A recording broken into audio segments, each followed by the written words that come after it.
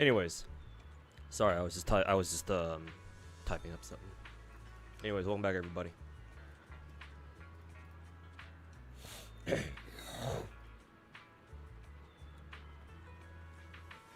What up? What up? What up? How y'all doing?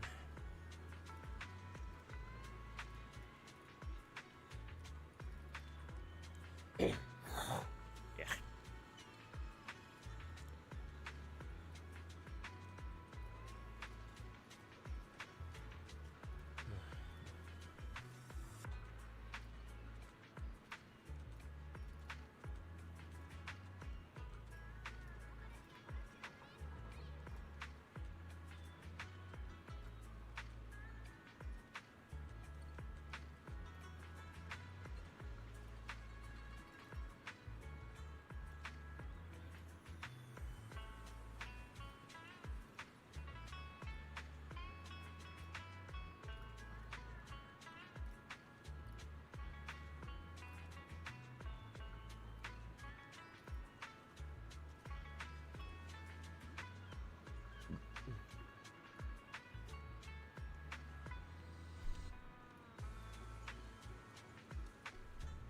Am I doing lottery on my personal time? Yeah, I'm not grinding it though.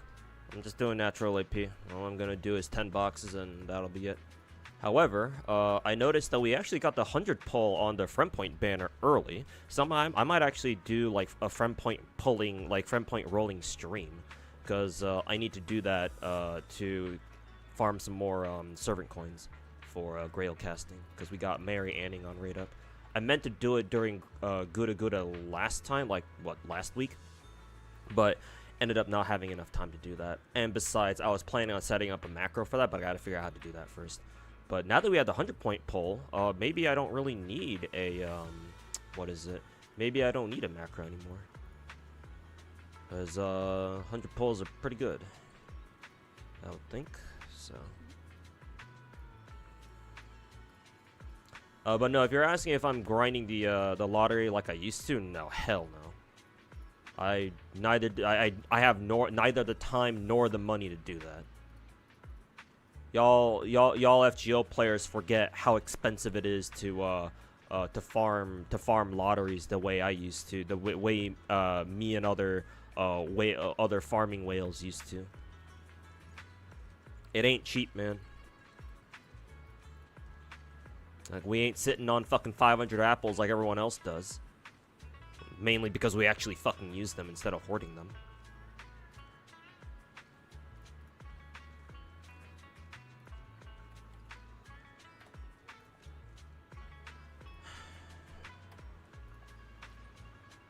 So, since we run out of apples eventually, you know, gotta use rainbow apples, or in other words, Saint quartz.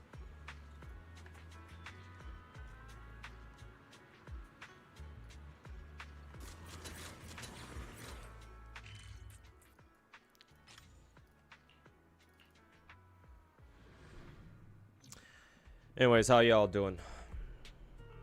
My V6 Watt2K doing wonders in Gunsmoke. Hey, that's what's good. Thanks for using my Watt2K. I got Watt2K. Hey, Finkel, what's going on, man? Were you here yesterday? Actually, maybe you weren't. I don't remember. Maybe you were just lurking. But no, I got V6 416. Oh, V6 not 416. Watt2K in GFL2 last week, like 2 weeks ago. Or actually, it's been longer than that. Because I pulled Watt2K from the selector banner. As my guarantee 5-star, and then I bought the $50 pack, and that got me V6 because my Y2K was already V4 going into the event. So she's been V6 for a while now.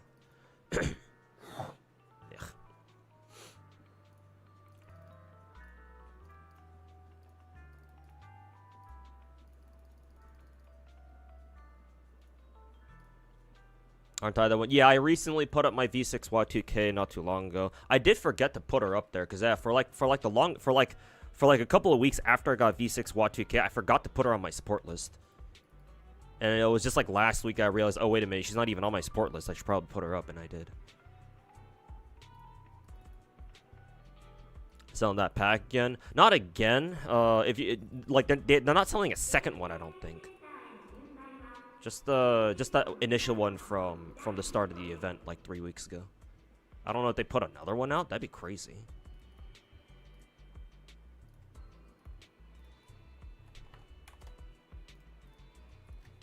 But yeah, I don't think there's like another one out right now. Zhao is so small, yeah. Been seeing screenshots of her standing next to other characters. Like, holy fuck, she's short.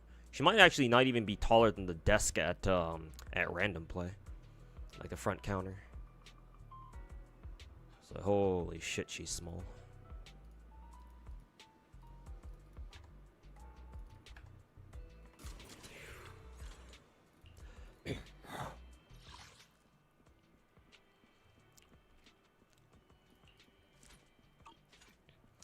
Hype for JP's ending. Yeah, well, best of luck, or you know, hopefully you enjoy it.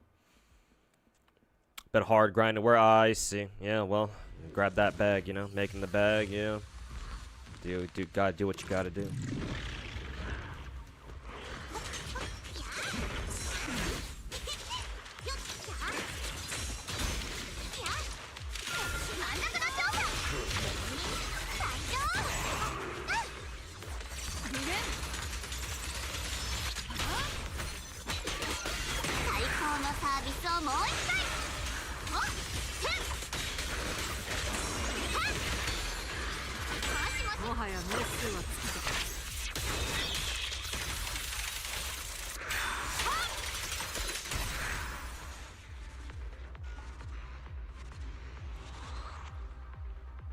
Let me go over to YouTube chat now. Hey student, yeah, it looks like you were first this time. Hey Karato Pre-Chan, if that's how I see your name. How's it going? Welcome to the stream. Welcome, welcome.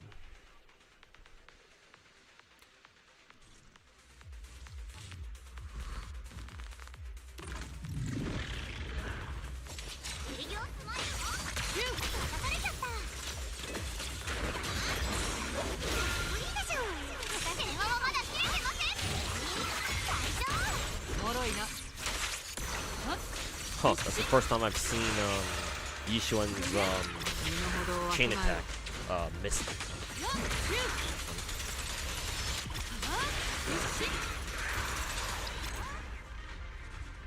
You say if I avoid Mastina AK-15 or pull a Rebella? Strictly speaking, if you're gonna say for AK-15, probably do that. I don't actually know how good Commando 9 is. Since Pridwin isn't doing GFL2 content anymore, and thank God. I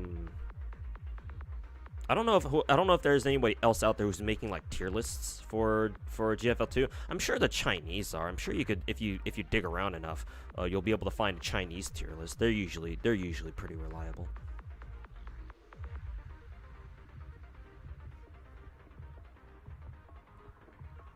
Was that FGO lottery thing? In FGO there's a certain type of event called that we FGO players like to call a lottery. Basically, the reason why we call it a lottery is because if you go into the event shop, there's a section of it where you can exchange like 100 of this special event currency in order to randomly pull 10 items from like a lottery pool. Hence, lottery. It's a bit misleading because you might think, oh, it's like, oh, it must be random. The rewards must be random. It's not really, because if you farm enough of that lottery currency that you need to pull the lottery in the first place, if you farm enough of it, then you're guaranteed to get all the items anyway, in like a single lottery, and then you can refresh it, and then you could do it all over again. We call them boxes, but it's a special type of lottery event in FGO. Happens only like twice, maybe twice a year, maybe 3 times if you're lucky. Depends on the year, but usually only like twice a year.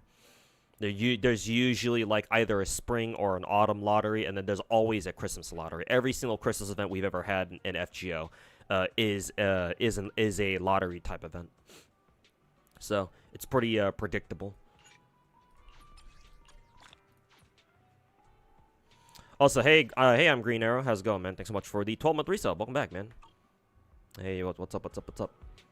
Thanks for the year-long grind, my dude. Appreciate it. Farming FGONA and DNA today. Hey, that's what's good. Hope you enjoyed the grind. The grind. How's my day so far? It's going all right. I've just been grinding gacha games so far. Yeah, Arcanaught, welcome back. I got your DM, by the way, so don't worry about it. I'll take a look at the Fob Master clip later, if I have the time.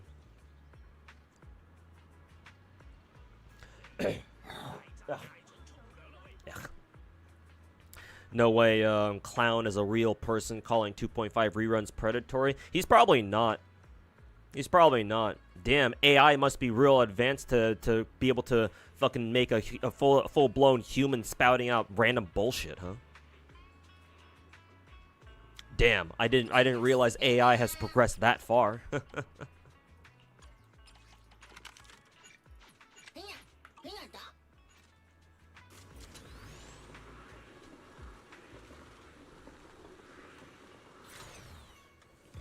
Hey, Drift Slave 89, how's it going, man? First time catching one of my streams. Hey, what? That's what's good.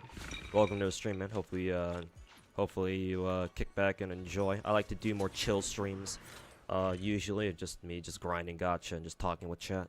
So, if that's your style of streams you like to watch, or if you like to vibe out, then yeah, you're in the right place. How expensive was a max dupe in WA2K GFL and GFL 1? Max dupe of WA2K and GFL. GFL 1 has a different gacha. It's got what's called a construction gacha. It's an old school style of gacha game, and not a lot of gacha games out there have done construction style gachas. Since you're asking, allow me to pull up my GFL 1 account, because now it's actually really easy now that it's on Steam. But allow me to demonstrate. Just give me a minute for the client to load in.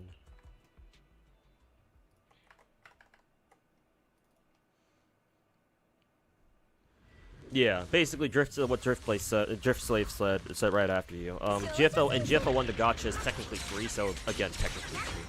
But I'll explain how it's free in just a bit.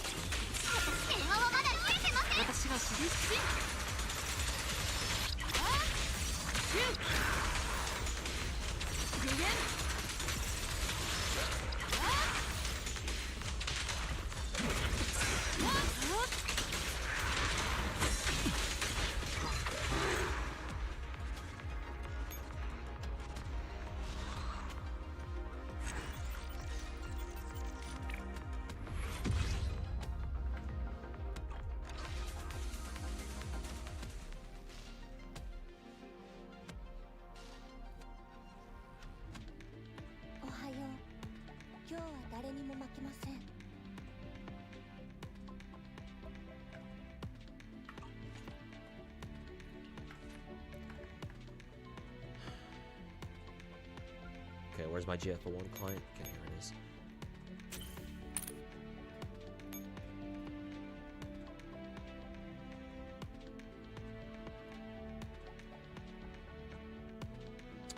Hey, Poke4311 cutie, how's it going, man?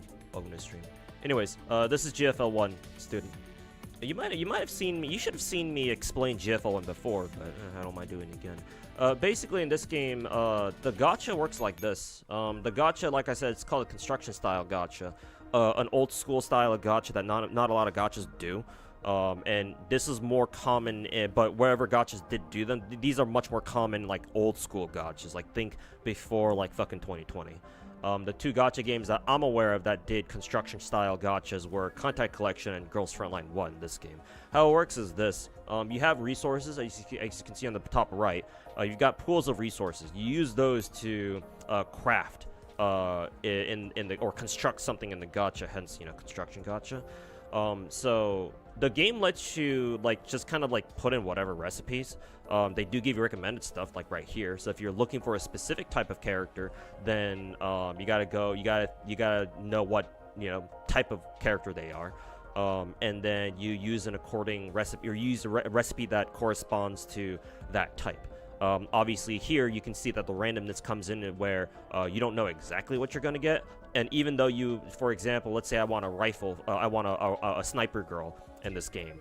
Even if I use the correct sniper recipe or the rifle recipe, this is not guaranteed to give you a rifle, right? You can get character types, or you can get different character types too, just depending on your luck.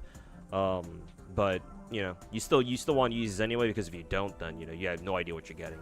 There are also certain, we call the community calls them voodoo recipes, where you just kind of put in some whatever random fucking bullshit number and pray for the best. And people have done that, and they swear they've gotten, you know, oh my god, this voodoo recipe actually works. But you know, it's up to you whether or not you want to trust them. But yeah, construction style gacha. That's how it works. You got 3 or more, four different pools of resources. You use those to construct something, and then once you do construct something, usually it looks like this, where you know you go ahead, approve the construction, and then you gotta wait, right? This is a very foreign concept to modern gacha games, where usually if you pull on something, you just get them immediately. Construction style gachas have a construction timer. So if you don't have an item that lets you just quickly produce them, your ass is sitting there for like fucking, you know, 3 hours or something, or however long it takes for them to build. But that's a construction gacha for you. Because in GFL1 specifically, this might be different in like Contact Collection or something, but in GFL1 specifically, it's actually really easy. Well, I say really easy. You get resources passively. You get a small trickle of resources even if you don't do anything. As long as your account is, well, active, I guess. You always get like a small trickle of resources coming all the time. Usually you gotta grind them though. You gotta grind resources. Usually by sending out commissions like these. I forget what the buttons are to fucking send out commissions, because I haven't done them in so long. But yeah, you grind resources from logistics commissions, and then you use those resources to, you know, help you construct stuff.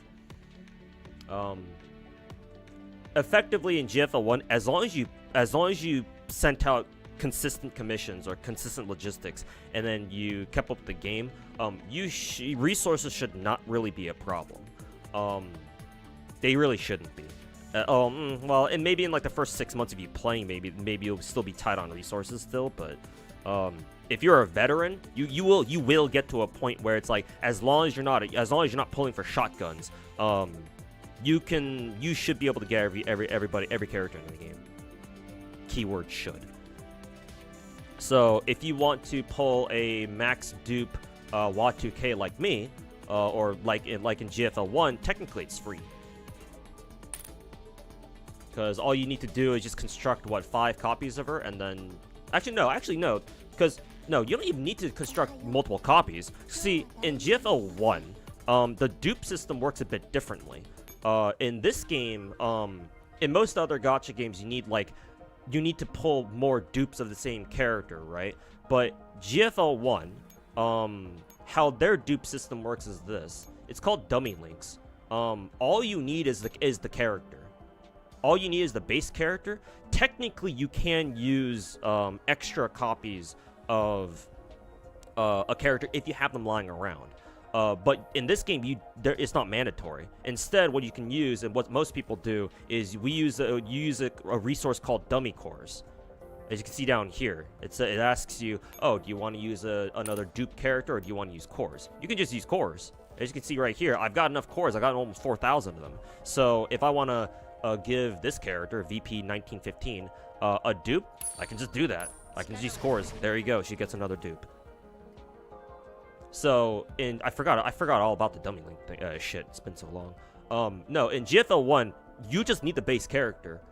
If you want to, and max duping is completely free. You do have the option to use other, dupes, like dupe characters if you have them, but they are by no means necessary.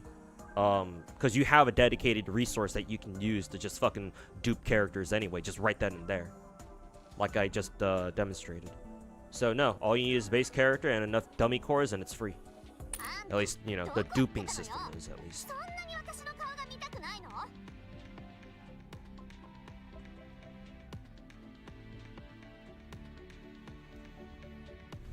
Wuwa first anniversary still had 50/50s. while Zenless has a guaranteed banner now, I'm sure Wuwa will follow up.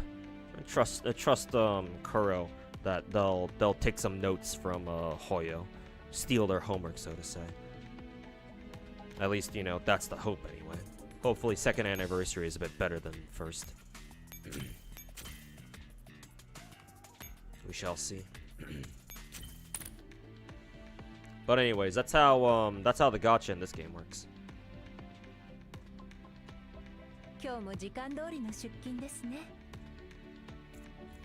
You only know of 2 construction gachas, GFL and Kante. Yeah, same here. I'm assuming there must be other construction style gachas that maybe are like Japan region locked or something. But yeah, same here. Those 2 are the only 2 construction style gachas I know.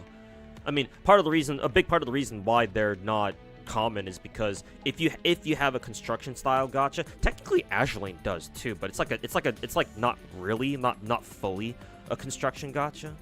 Not exactly, but it's in the spirit of one. Part of the reason why most gacha games don't have construction style gachas is because eventually they become so extremely free to play friendly. Players don't even need to pay for new characters anymore. So, yeah, there's that.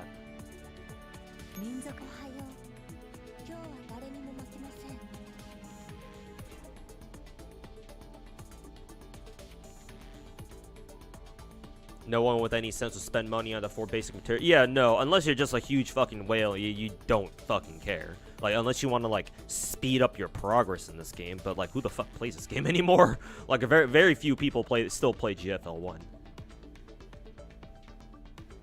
Like, maybe back when it first came out, like, fucking 7 years ago, maybe? But 7 years ago is a long time ago. So, yeah, no, you shouldn't be spending money on fucking buying resources at all. I think I did it one time, like years ago, to have enough resources to construct AA12 back when she came out in this game. But I think that was like the only time.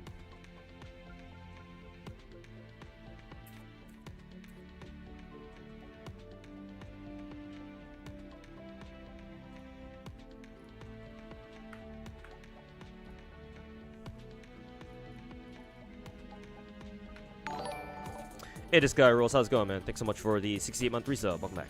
Appreciate it. Thank you, thank you, thank you.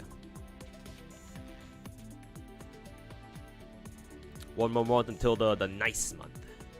The month of nice.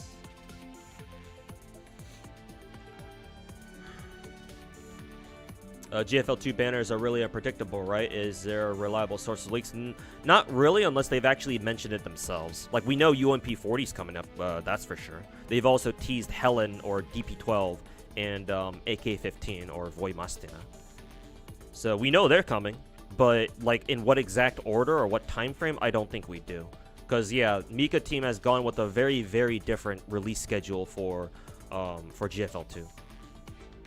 Probably intentional. Oh, well, yeah, obviously intentionally.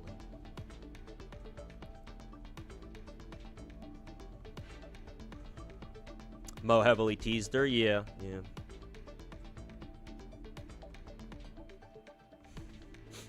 Hey Kenny, welcome back. It's fun. It's kind of weird. Not weird, but it's definitely out of the ordinary seeing you in stream this early, because usually you hang out during what, nighttime. But hey, how's it going? Hope you're enjoying your weekend so far. And next year there will only be one lottery. Damn, they're really cutting back on the lotteries, huh? Then again, you know. FGO EOS. Oh my god, guys, it's finally EOSing. One of these days, the FGO Doom posters will be. One of these years, the FGO Doom posters will finally be right.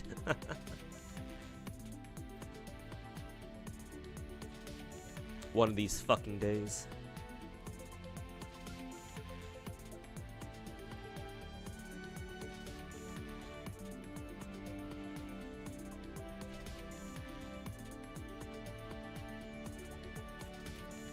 No way, GFL gameplay. Yeah, somebody asked about the first game, so I pulled it up. I pulled up my account. Can I tell you about the Lulu situation? You mean Suzuha Lulu, the Niji Sanji VTuber? I have no idea. Apparently, she's supposed to be re-debuting. Or not re-debuting. She's literally, quite literally, she's being resurrected. like I think that's the first time I've seen a VTuber from a major corpo get resurrected. Resurrection. My question is, do we know if it's the same the same person, like the same girl? Because back when Lulu first retired, how many years has it been? Like 2 years, 3 years? Back when she first retired, I quickly found her. I was able to find her like other channel pretty quickly soon after, because she went indie afterwards. But in to be fair, in recent times, I don't remember her. I don't remember her streaming on her other channel as of late. So I don't know if it's the same person. If it's the same person, then cool, whatever. I don't have a problem with that, as long as the person behind the girl behind Suzuhara Lulu back then, it's the same person, and she's agreed to come back to resurrect the Lulu avatar or whatever. But if it's a different girl and they didn't bring back the same person, then I don't know. I don't know how I feel about that. Like technically, yeah, Lulu's the property of Niji-sanji. It's their intellectual property, I think, but it doesn't sit right with me if they've gotten like a different person to start playing Lulu, because at that point it's like, well, why didn't you just give them a new fucking VTuber avatar then, you know? Like you're Niji-sanji. Well, what do you fucking care? What do you fucking care about money? I don't know. Maybe they do, but either way, it's still kind of embarrassing. But I don't know. If assuming it's the same person coming back to reprise her role as Lulu, then sure, that's cool. Glad to see her back. But if it's not the same person, then I don't know. I guess this would be the closest thing we'd see to seeing like an actual fucking skinwalker in real life, I guess.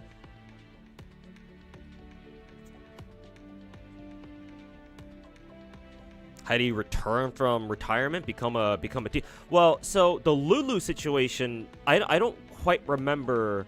I don't quite remember the details surrounding Lulu's initial retirement, but if I recall correctly, there were definitely like harassment allegations against. Well, not saying that Lulu was being accused of harassing people. No, she was the one being harassed. She was being harassed IRL type shit. So I think I recall Lulu basically being pressured into retiring or some shit like that. So Lulu's situation is definitely a bit out there.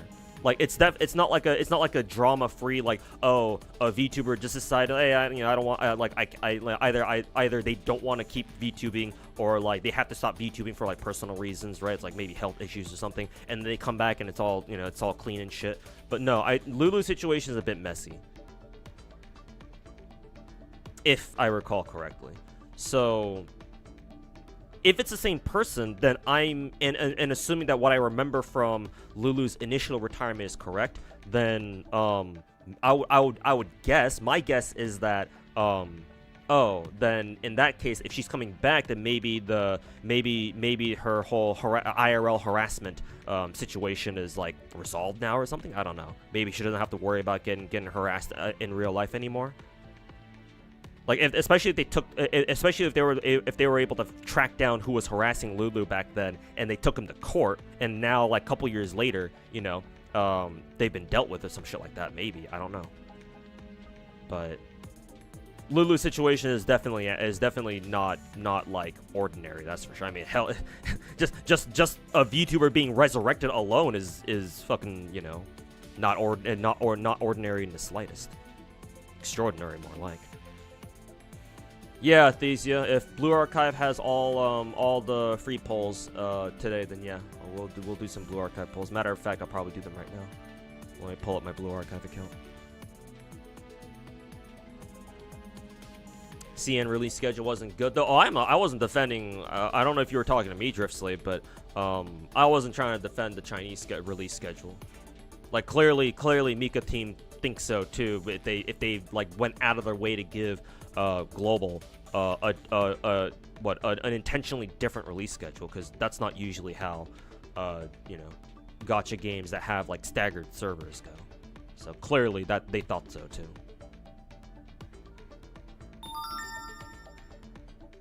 Enfield is also construction gacha? Really?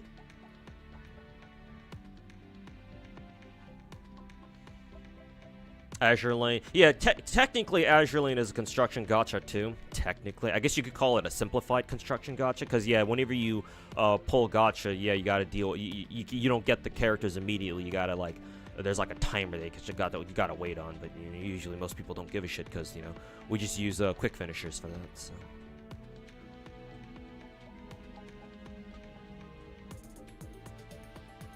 Well, I used to work at me. Oh no, I'm aware. No, I'm aware. I'm very much aware that Hypergriff was founded by a lot of ex-Mika developers, Lowlight included. Lots of artists who worked on GFL1 back in the day also migrated over to work on Arknights, which is why quite a few Arknights characters, at least like a lot of the debut Arknights characters, have very similar art style to a lot of GFL1's characters. Not to mention, they even got the same dude who did GFL1's updated UI to do Arknights' UI too. You know, I'm aware. I know the lore, or at least some of it.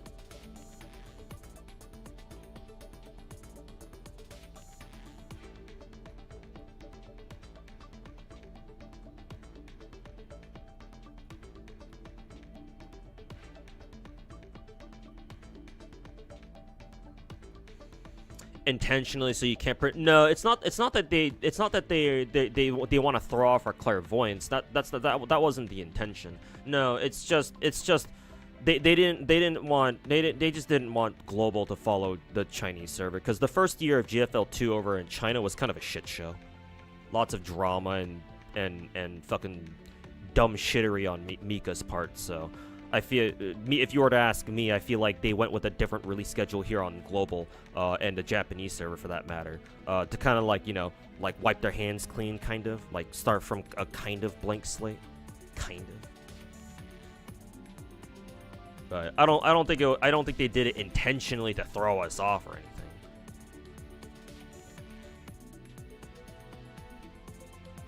.416 looks nice in this dress. Yeah, this is her party dress. It's one of her Life 2D skins. She's got a lot of skins in this game.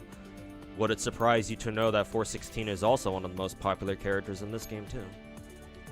How many skins does she have? This is her default, her mod 3.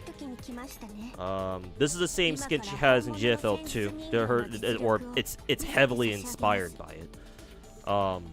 Yeah, her fucking robot and fucking Evangelion reference plug suit, bodysuit skin or whatever. Looks slightly different. I think in the second game the top isn't black, but you can very clearly tell where they got this, where they got the GFL2 version skin from this. This is her party dress. One of her, how many Live 2Ds? 3? Yeah, 3.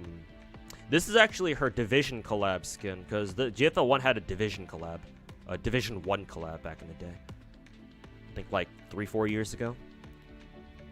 So, kind of a weird collab, but got a skin out of it at least. I think this is one of those Alice in Wonderland themed outfits. Bunny ears and whatnot. But yeah, she's gotten a lot more. She's gotten a few more skins since then, looks like. Casual skin, I guess. Some weird fucking marching band skin. For some reason, the main characters of GFL1 all got marching band skins. So, Team Defy, Team 404, they all got marching band skins. For some reason, I have no idea what the context was for that, but they did. Children's Day skin. If you don't like lollies, don't play GFL1, because every May 5th, which is Children's Day in all 3 East Asian countries, GFL1 has traditionally always done a lolly banner, pretty much. They gave .416 a lolly skin too, where she holds a cat. My question is, why is her rifle not bigger than why is her rifle not bigger than her? Actually, no, the .416 is actually pretty compact IRL, I think. I think there are some versions of the .416 that are actually even more compact than the regular one, I think. So actually, it's a pretty small rifle, all things considered. It's pretty much almost a carbine at that point. I mean, it probably is. Is my gun knowledge on 416 on the 416 up to date? I don't know. Oh, and she has a legitimate wedding skin now too. This one's light 2D. It's not animated though because I don't have it. But anyways.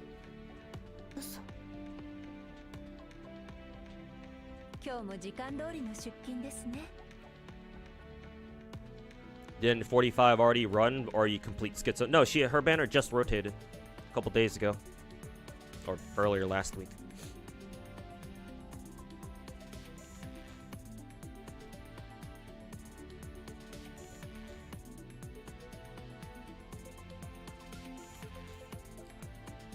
Global JPKR got the better deal overall. Yeah, I would agree.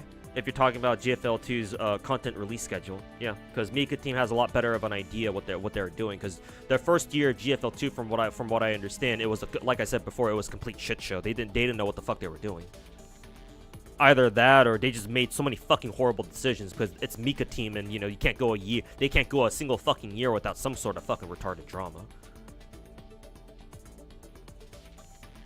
But yeah, for GFL2, since the Chinese server was kind of their testing ground, yeah, they have a lot better of an idea of what they wanted to do, like how they wanted to release content for their global servers, I guess. So yeah, I'd argue I'm with their, or sorry, I agree with you. We most likely got the better end of the stick.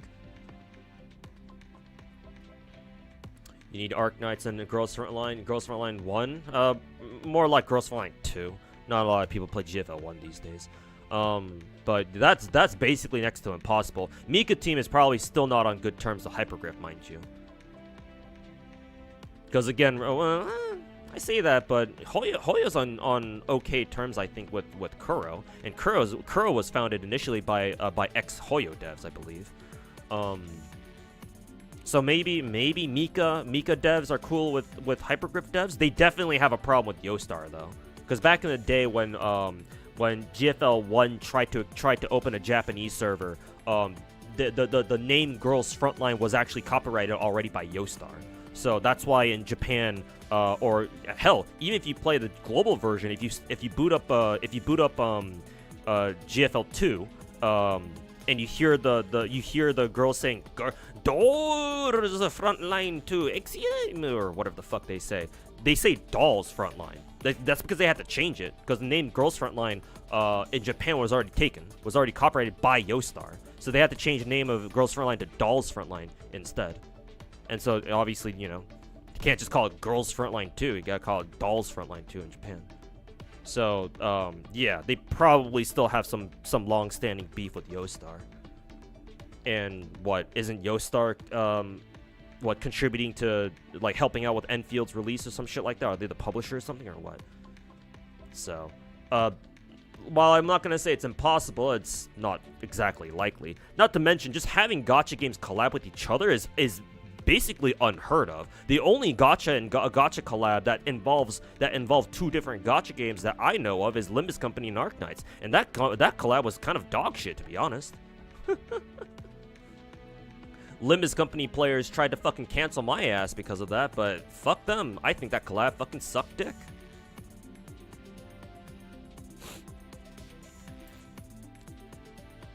I don't like the GFL2 gun room. You mean the crew deck? I mean, it's cute and all, but I don't really care about that sort of stuff personally. Obviously, other people do though. But...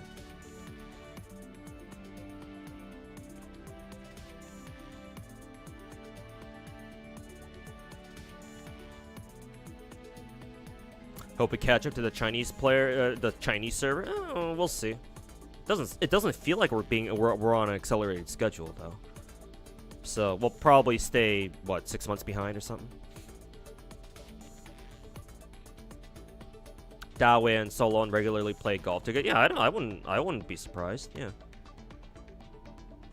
Like, yeah, even yeah, I don't expect gacha devs to really have a big problem with each other, unless of course they actually have like beef that we know about. But yeah, Kuro and Hoyo devs, yeah, I don't see why they would have a problem with each other.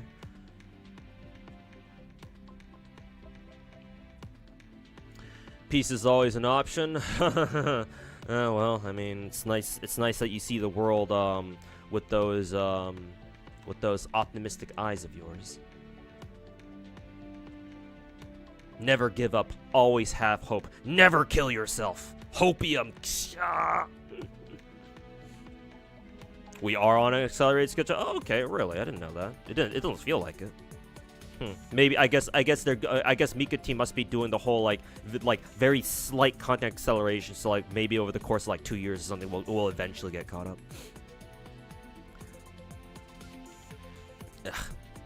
Ugh.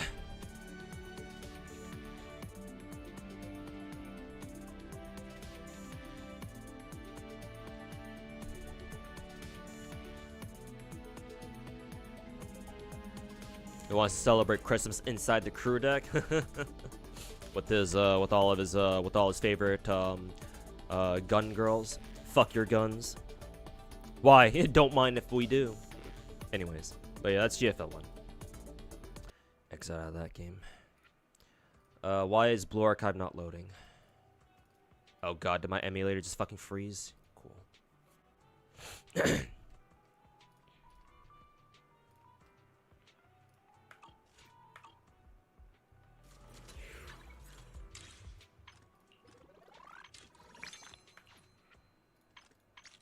Oh, right, I still need to do my fucking notorious hunt shit. Let's see. Scott Outpost, hunt. I think I have enough weekly materials for Banyue. Since they already dripped Yexin Guang, do we know what her materials are? I don't think so, no. Oh, excuse me. Zenless.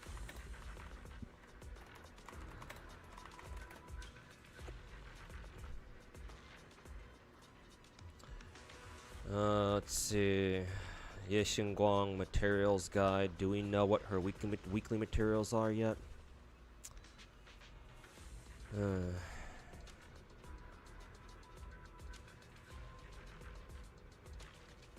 Yeah, no, I don't think we do yet. We don't know her expert materials. We don't know her notorious materials. It might be they might also be just completely new materials too. Who knows?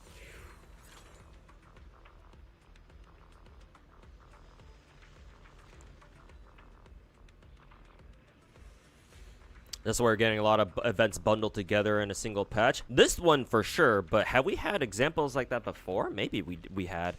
I just forgot.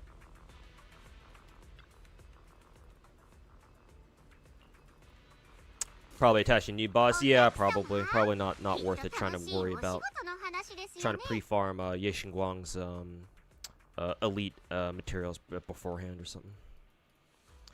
Then in that case, let's see. Does Nekomata have enough? Yeah, I think so. Nekomata's got enough. What about Soldier? What about S11? Yeah, Soldier 11 all that has enough too. Who else do I need to work on still? Kalita? Sure, why not?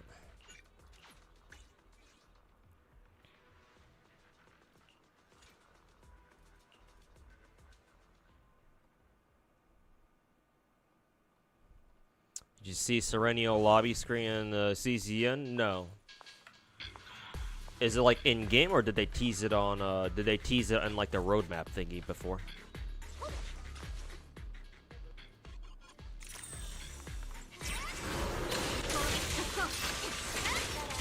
Thought I was Azure Lane when you first saw it. What, GFL 1 or what is it, a different game?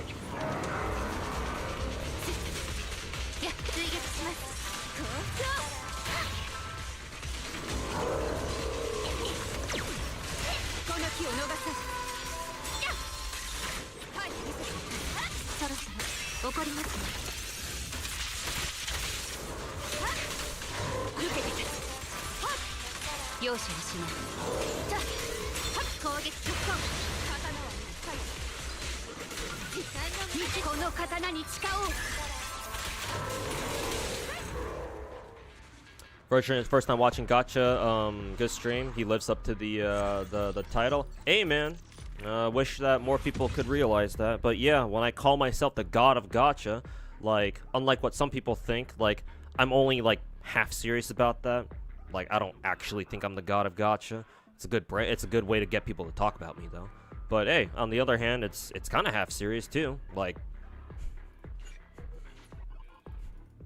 you let me know. You let me know if you come across another gacha streamer out there who has as many gachas up on stream as I do, on a regular fucking basis. Like nah, man.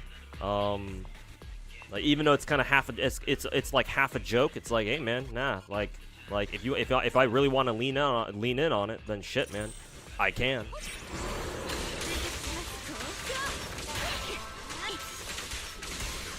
Like, not to say that I'm a real deal or anything, but I am kind of the real fucking deal. Or at least, you know, more so than, you know, anyone else is.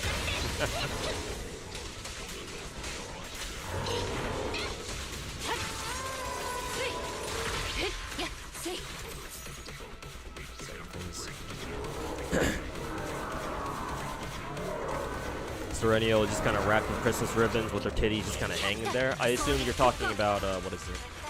You're talking about CZM.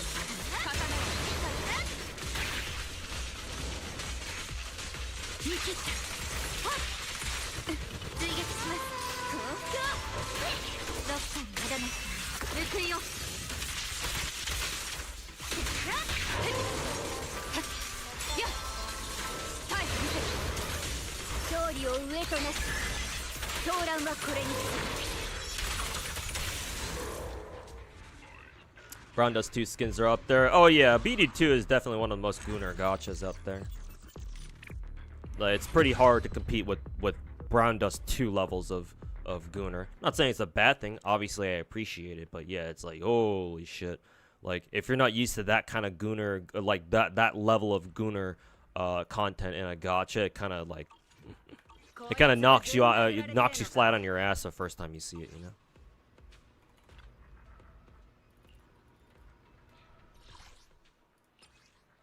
It's like, goddamn. Oh, I still have one more left. What was it again? I think it's this one. It's like, goddamn. You have to do research later. Yeah, just check out the official BD2 trailer, or sorry, Twitter and their YouTube channel. Yeah, more like their YouTube channel, because actually no, they have the censorship for YouTube. So what? Twitter? You might be able to see everything on Twitter. And can you see everything on Twitter? I don't know. But even if you can't, even if the official accounts like have to censor stuff, then it's like you can look up videos of that shit.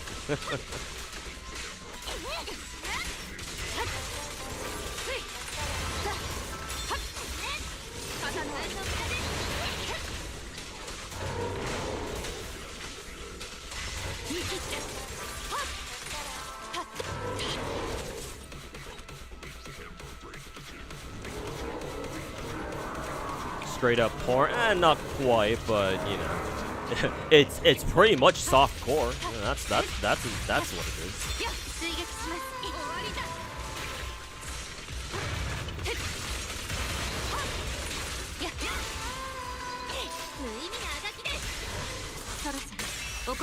Your take on jealousy in gacha? Like, if somebody sees another player and has the same waifu and feels angry about that, is it a little too parasocial or normal behavior? No, that's definitely parasocial.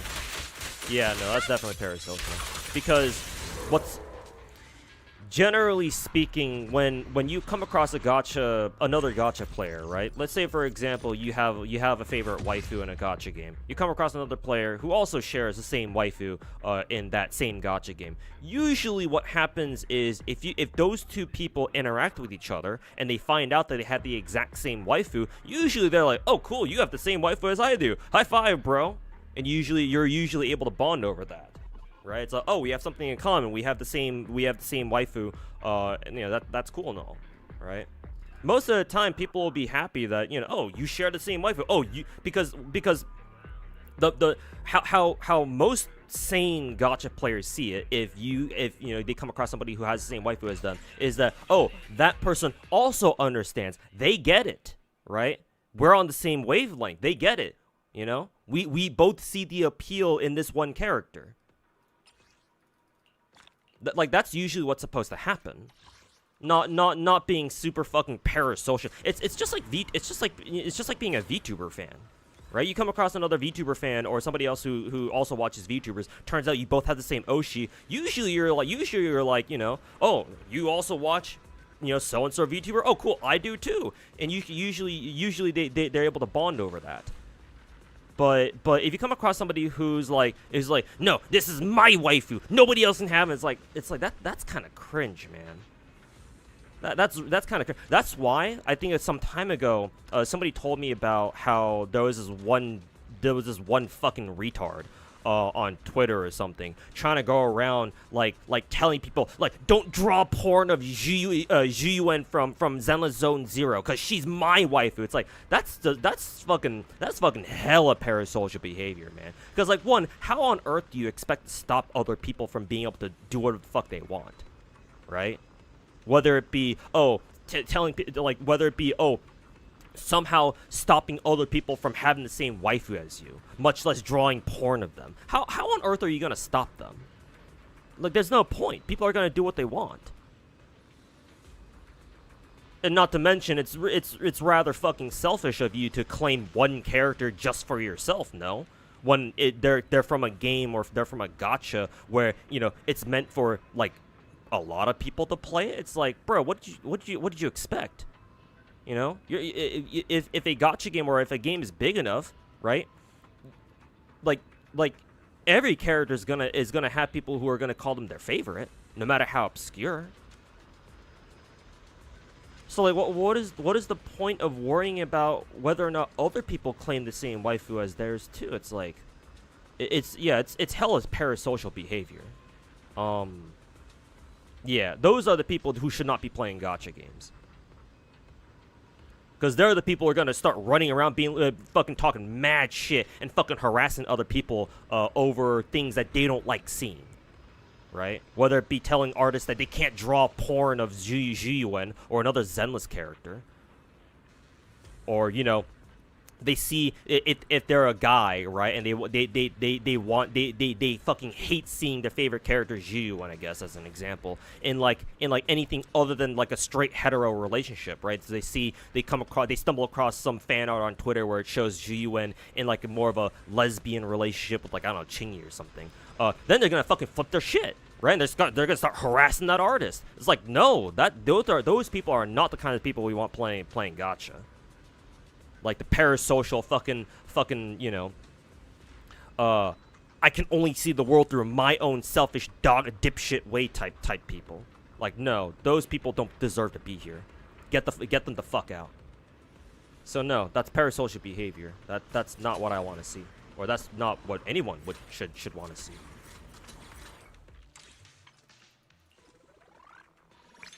Let's see, what do I have? Oh right, I gotta do this.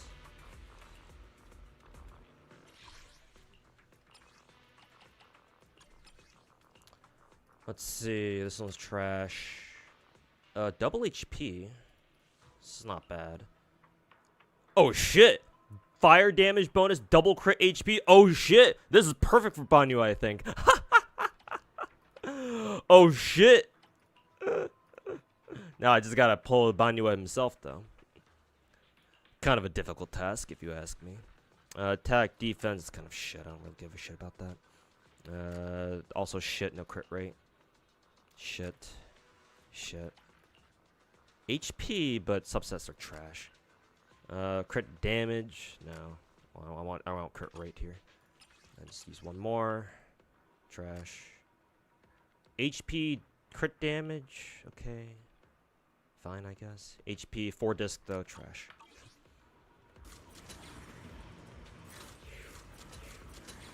Zhiyuan is our wife, not just yours. Reminds me of the communist Bugs Bunny meme.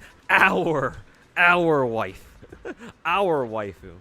But honestly, yeah, there's a degree of truth to that meme. To be honest, Yeah, you gotta learn to share waifus with other people, man. You can't just claim one character for yourself. That's just stupid. You gotta learn to. I don't mean to sound like I don't mean to sound like some free love advocate here, but you gotta learn to share waifus in the gacha games. Cause like what else are you gonna do?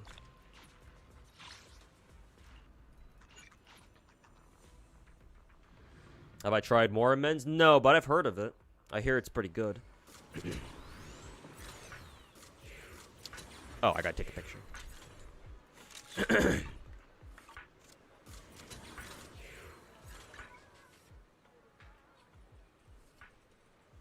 Having that many mod 3s and level 60s in GFL and Zenless alone is impressive, but max out in like a dozen more gacha games. Yeah, man.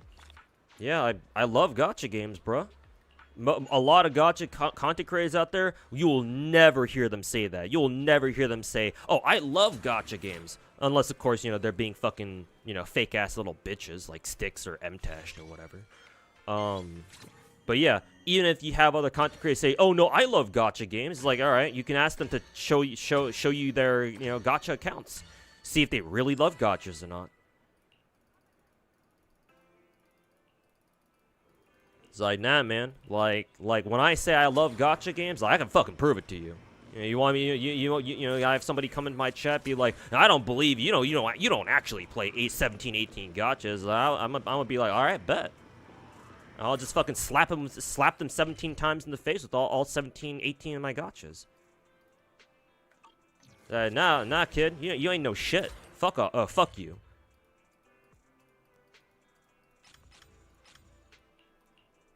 Fucking take this gacha dick down your throat.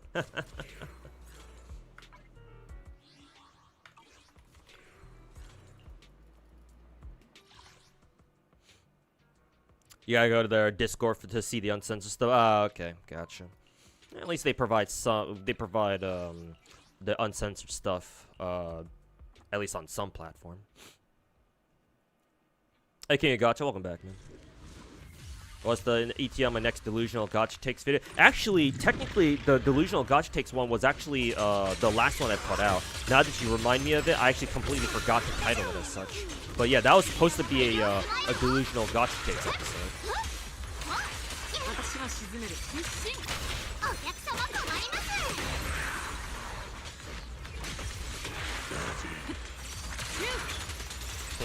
I guess it's a bit too late for me to rename it as a Delusional Gacha Takes episode now.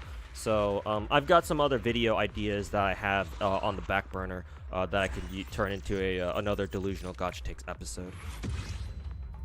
But yeah, I completely forgot to name it a Delusional Gacha Takes episode. Oops.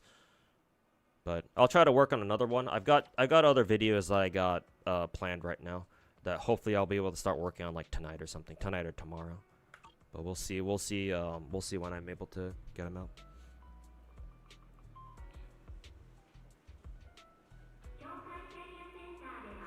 You saw that Carlotta Thigh guy? Oh yeah, Rio. We call him Rio because that was his first name. I would lock in during Genshin's story while not paying attention to Wuwa's story. Well, he says that, but remember, Rio fucking hates my guts now, so he's just saying that. He probably said that in St. Tontus' chat to try to give him more ammo. Little fucking rat. But no, I'll be honest with you, I don't really pay attention to either. I don't give a shit about either gacha game.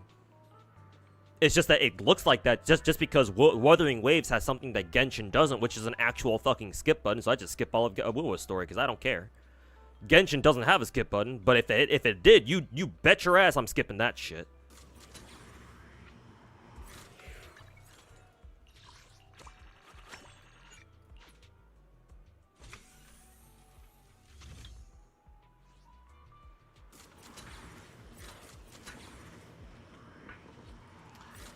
Let's see what we do. Oh yeah, I talked to it's probably the give the dog a gift side of it.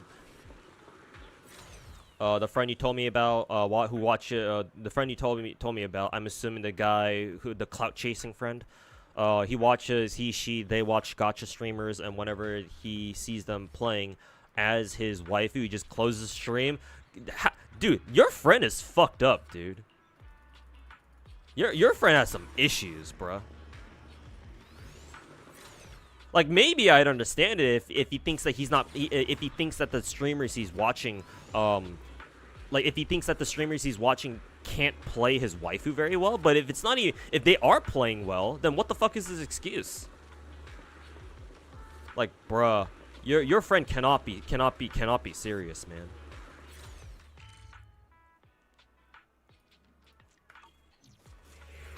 Like, holy fuck, your friend's got some fucking issues. Man, this might sound kind of harsh, but I really hope he never gets into an IRL relationship, because I don't want to know how badly that's going to turn out for whoever his partner is. Like, fucking Christ almighty, dude. I don't know, man. I feel like there comes a point, you know?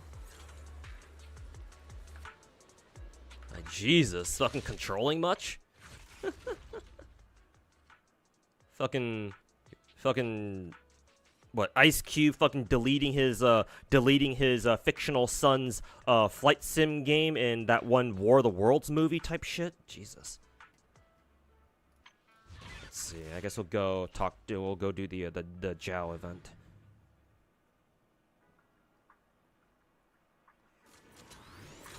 Hello, Miss Jow. What's going on? How did my Azure Lane polls go for Lexington? It actually went pretty well. I got everybody pretty quickly. I didn't get Cleveland meta, obviously, but you know, wasn't expecting to either. But yeah, everyone came up pretty quickly. Unlike last event, where I had to fucking suffer trying to pull Kotka, I think, the red-haired girl from the Data Live collab. She fucking drained my ass. Banyu is howling, yeah. Banyu is calling from beyond the gacha. Pull me, Tuhu, pull me. I can use that. Put me in, coach.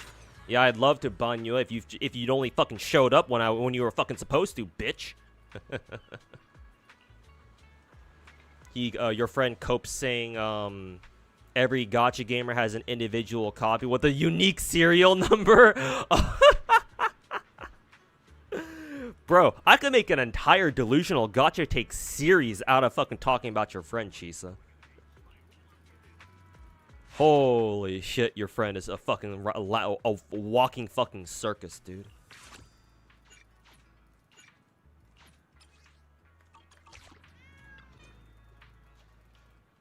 This kind of behavior is normalized in Honkai Impact. Is it? Maybe you're right. I've never played Honkai Impact myself. I don't really interact much with the Honkai Impact community either. But I mean, I do know that one drama where Honkai Impact Third gave their global server like a unique, like an exclusive like Bunny Girl trailer or some shit, and the Chinese players fucking flipped the fuck out. Though to be fair, I like. In a sense, I kind of understand in the sense that it's like, if they didn't give that to the Chinese players too, it's kind of like, yeah, why didn't they? Well, what prompted MiHoYo to just give that Bunny Girl trailer just to their overseas players? Why not just give it to why not just give it to everybody? So I don't know. I feel like they could have avoided that, but maybe there's some details there that I'm missing.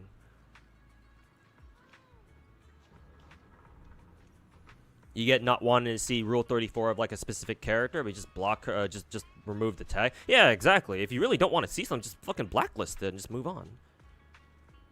But you know, internet being what it is, and Twitter existing, you always gotta have people, fucking trying to get all up in your ass, being, fucking moral jerking themselves to death. This hurts my feelings. Yeah, clearly people didn't hurt your feelings enough when you were growing up. You get attacked calling yourself Chisa's husband, for example. People get, hey, shit, man, that's a good point. You get it already, yeah. Like, I like Chisa a lot too in Wuwa, but I don't take offense just because somebody in my chat shows up in my chat calling themselves Chisa's husband. My favorite gacha character of all time is Tamamo from FGO. But if somebody were to show up my YouTube stream or one of my streams and with the name Tamamo's husband, it's like, am I gonna start flipping my shit? Well, I'm gonna fucking start having a problem with people if they start, you know, fucking trying to shove that down my throat. It's like, hey, Tama's my waifu, back off, bitch. It's like they start talking like that, then yeah, they're gonna catch a ban real quick. But you know, like if you're cool about it, if you're not a fucking asshat about it, then yeah, sure, whatever, dude. It's like whatever. It's like you like Tamo too, cool. I think we can get along. Your waifu is Zenless and is Alice. Do you have good taste? Bruh, if you like any waifu, you have good taste. I don't give a shit. You're into whatever you want to be into, man. Like, I don't give a fuck. Do you plan on collabing with Zodan? I'm open to it. It depends on what kind of like collab it would be. I doubt he'll. Well, he's been in my channel before, so if he really wants to, he can like shoot me a message on Discord or over on Twitter or something, and hopefully I'll see it. If he really wants to collab with me or something like that, like, I'm not against it. Him or Guitar Rock. Maybe I gotta be the one to like take the initiative here or something. I don't know. I've just been very busy dealing with IRL, so I don't know how. I don't know if I'll be able to have the time to even reach out to them. No, that's not true. I can reach out to them. It's just that I'm not sure if my schedule will allow it. But if they were to reach out to me, then that's how I know it's like, oh yeah, they're serious about this. I'll go out of my way to try to make some time for them. But I don't know. I'm open to the idea. I'm not against it or anything. Is my waifu and Wuwa also unit? No, it's Chun-Li. Oh, matter of fact, let me pull up my Wuwa window right here actually.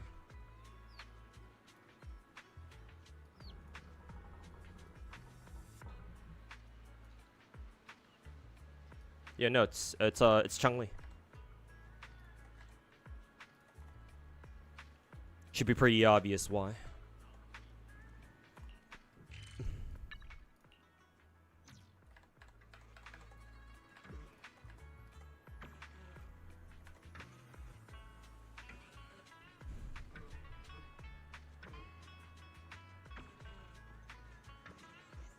Hey yo, Demonic, how's it going, man? Welcome back.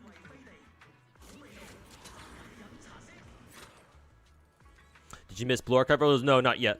I've got it standing by in the background. Matter of fact, I'll have it up on my stream right now.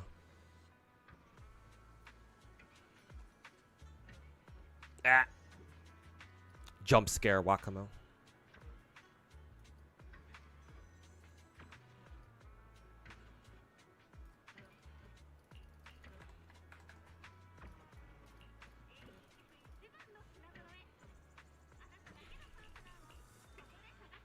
Serial number, I know, right? Jesus Christ, Chisa's friend is fucking whack. You have a lot of gacha experience. You have a question. Are there any lucky accounts? Are there any valid? Like, if you're talking about seeded accounts, no. People only say that because they're salty about their own dog shit gacha pulls. Usually, seeded accounts are not really a thing. Or at least, you know, I would hope they're not. I don't know if there shouldn't be any confirmed evidence of like gacha games doing seeded accounts. Like it's either you're lucky or you're not. That's pretty much it. Like some people just have really good personal luck, but that's really about it. That's all it should be. It's just personal luck. Some people are just really lucky. Like, well, what can you do about it, you know? Well, other than, you know, spend money, of course. Also, Haviland, speaking of spending money, thanks for wasting your points. 20k. Thanks so much, man.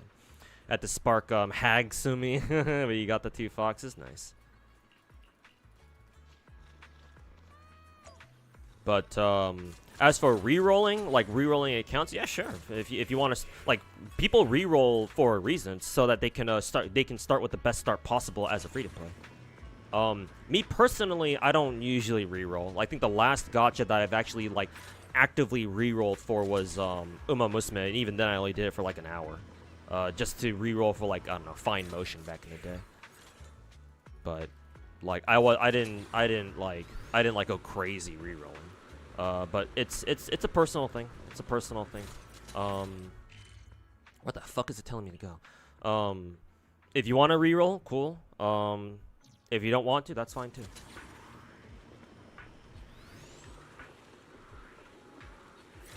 It's up to you whether or not you feel like spending that time to you know, try to get the best starting account possible. Because some people really care about that, you know.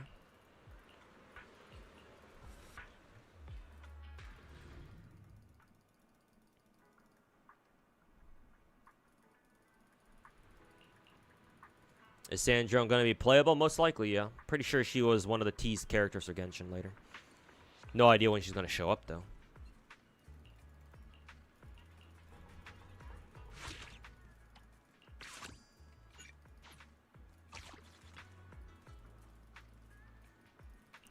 Yeah, Xinguang is part horse Therian. Yeah, she's apparently I saw this tweet where that explains she's supposed to be based off of a mythological Chinese creature or something, like a mythological Chinese creature that's like part horse or something. So yeah, so she has Uma DNA.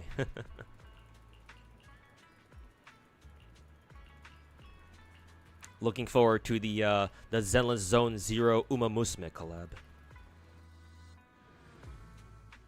Hey Muhammad, welcome back, man. How's it going? Just came from seeing FGO finale stuff. I want to play and read it in 2 years. People are starting to talk about it, huh? Wasn't there like some sort of dumb shit embargo, where La Zingo is trying to get people to not talk about it, but people are gonna talk about it anyway.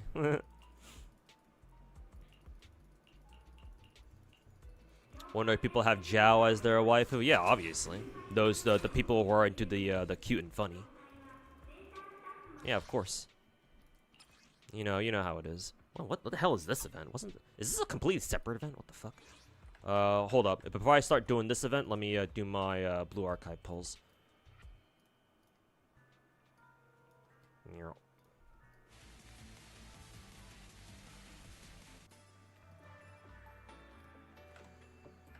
It is time to suffer in yet another gacha game. How lovely.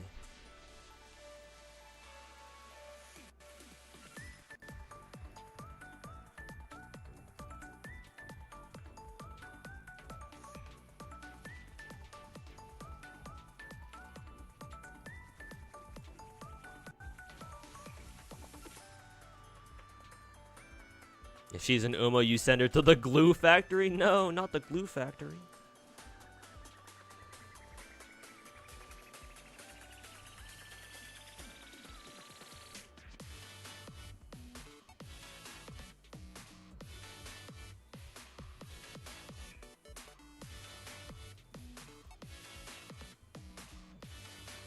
No, anything but the glue factory.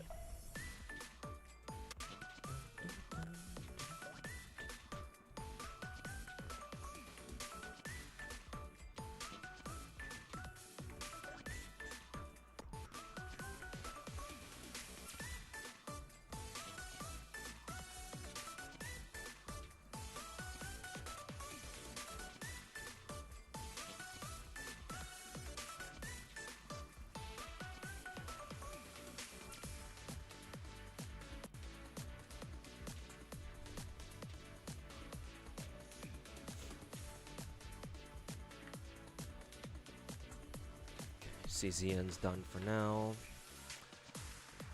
Okay. What do we want to pull for first? We got Seiya and then Hasumi. I'll go for Hasumi first because her fat titties are fucking hot. Let's do it. Starting off strong with a 3-star here.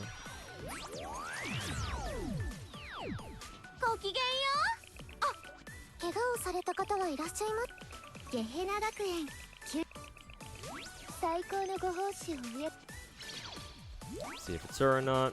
So swimsuit. Yep, a first multi. Alright, that means Seiya is guaranteed because we just go to guarantee with that.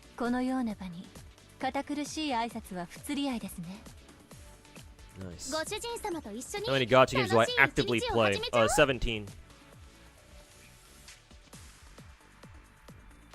Allow me to list them off for you. I play FGO, Azure Lane, Arc Knights, Blue Archive, Genshin, Nikke, Star Rail, Ether Gazer, Snowbreak, Wuthering Waves, Zenless Zone 0, Girls Frontline 2, Maho, Shoujo Madoka Magica, Exedra, Brown Dust 2, Uma Musume, Horizon Walker, and Chaos Zero Nightmare. Technically, it'll be 18 because I do have a duet night at this account, but I haven't had the time to really grind it as I would have liked because IRL and my side job are kicking my ass. One day I do want to put in the time to really play DNA and see what the game's like, but at the moment I can't play it. I simply don't have the time. I was kind of hoping that I would put in some good hours into it over the holidays, but given that my side job, which is food delivery, it's not like I have a holiday or anything like that, so I don't know when I'm going to be able to actually play DNA, but I'm hoping maybe sooner or later. But technically I play 18, but realistically I play 17. So, just to answer your question.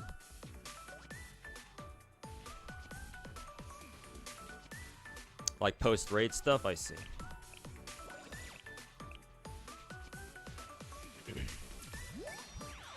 Skirmer luck. Hey, I would have preferred having this luck in Zenless Zone 0 instead of this fuck ass game. This piece of shit Nexon IP. Fucking god fucking damn it. Another 3-star. Do we have a? This should technically be a festival, no? I wonder if it's a 6%. Maybe it's not. I don't know. No weighing, easy pinks. Well, you know, rate up in this game is dog shit. So.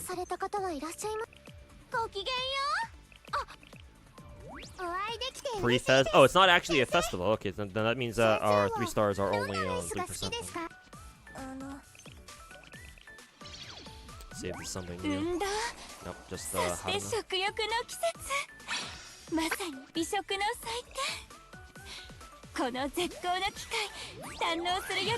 Blue Archive gate 100 polls. Yes, I'm doing my free polls now because with the last daily reset an hour and a half ago, we should have all of our free polls now.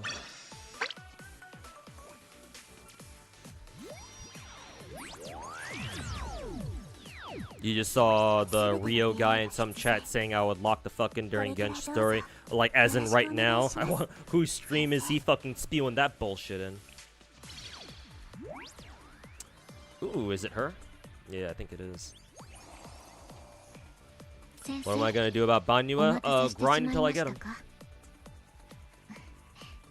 Didn't realize that was a fake out 3-star.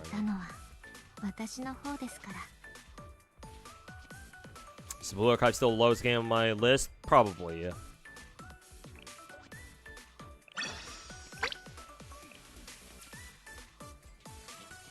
Let's see. The free polls you gotta use them now, right? They don't carry over. They're gonna just poof, just fucking Thanos snap themselves tomorrow.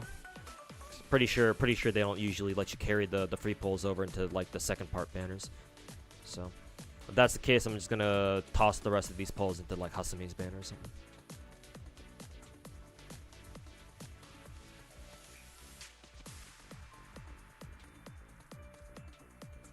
Try to do the spending in 2.5. Yeah, exactly. Yeah, I'll try not to spend money for Banyua, but I will if I have to.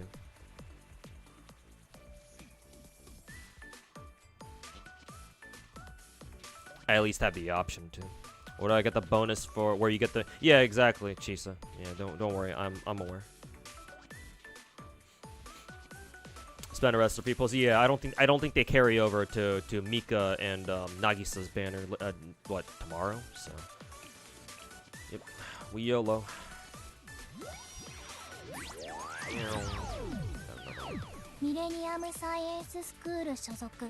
Ooh, nice. Another Hasame. Wow, rate up is actually working. Jesus, this is where all my fucking luck went, huh? For reference, for those of you guys who don't know how lucky this is, if you guys never played Blue Archive, because it's the Didia Blood gacha, remember that the rate up in this game is technically 22%, like 22 or 23%. Like, I know we all love bitching about like the coin flip rate up in the big gacha games like Hoyo, like all the Hoyo games and Wuwa, but this game the rate up is fucking dog shit awful. It's only 22% because if you do the math, the base chance of getting a 3-star character is 3%, unless it's a festival banner, then it's what, 6%. But the actual rate up itself is only 0.7%, so if you do the math, then, 0.7 divided by 3% is only 22 or 23. So this should not be happening, basically. Like, I got 1 off rate up. That's normal. You are supposed to get more off rate ups than actual on rate ups in this game, because this game's gacha is fucking dog shit. So, very unusual. But hey, I guess that means I know where all my luck where all my luck went for Banyue.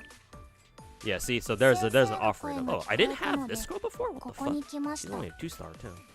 Well, then again, I haven't pulled in God knows how long, so guess I shouldn't be surprised. Minroll, everyone's favorite.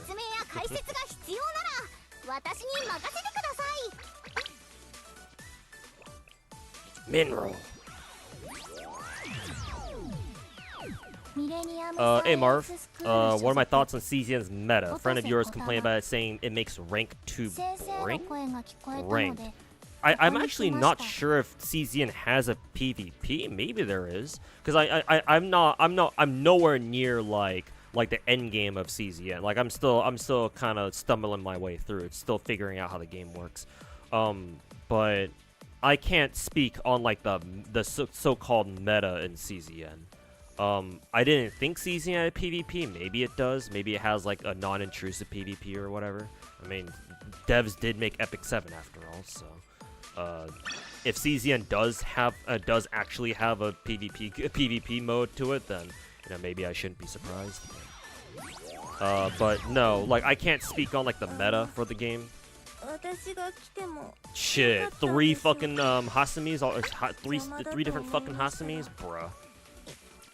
I knew I liked Hasumi for a reason. Fuck y'all. You went all in for Liberalio, got her to core 1. Liberalio? Didn't her banner expire like fucking 3 weeks ago? Or maybe you're just saying when she was still on rate up, you got her, or did you get her? Did you get lucky and get her from like standard banner or something? Maybe, I don't know. Let's see. I'm gonna level up Seiya first because I know Seiya is meta. I know she's what it calls it. I know Seiya is we're gonna use her for some shit. So.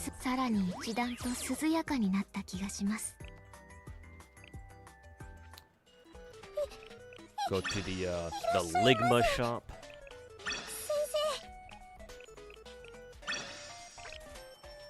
The Ligma shop. What are they gonna call? What are they gonna call the next shop in this game? Fucking the 6-7 shop.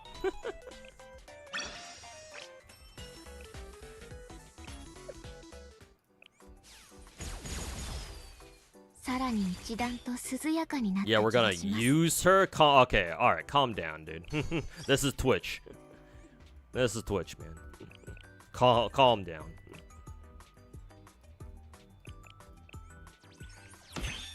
You missed the polls? Oh, you just missed the polls, man. How bad were they? Actually, they were really damn good.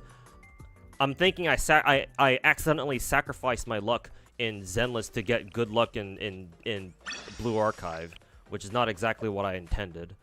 Because fuck Nexon. Eh, I'll take it.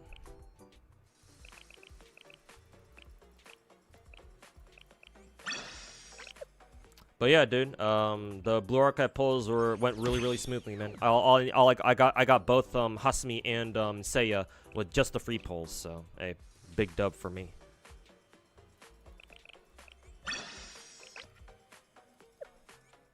Blue Archive wants you to download fucking 10 gigs just to enter main lobby. Yeah.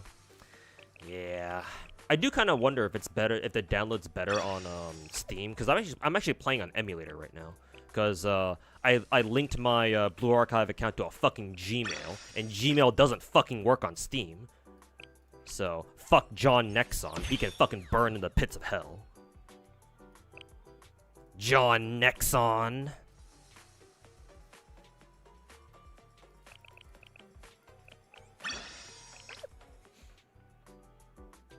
Getting lucky in this Didia blood game, gacha, but not in Zenless. I know, right? The allegations.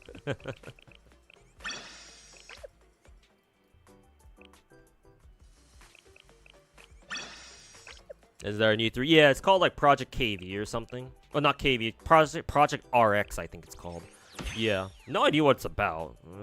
Like the little bits and pieces of it that I have seen. It makes the game look like a cute little anime life simulator game. I don't know what the fuck it's supposed to be about. But hey, I mean, I guess it's cool. I guess it's cool that they're working on something.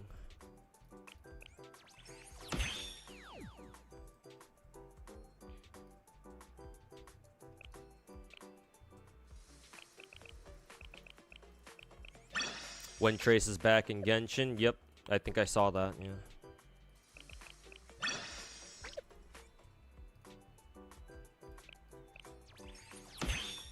I lost 50-50. Yeah, in Zenless yesterday. Sucked. Got another Kalita spook.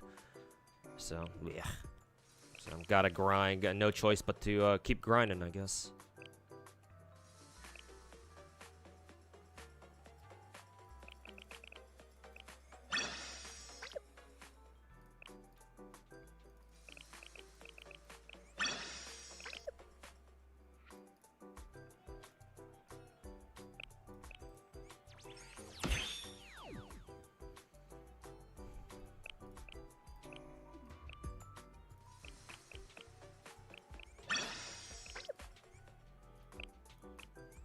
Alright, I'm gonna have to farm. I'll have to farm tier 10 gear pieces for Seiya later, because you can't just use a selector ticket from them. So equip her Yui.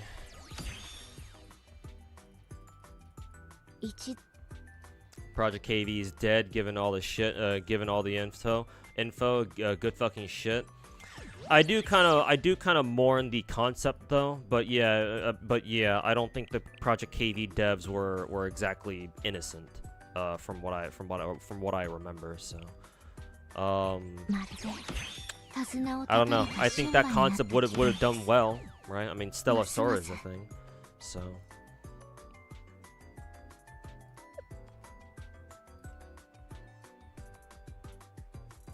Andrew Tate. No, not Andrew Tate. Who was it? Jake Paul? Yeah, Jake Paul, not Logan Paul. Jake Paul. I don't know if Jake Paul got knocked out, but he definitely has a broken jaw. Broken jaw. What, a concussion? I think he got a concussion too or something. So yeah, he's kind of fucked up. He's kind of fucked up. Yeah. Dude finally fought a fucking, you know. I don't know how good the boxer was that he fought, but I mean, hey, clearly he's actually decent. So it turns out you can't just fucking buy your way into a fucking boxing ring. That's not how that shit works.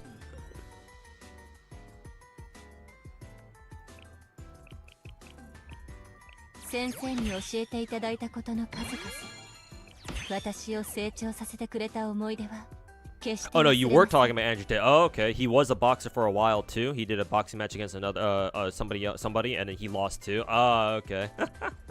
In which case, hey, that's great. Fuck Andrew Tate. I'm surprised he's still not in Romania doing some more human trafficking.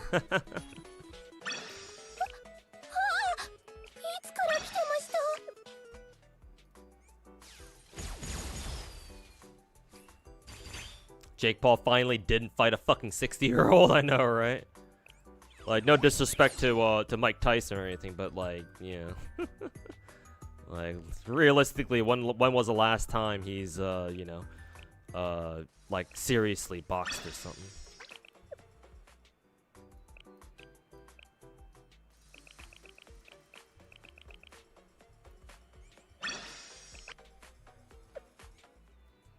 It's crazy. You can go all the way to core 7. You can get a lot of dupes in Nikkei.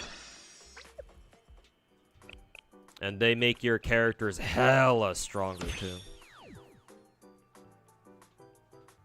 You went all in for Liberale? Okay, gotcha.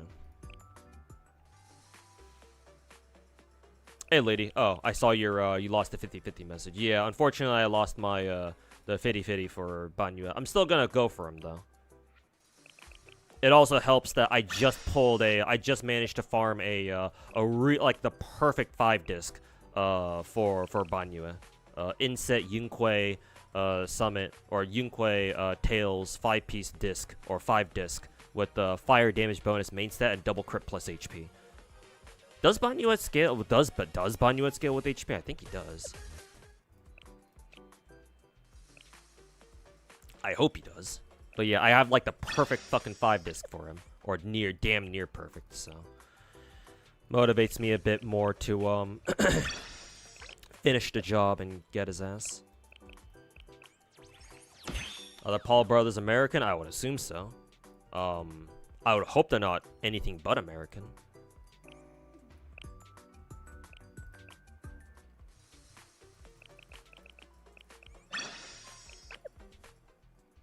Is Core 1 crazy good? It's good for sure, but crazy good? I don't know about that. Like, if you have a character at 3-star, they're pretty solid, man. Anything more you get for that is just extra, but to be fair, the extra cores you get past 3-star are that you will notice your characters being much stronger. Cause the stat gain your characters get in Nikkei, if I remember correctly, because every time you give your characters more cores, right, or more dupes, it increases their stats directly. The first 3 copies, the first 3 dupes that you give to a character in Nikkei, it's only additive, like they only get flat stats. But past 3-star, once you start going to core territory, like core +1, +2, +3, and onwards, up to +7,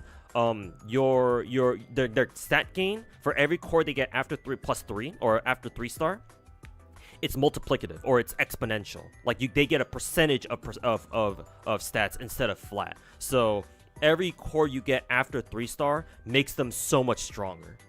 Like afterwards, it's insane. So +1 is already pretty good, but obviously it can be a lot better. Either way, though, if you have a character at max limit break at 3-star, that's already good enough, if you ask me. Like, I don't think you gotta, like, pressure... Unless you're trying to go for, like, top scores and fucking solo raids or something. Or, like, really help out your guild in, like, union raids or something. Like, you don't really need to care about, you know, grinding your dick off for, like +1, +2, +3, or whatever. Like, normal 3-star characters in Nikkei are good enough, if you ask me.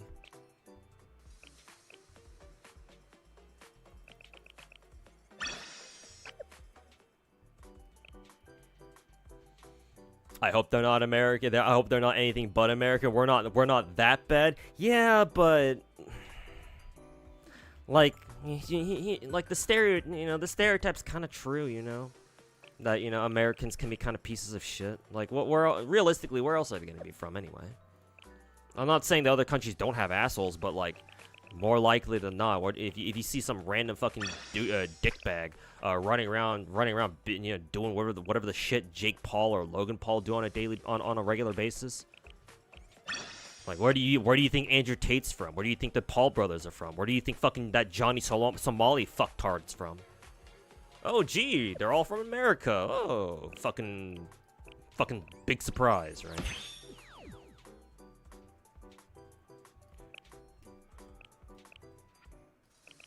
Like, the way I see it is, like, we Americans already have that reputation. We already have that stereotype that we gotta deal with. Like, I would hate for other countries to, like, start developing that stereotype too, you know?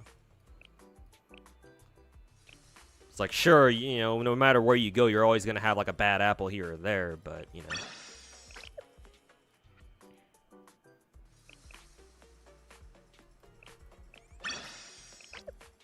Then again, you're not wrong though. Maybe I am being too unfair towards Americans. Obviously, not all of us are like that. Hold up. Yeah, like you're right. Not all of us are like that. But when it comes to, like, you know, famous people. Yeah, it is what it is, I guess. Excuse me. Oh, Andrew Tate's UK. Ah, okay. Well, I guess, you know, apple doesn't fall too far up in the tree, I guess.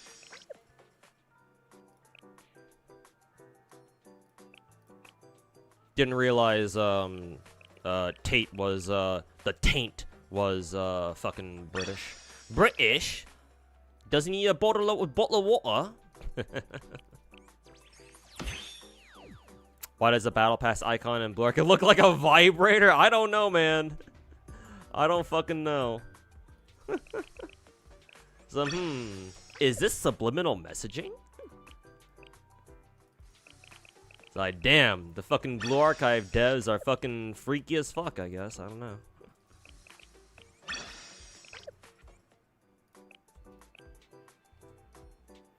He ran away from the UK to Romania because of those sex trafficking allegations. Jesus. Fucking piece of shit.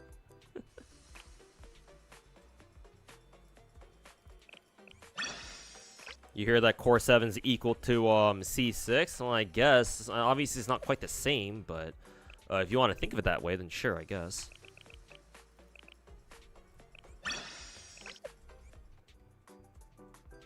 You didn't even know about cores? Just got Liberalia twice in your last multi? Must be nice.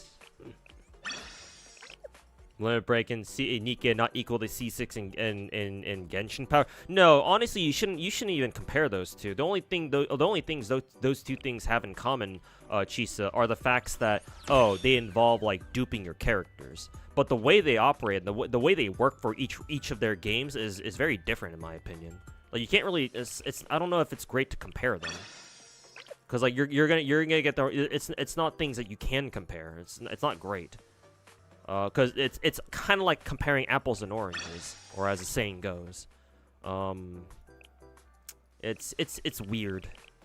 Cause like in the big gacha games like Genshin or whatever, Genshin, Zenless, Star Rail, Wuwa, hell even CZN. Right? When you dupe a character, or when you get a dupe copy of a character, it changes how they play. Technically, like it unlocks more things in their kit. So technically, it's letting them do more stuff.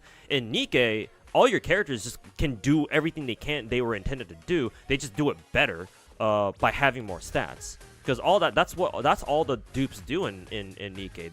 They just give you more stats. So your characters just get stronger, but it's not like their capabilities themselves were like paywalled behind dupes, you know? So it's not quite the same. At least I don't think so. It's not entirely accurate to see them that way. Yeah, shit. These tickets cost fucking 2,400. God damn it.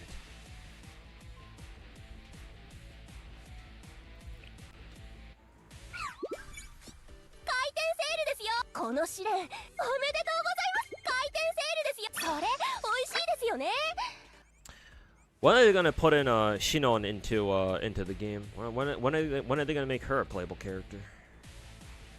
I would love to have her as a playable character. That way we can fucking fondle her fucking huge ass titties all day. Anyways, that'll do it for Blue Archive. Just wanted to get some polls done. Anyways, back to Zenless.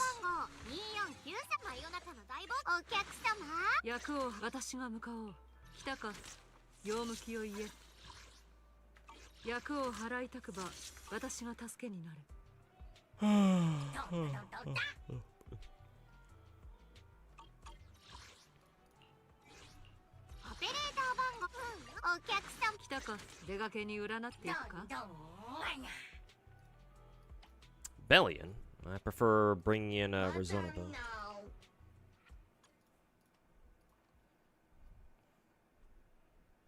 Ow, fuck. Blue Archive's minigame makes you feel like you're playing Yu-Gi-Oh! Yeah, I've heard. I haven't tried the minigame myself, but yeah, it's like some sort of card game. And apparently it's actually kind of tough, from what I heard.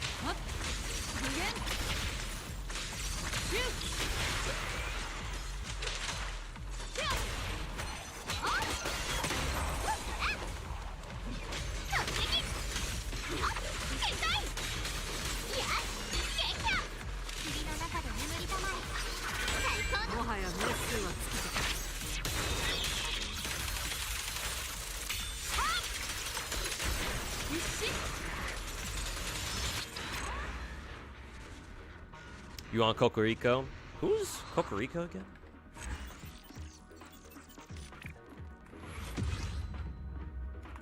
Blue Archive Kokoriko. Oh, I do not recognize her. She must be a very new character in, over in JP. I guess she must be Rio 2.0, huh? But yeah, she looks cool.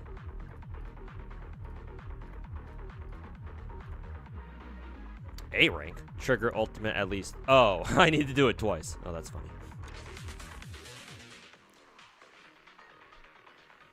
Do we know what the cost of the top-up thingy, the spending event in 2.5 is going to be? I don't know, actually. Has anybody figured that out?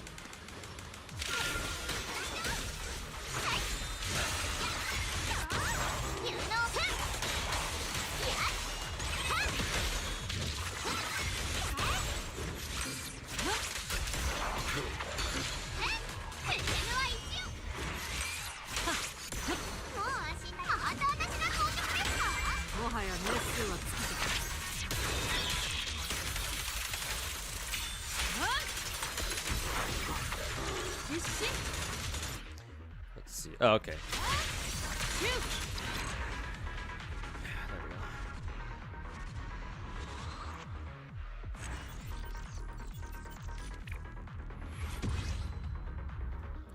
we go. Core 7 Pilgrim Pull session, never gonna happen. Cause you don't just pull pilgrims, man. Unless there's like a pilgrim banner specifically up, in which case maybe, but we don't have one active right now. So.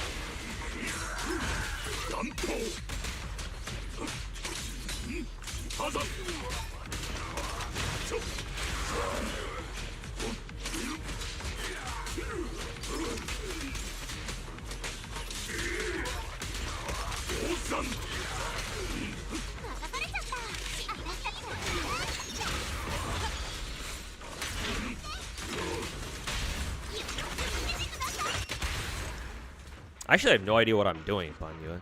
Probably should have done his demo at the very least.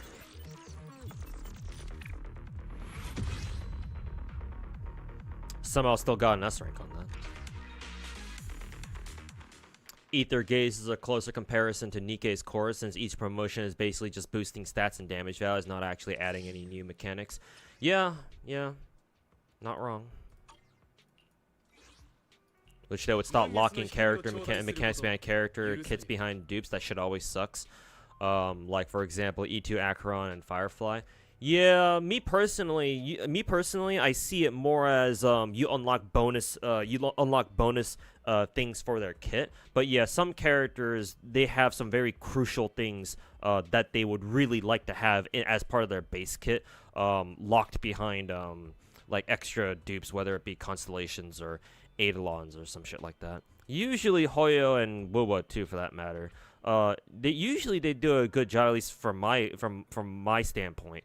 Like making sure that Eidolons aren't like extra dupes aren't that critical, but for some characters, yeah, it's kind of hard to argue that.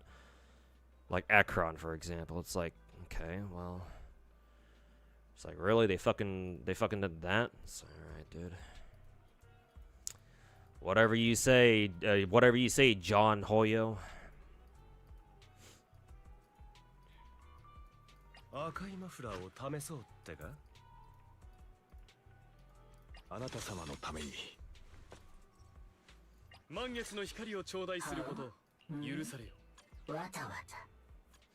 Blue Archive is the hot black hair red eye collector for you.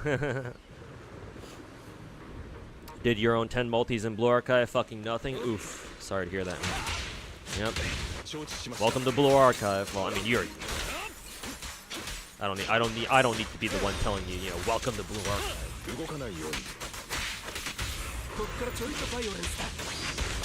I should have switched back to Vlad to totalize them.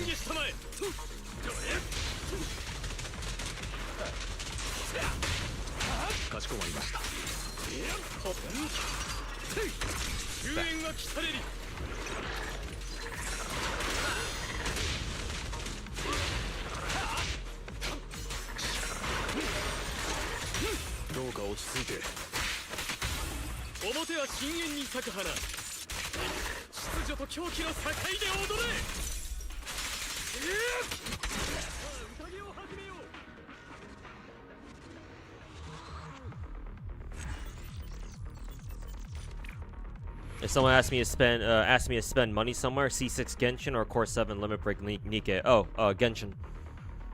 Because C6 characters are way more impactful in that game than they are in Nikke. Like, don't get me wrong, they're very impactful in Nikke too. But in Nikke emphasizes a lot more horizontal investment as opposed to vertical.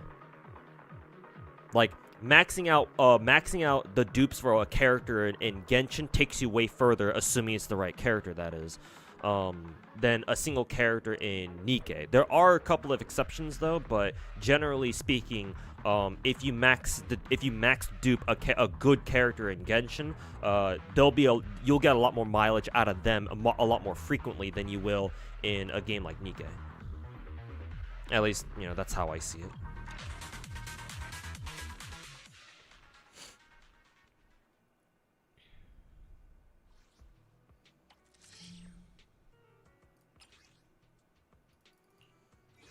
You're just casually watching Guitar Rock react to Zome's video, and damn the comments under Zome's video. I'm assuming you're talking about. The Saint Tonta's cult followers are really sold on Zome being a racist. Can't comprehend the lack of free thinking that it takes. Oh no, yeah, no. There's no free thinking involved.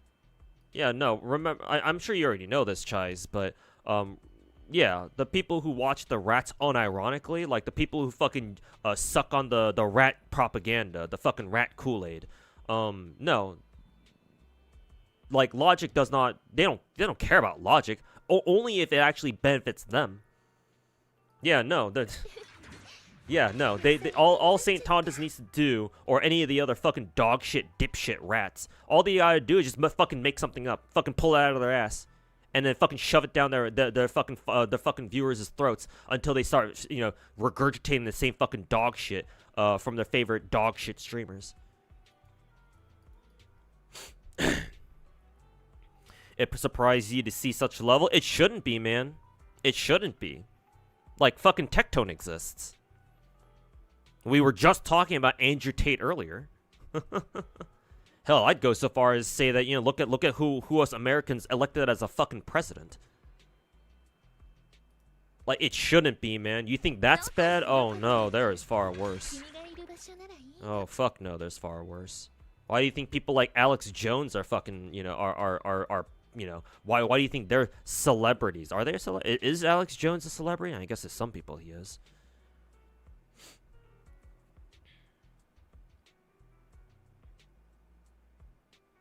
Anyways, what do we got? What do we got going on here? Oh, they want you to use Ellen. Interesting. But why lighter? Not like Kaon? I guess lighter's better here. I don't know.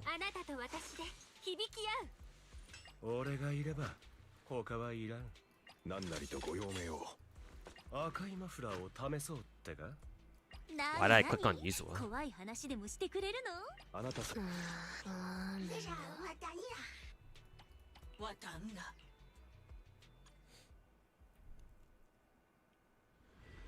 Oh, you were tabbed out for it? Yeah, no problem.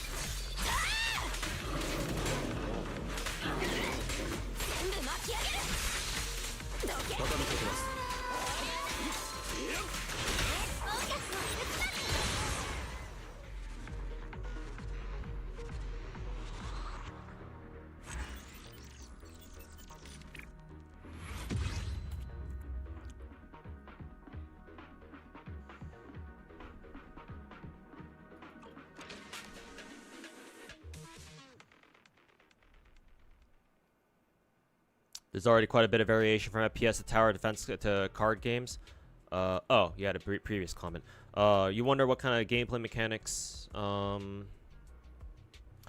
like gameplay style I want for gachas to try out. First-person shooter is the one I would jump on in a heartbeat. Snowbreak is close, but technically Snowbreak is only a third-person shooter. I prefer first-person, but understandably, it's like I get why Snowbreak is third person instead of first person, because you know you want to be able to see your characters. But I fuck a lot more with first person shooters myself.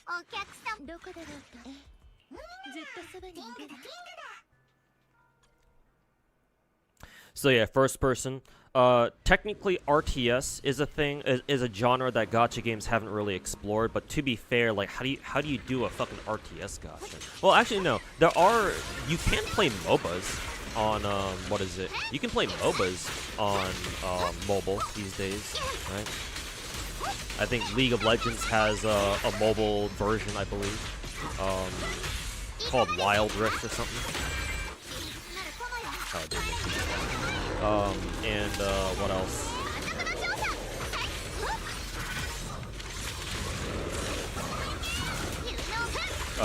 There's that one.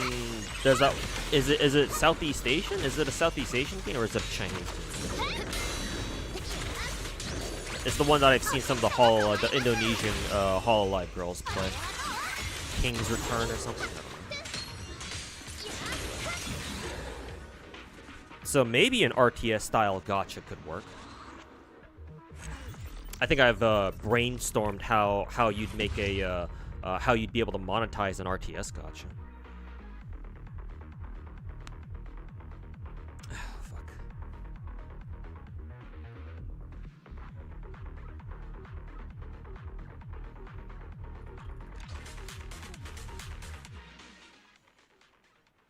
RTS with phone controls? I mean, you'd be surprised what people can make work on a phone. Like, you know, before I saw games like first-person shooters like Call of Duty Mobile and Fortnite, you know, I didn't think people would figure out how to do a fucking first-person shooter on a phone, but here we are. So no, you'd be surprised. You just gotta dumb down the RTSs a lot though, which is unfortunate, but. If people really want to make an RTS gacha, I'm sure there's a way. Imagine playing like Warcraft 3. You gotta gacha unlock Altair to be able to build it and get a hero or something. Actually, speaking of fucking what is it? Speaking of Warcraft. I do think that for a gacha, having like going down the Warcraft style of RTS, where you have like a specific hero unit, I think that's how they would do it, or I think that's how they're gonna have to do it, right? Because remember, gacha games are all about characters, and people love characters. So in an RTS setting, yeah, I think honestly they're gonna have to go the Warcraft route. Where you have one specific hero unit that you can gacha for. Something like that. Either that, or they can go down the StarCraft route, where you can like play as like certain commanders, where they have like special. They're not like playable units themselves per se, but like you get like special perks and abilities just as like the commander or whatever that you can do, like call down airstrikes or whatever. I don't know. But there's lots of ways that they can make a gacha RTS work. It's just nobody's, you know, explored it yet. That and, you know, RTS is a very, you know, niche game genre, so how many people would even play it? I'm not sure.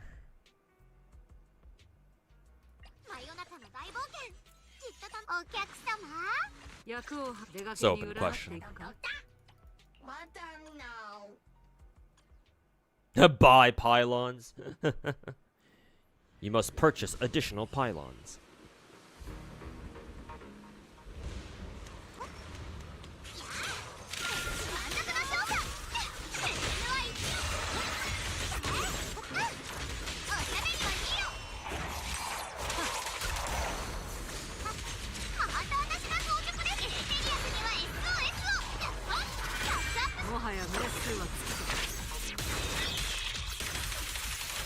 Hey, Musman, how's it going, man? What are my objectives again? Trigger ultimate at least 3 times. And okay, just put this down.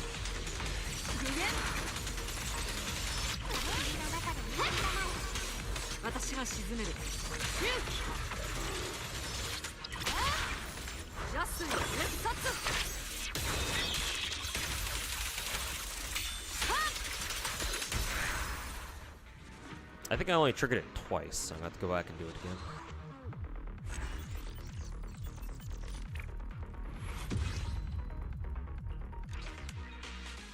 What's your take on jealousy? Yeah, didn't I already ask that? Didn't I already answer that? Oh no, it's a different question. I'm pretty sure I've already answered that before too, though, Chisa. I talked about I've talked about it before. Maybe you weren't here. You just weren't here in the chat, I guess, when I was talking about it. Mad or jealous? Yeah, like I've explained this before. I don't like it when people, not just I don't like it. I fucking hate it when people try to moral jerk their way into like trying to get people to not spend money. You know.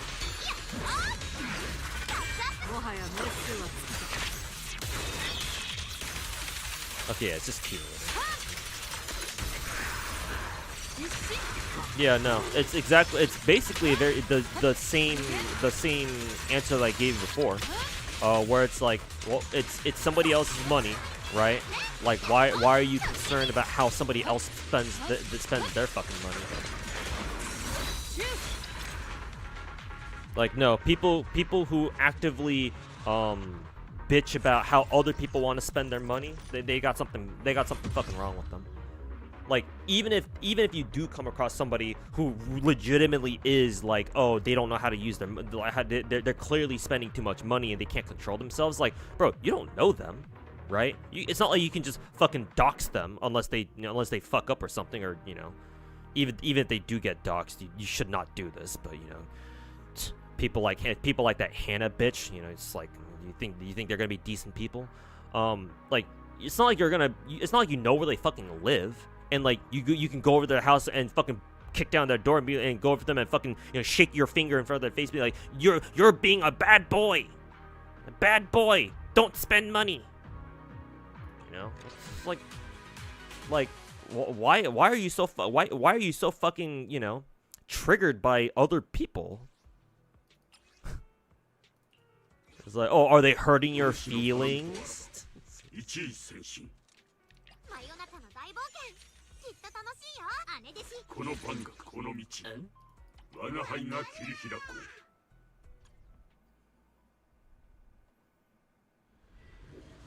You do get a little jealous that some people can afford C6. That's understandable, especially if you care about a gacha game a lot. But remember this, gacha games are not PvP. Realistically, other people being able to pull C6 characters is not going to affect you, or how you play the game, right?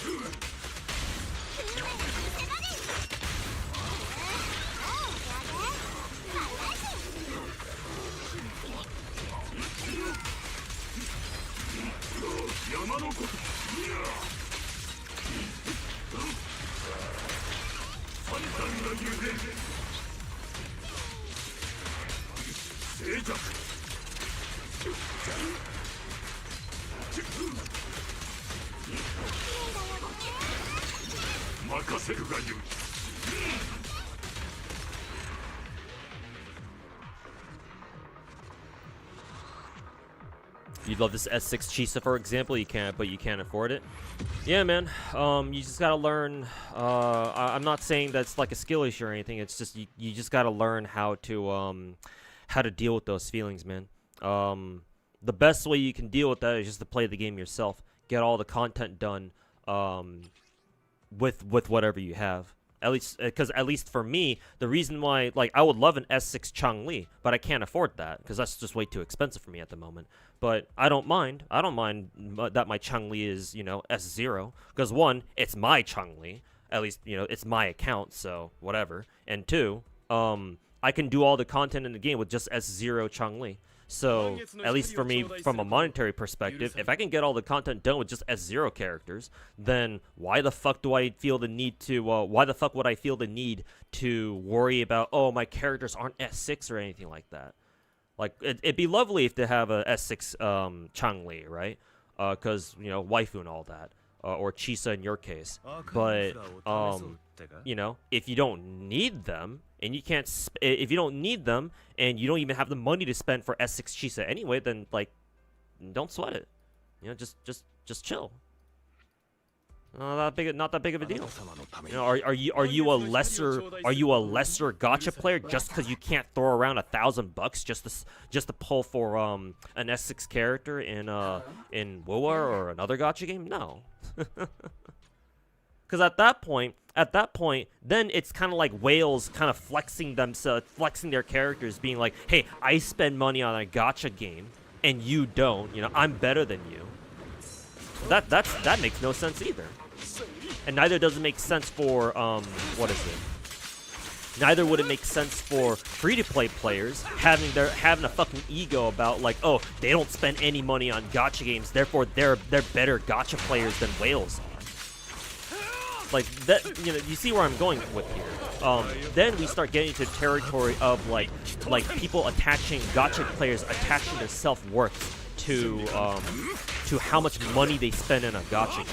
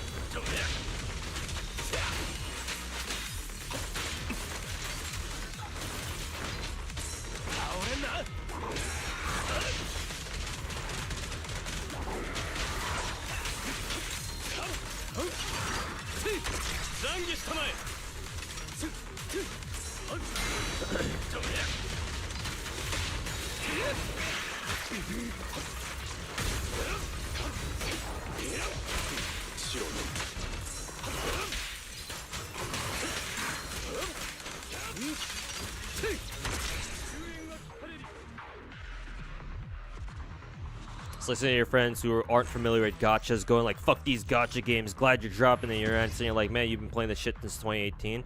Not like you're dropping them for good. You think some of them are straight up delusional about gacha. Well, it's that a lot of people out there, like in your case, Athesia, a lot of people out there who don't play gacha games, they just what little they know about gacha, they just hear either from their friends or other content creators who also don't play gacha games, right? Like, you don't need me to tell you this, but if you go into any other non-gacha streamer, right, and they start talking about gacha games for some reason, or it's like you see a normie streamer do like a sponsorship for like a gacha game or something, you will see in their chats like all sorts of horrible takes about gacha games. It's like these people don't care about gachas. They only know what they know about them because they just heard it offhand from other people. So right. So they just kind of absorb that. Whatever they hear, they just kind of absorb. They just kind of regurgitate. It's like, oh yeah, gacha games are trash. Blah blah blah. Whatever. You know, gamble games, right? Like, of course they wouldn't know any better because they've never played they've never played gacha games before. Hell, even people who do play gacha games, a lot of them still have fucking terrible takes about them anyway because all they ever play is fucking Genshin Impact.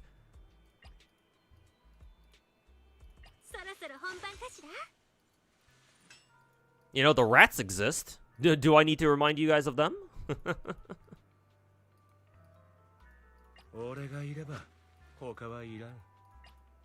Alright, this was the one where I used Lycaon and Ellen.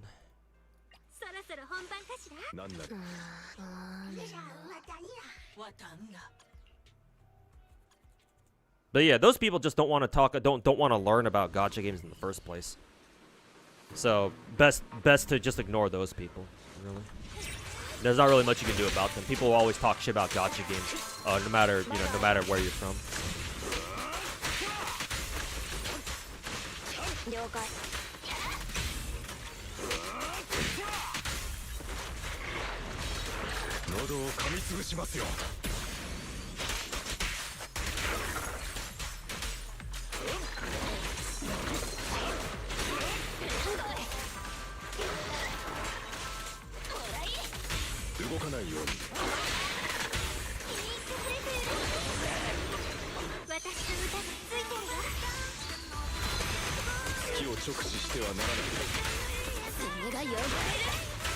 Think your friend should at least play it a bit to understand how that shit works. Yeah, ideally, but you know, most people won't. Because actually trying stuff out takes time. It takes time and it takes effort. Most people don't, most people, especially on the internet, don't want to put in that effort. I mean, hell, you've heard me complain about how I think a lot of other gacha content creators don't play enough gacha games, right? Like, it's not even just regular people, right? Even content creators, especially here in the gacha space, even they don't want to actually put in the effort to play gacha games. So it's like, if you have content creators like that in this space, how do you think just regular people will handle it, you know?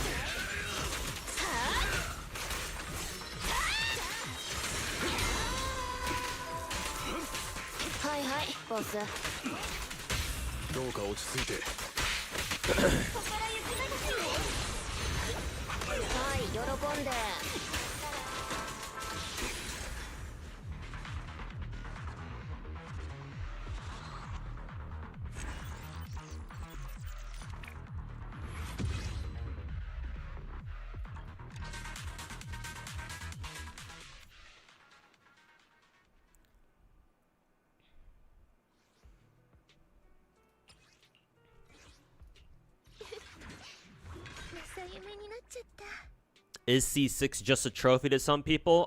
It's not a trophy if you actually play the game, but it is a trophy to people who don't. Remember, there's a lot of normies and a lot of casual people who play gacha games, especially the popular ones. Right? You don't need me to tell you about like the VTubers or the streamers who only play gacha games when they're sponsored to do so, right? Right? Unless they got a sponsorship going, like your ass is not seeing, their ass ain't playing any gacha games just like willingly, unless they got a really good reason to do so. But usually they don't, right? And so people like that, yeah, people like them who just throw money at gacha until they get a character they really like at C6, but they don't play gacha games, beyond that. Then yeah, those characters are definitely just trophies. They just kind of sit there. So it's half and half. They are a trophy by themselves, but they stop being. They actually become useful if you actually build them. You build them, and then you take them through endgame, and you've built them. They demonstrate that you've built them well enough where they can clear endgame. If they can clear endgame, or at least come close to it, then yeah, they're not a trophy anymore.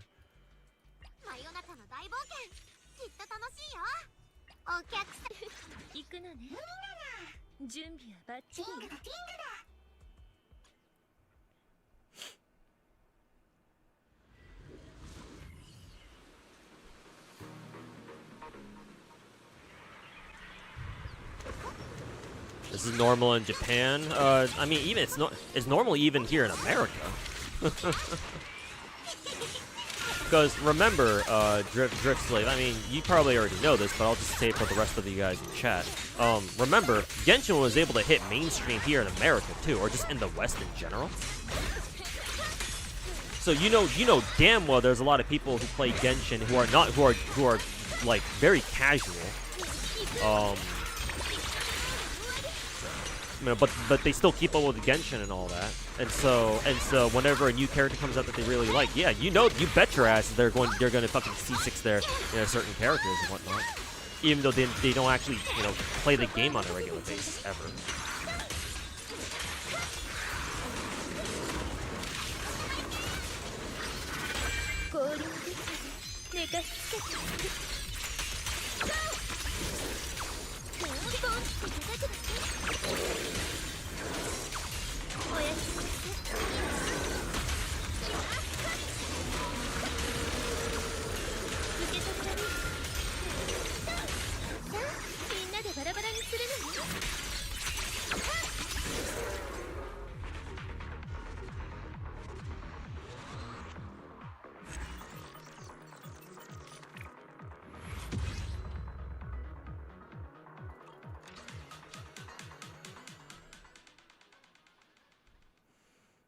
They're good people. Everyone is allowed to have their own opinion, but you definitely know some of them are just listening to non-gacha CCs, just ranting about how bad gacha games are. Yeah, maybe they watch too much Asmongold or something.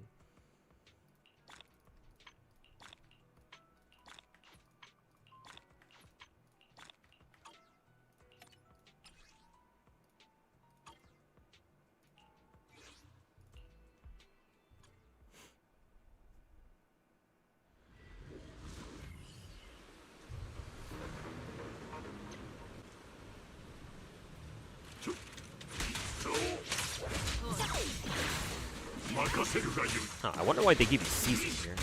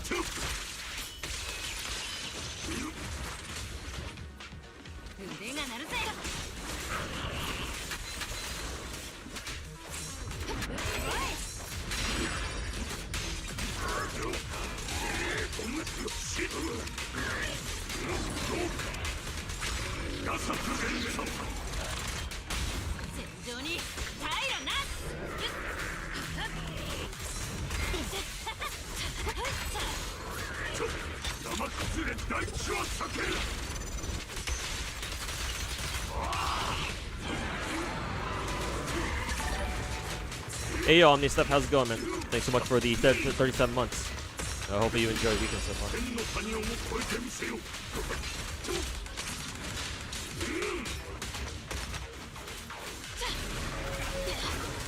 Also, I didn't know that Banyue had a parry.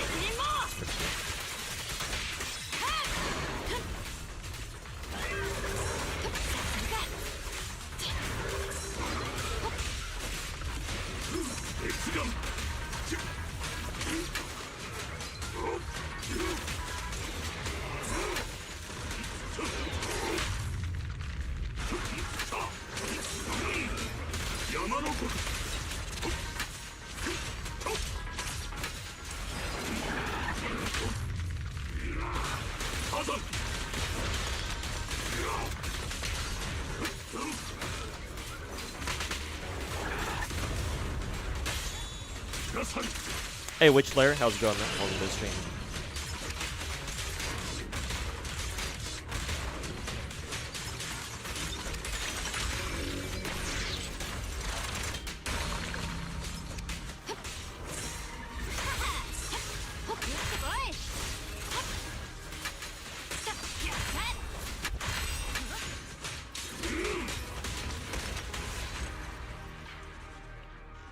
I have no idea how to play Banyue. Hopefully that was something like that. During any attack animation, you can cancel, if you cancel the attack with the dodge, it's a parry. Really? I must have done it on accident then. If you want to do it in neutral, quickly tap basic into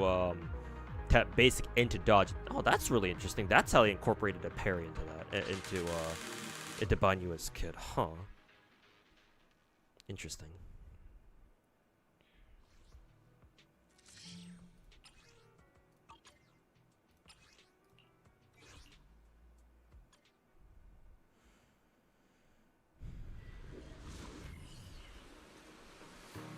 Gacha pull streams are vaguely no, not vaguely. They are very similar. Yeah. People always love watching pull streams no matter what. If it's even if it's whether it's an actual gacha or not. Yeah, there's a reason why people love watching CS:GO case openings or loot box openings. Yeah. Which is why I always kind of laugh to myself whenever I hear normal, normie gacha gamers, or not gacha gamers, normie gamers, right? Try to talk shit on gacha games and call them, gamble games. Like, are you serious? It's like, how much you want to bet you watched your favorite streamers do fucking CS:GO case openings, man?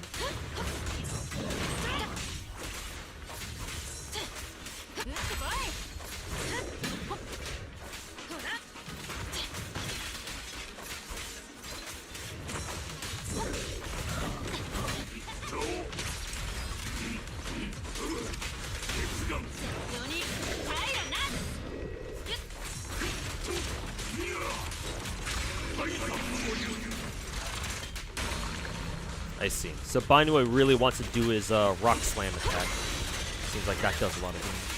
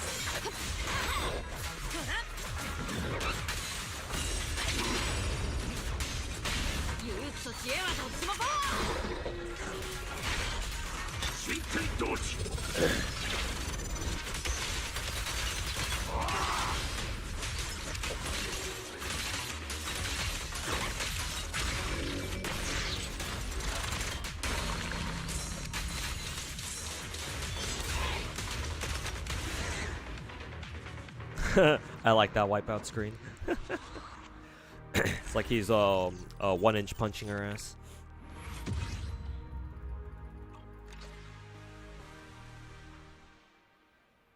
CS:GO went through a $1 billion loss, and we are the gamblers. I mean, honestly, we can make an argument that CS:GO case openings are far worse than what gacha games will ever be, because unless a gacha game out there like actually comes out with their own like actual like online market, kind of like CS:GO, kind of like what CS:GO does.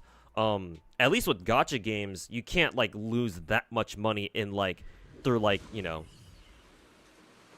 like online trading or like gambling sites. Like at least for gacha games, it's like when you spend your money, that's it. Like unless you decide to charge back your account somehow, you're not getting that money back.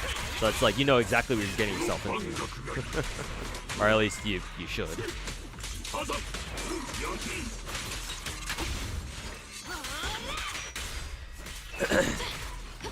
Your friend was furious when he found out GFL2 doesn't give enough pulls. I think you told us that one already. Yeah, that sounds familiar.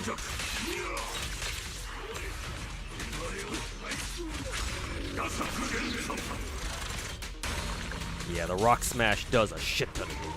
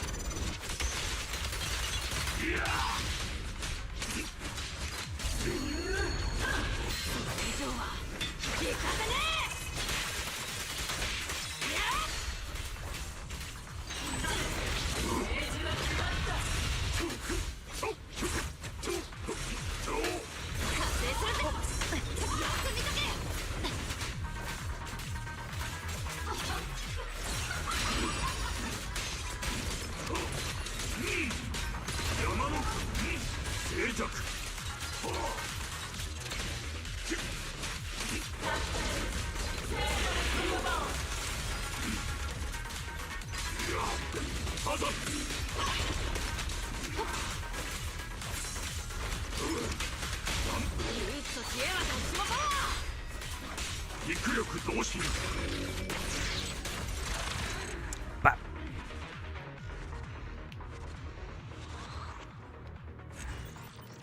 He's playing Banyo wrong. Ah, well, it's good enough here. But yeah, I do wanna try to learn how to play him properly. I just want to get him first from Gacha. All right. Was that an event? Like, was that a separate event, or I guess that was just part of the Zhao event. Just go back to her and see if I can progress her event here.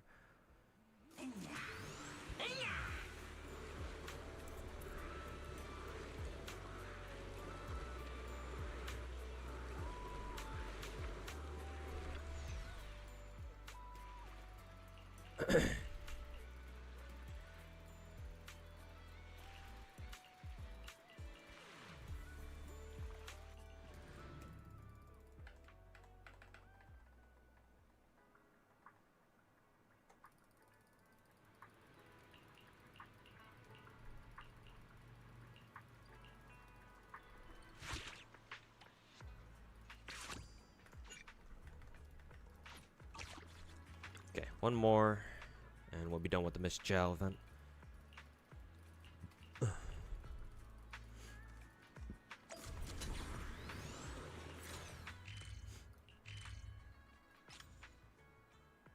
Video store.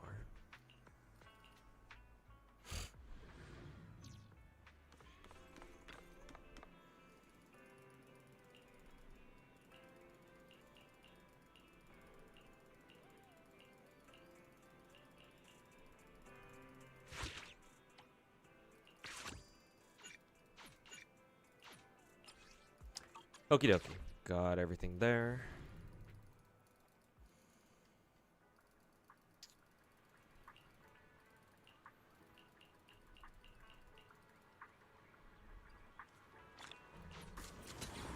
Alrighty.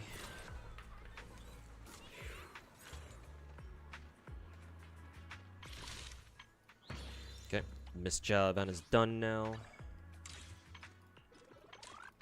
Get some more battle pass stuff. Ooh, I'm really close to maxing out the battle pass. I wonder if there's a seasonal task I can do. Yeah, lots of it actually. Let's see. Oh yeah, I gotta finish the story. There's some event stuff I can do. How many pulls do I have right now? Let's see. Oh, I got one full multi that I can do right now. Skip that shit because we know it's not gonna be an S rank. Check signal shop. Let's see. I got 8 pulls there. Not enough polychromes though.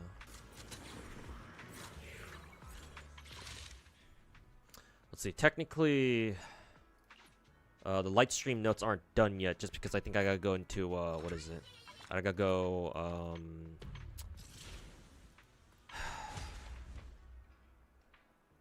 I think I gotta go push story, I believe. Let's see. Oh, and I gotta do PvP for the what is it? The auto chess event as well. Let's see. First things first, let me go do. Let me go do these demos real quick.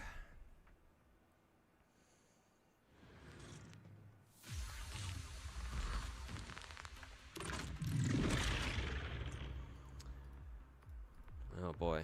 Alright. Press basic attack to perform blah blah blah. Press basic attack. Is this skill? I think that's regular skill, not EX.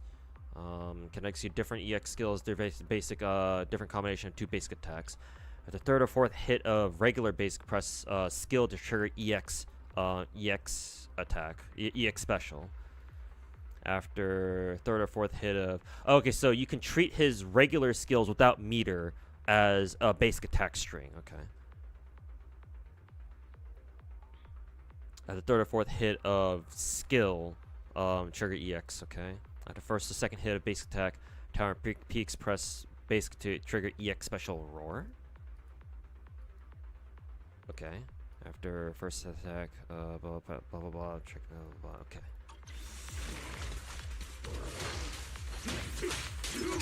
That I think.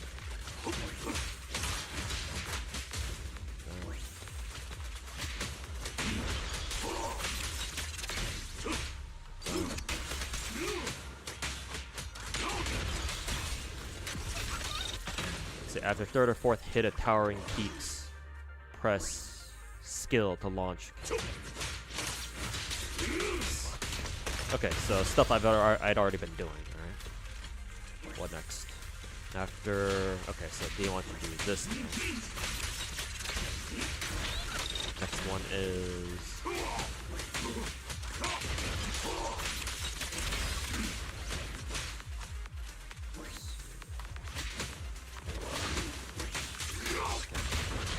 Oh, okay. He has the ground flip animation, I guess. Consumes adrenaline to gain Wrathful Fire. When Wrathful Fires are at 120 or above, hold basic attack to enter Visage of Wrath state. While in the state, hold EX or hold skill to perform auto combos. Cool. It's also possible to trigger an alternate EX skill through or EX attack through basics or entering quick input commands. Then hold which that would show me what those input commands are. Then hold basic to launch biggest attack. Toppling Mount. I believe Toppling Mount is that big old fucking rock wall thing that he smashes enemies with. Okay. So Visage of Wrath, I think, is where he throws his fucking fireballs and they kind of like surround an enemy. Yeah, whatever that was. Hold basic. That's the rock wall. Yeah, that's the rock wall.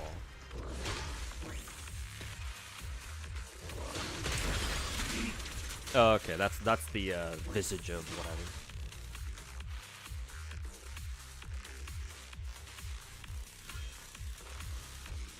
I think his basic attacks at light and it specializes heavies. Ah, okay, yeah, that makes it a little bit more. That makes a little more sense then.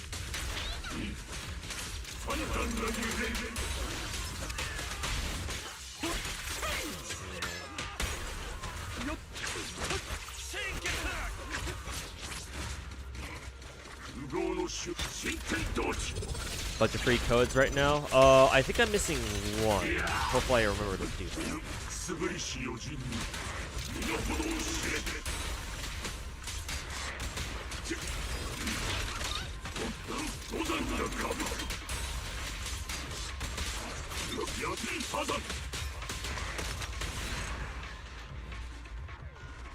Bro posing with the back like he's straight out of Baki. I mean, to be fair, Banyu does look like he'd be straight out of Baki, to be fair. Let's see here. Yeah, I think I haven't used the Meet the Void Hunter code yet, but everything else I think I've used. But yeah, thanks for reminding me. Hopefully it's still active. Hopefully it's not fucking expired like the fucking dog shit stream codes are.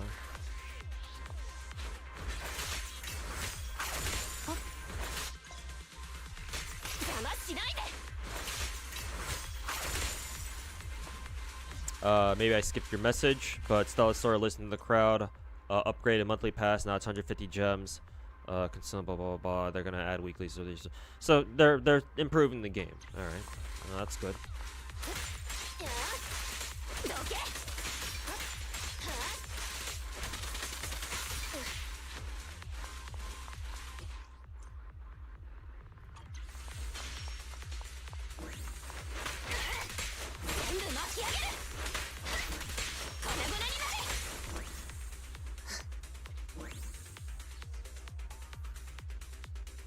Things like guaranteed. Oh yeah, no. Back in the day, guaranteed pity didn't exist. It was a fabrication. Well, not a fabrication. That's being a bit dramatic. But yeah, no. Back when gachas first came out, pity didn't exist. You either got them or you didn't. If you didn't get them, guess what? Your ass is paying.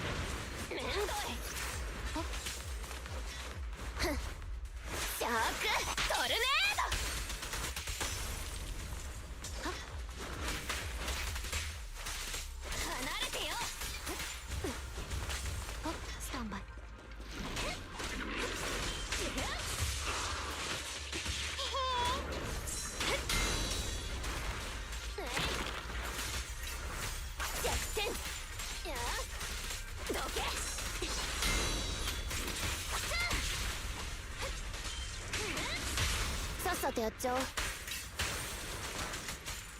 お目目を回さないでね。やあカツモツせよぜイエーイ。じゃあね。もしもーし。全部巻き上げる。離れてよ。 Hope for now even the no, Athesia, you know the grifters aren't going to be happy with that.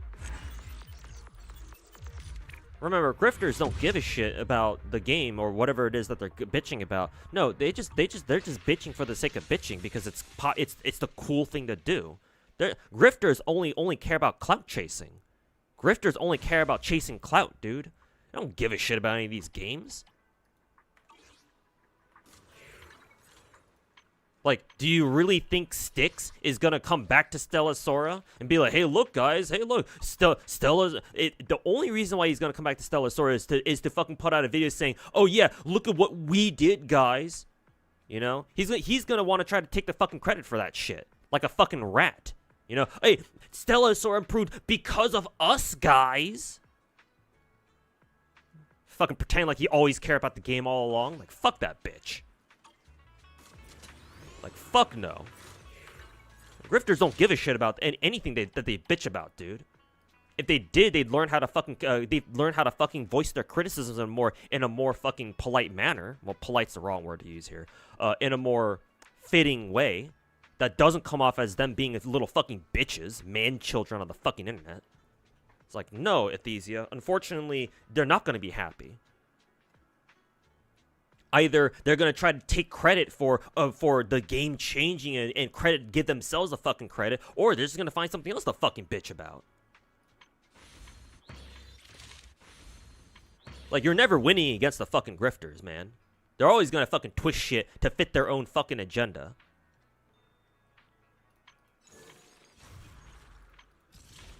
It's better for you to just toss them out of your community altogether, you know? Let's see, what else do I gotta do? I got story, we still got the light stream notes thing, whatever that is. Oh, right, I need to do, okay, so I need to, lots of things I need to get done first. Redemption code first, redemption code. I think I didn't use this one yet, meet the Void Hunter. Okay, there we go. Yes, sir. 30 gems. And then I gotta go do a PvP match here.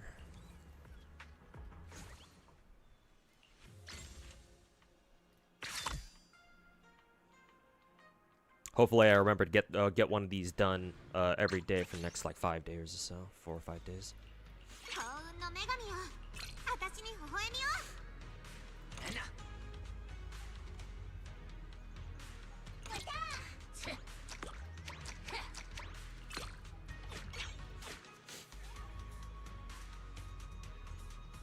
I'm also reading Genshin Start. No, I don't really. Like I kind of like I kind of know what's going on, but I don't know the details of anything. I don't really care.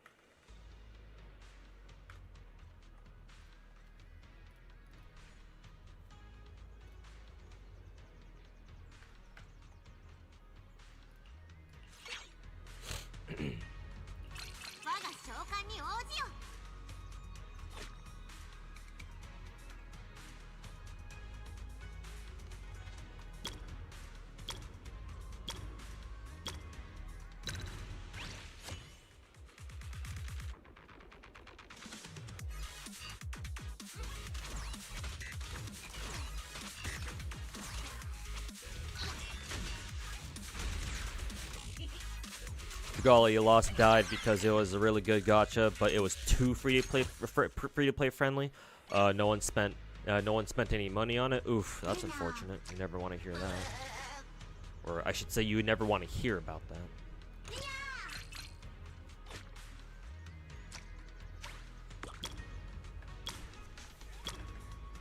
Same thing happened with Magia Record, minus the fact that it wasn't very free-to-play friendly at all.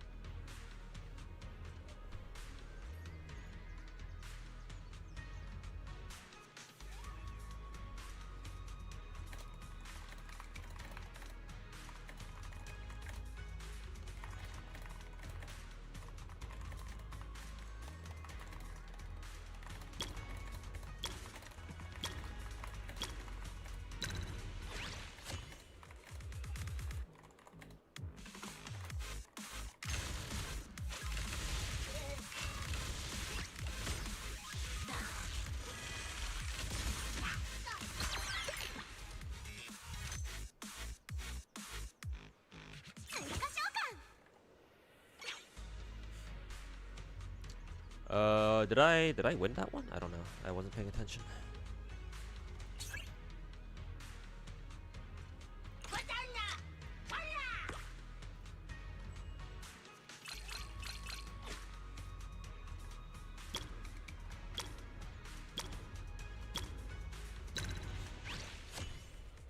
The Madoka Gacha is dead. Magia Record, yes. Exedra is still going. Somehow Magia Exedra is still is still surviving.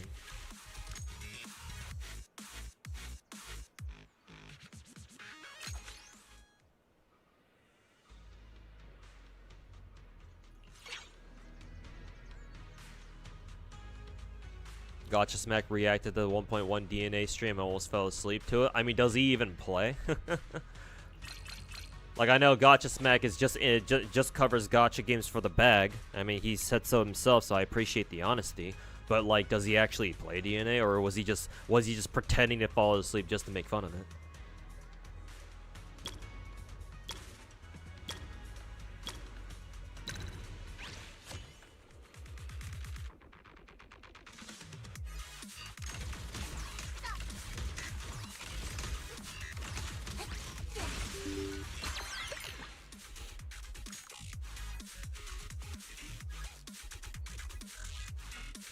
Yeah, I have a feeling people quit DNA in droves. To be fair, I've heard that 1.0 DNA,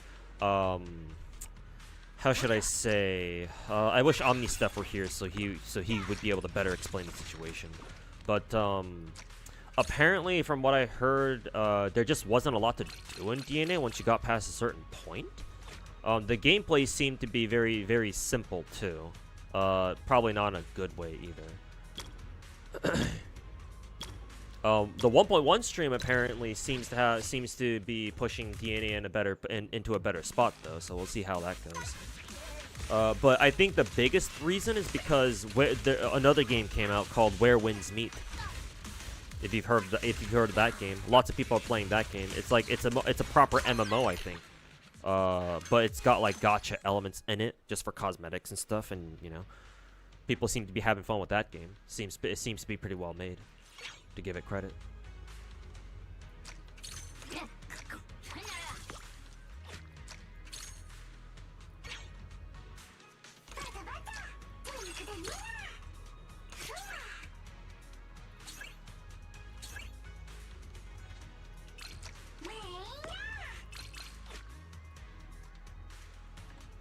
But yeah, I think the biggest reason why you don't see a lot of people playing DNA anymore is mainly because of that Where Winds Meet game.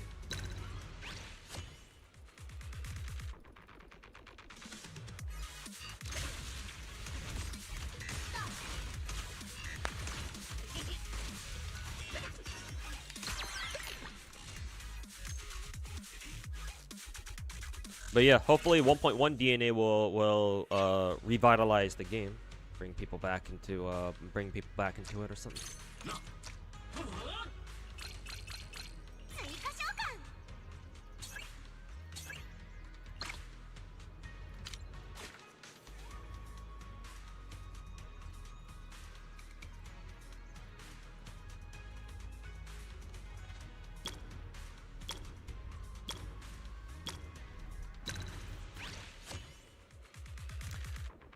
W3. That's cute. Just like how we call Zenless Zone 0 Z3, or I call it Z3. You can call it W3, I guess.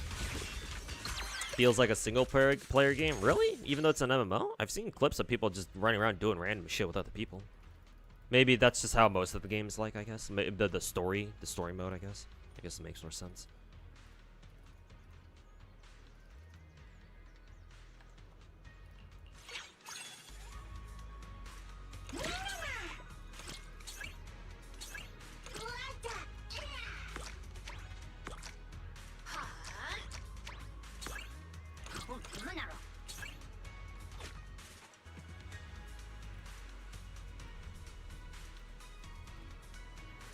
Chinese drama version of Dark Souls. Wushu Souls, basically.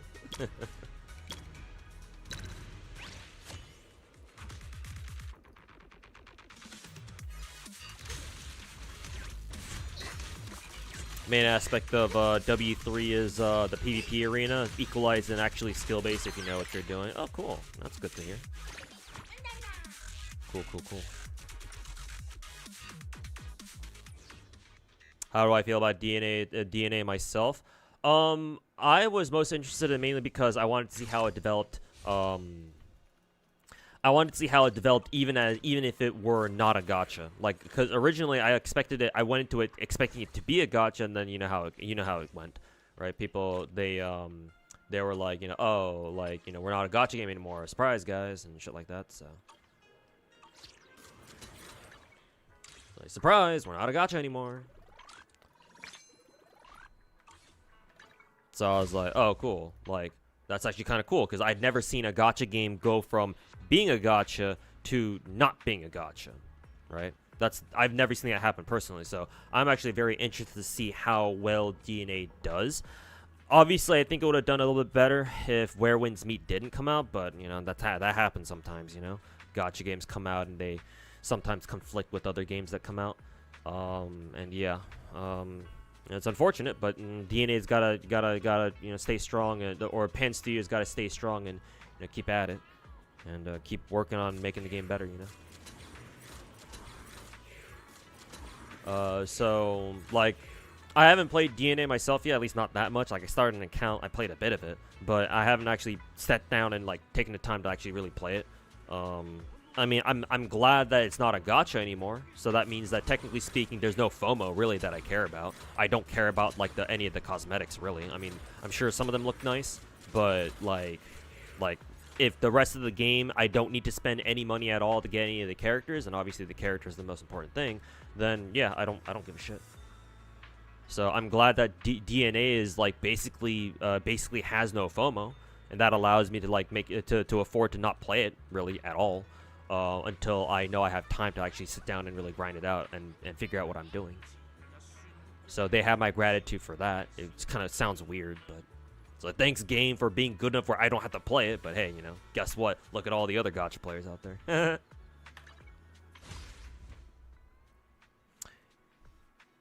DNA was super over. I will say that I don't quite agree with overhyped, but I did specifically, I don't know if you watched my video that I put out like a month or two ago, Drift Slave, but I explicitly put out a video saying that, oh, like y'all should not be hyping up DNA or Ananta like this, right? Because I'm sure you know it yourself, right? Because you're saying it was overhyped. You're aware of the fact that a lot of gacha content creators, just people in general, were like trying to hype up DNA, being like, "Oh my god, this is going to change gacha games forever, guys!" Right? And all those fucking clickbait ass fucking dumb shit, YouTube titles that every fucking gacha rat and their fucking mothers used for their fucking dog shit YouTube videos, right? Oh, DNA got rid of their gacha. This is going to change gacha games forever. It's like that bullshit. It's like, no, they're not. It's not going to. Not on its own, it's not. And it's like, unless DNA does so exponentially well, if it has like a Genshin style fucking launch where everybody fucking is playing it, everyone loves it. It's like, no, it's not going to. But I don't know if I want to say it was overhyped. But definitely it didn't help out a lot of content creators and their viewers for that matter. kept parroting the whole like fucking DNA no gacha agenda is going to change everything, or the fact that DNA doesn't have any gacha will change the landscape. It's going to change the industry. Fucking agenda. It's like, that was fucking retarded. It's like, yeah, like really? Did you fucking think so? I did. I sure as fuck didn't think so. Fuck you.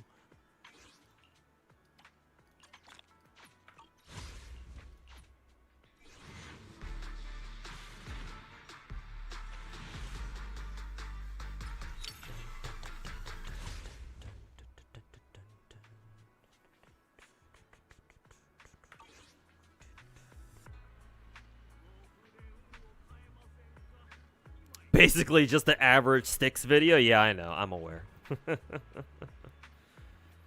I am very much so aware.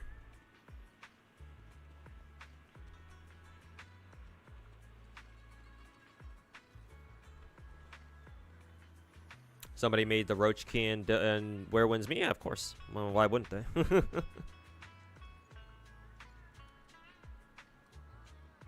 You know how people are. Gacha players don't like grinding, so it's not surprising they quit DNA. Yeah, the concept of having to grind for your characters. Kind of ironic, isn't it? Gacha players want to not spend money on gacha games, but when it comes time for them to spend time on gacha games, they just don't. Gacha players fucking, you know, crusade about, you know, wanting gacha games to be more free-to-play friendly. But you ask them to fucking, you know, farm an event. Oh, where are they? They're nowhere to be found.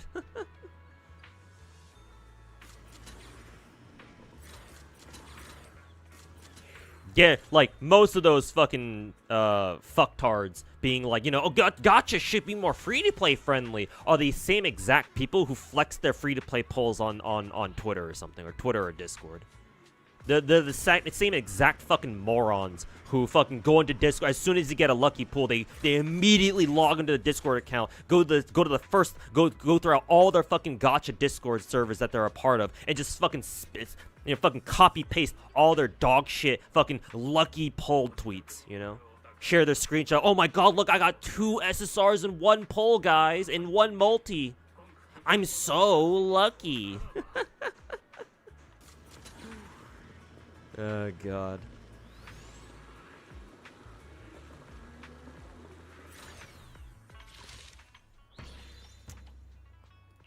Yeah, let's do this mecha event, I guess.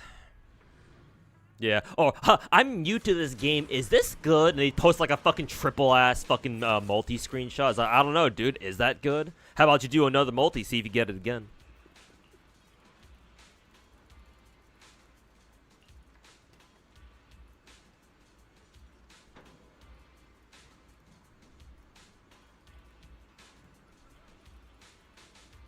Am I still keeping up with VTubers like Hololive? Hololive just kind of tangentially. I kind of know what's going on. Not really. Like, I know Kanata's retiring, which is kind of a shame, but, you know, I knew it was going to happen one way or another because I always knew about Kanata's medical condition, where she's got this disease where she's slowly going deaf in both ears. I think in one ear she's already fully deaf, or damn close to it. Her condition was always going to end her VTuber career sooner or later, because, you know, you kind of need your hearing to be a VTuber, I think. Or just to stream. You don't really need to hear to be a streamer, I don't think. You just read stuff. But anyways, we knew, at least I knew I was going to end her career as a VTuber sooner or later. So her announcing her retirement wasn't exactly surprising, which is kind of funny because a lot of other actual Hololive VTuber girls were genuinely surprised by that. Especially like some of the older Hololive girls, like some of the younger Hololive girls who didn't know about Kanata's condition is like, okay, well, I guess I can understand that, but like, did the other Hololive girls not know that Kanata had a condition? Like, she had a medical condition, dude. Like, why are they so fucking surprised? But anyways, I know about that. I've been more paying attention to like indie VTubers and like Phase Connect, I guess. Like, I know, Globy, the Globy company's going under. They're disbanding at the end of the year, so Bonnie Barkswell and all of her co-workers are gonna be, you know, unemployed technically. Gacha players want to gamble for their characters, yeah, and be able to flex the fact that they got them early, so you know they can flex into their fucking friends that they think they have on Discord or something. Yeah. Working for your characters, nah.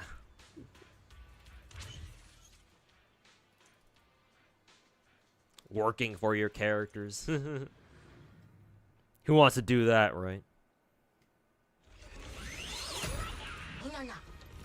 Hey, it's Mecha,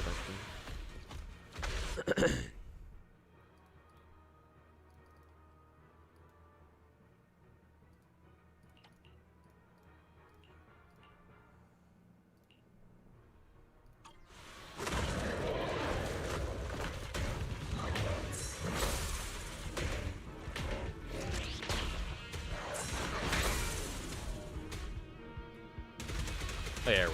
For the shooting though, you just gotta hold it down.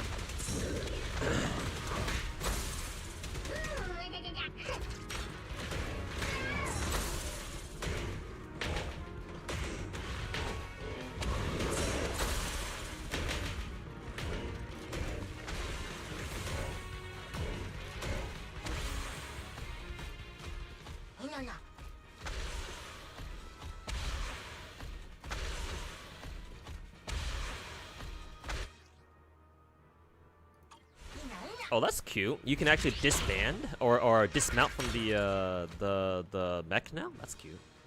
What is it again? Space. Yeah. Now we're really playing a fucking mecha game. Cute. Oh, now Aeos has to actually fight.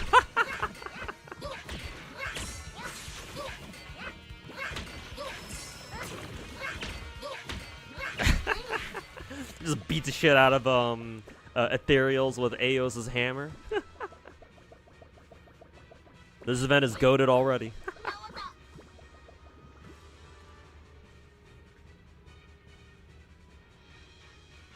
She's going deaf. Yes, unfortunately, if you look up Kanata's condition, because if you just Google like Kanata hearing condition or whatever, you'll probably be able to find it. But yeah, I remember reading that she has a condition where she will eventually, slowly over time, go deaf, go fully deaf in both ears. It's unfortunate. And obviously, it really sucks, but yeah, she's had that condition for a while now, I think.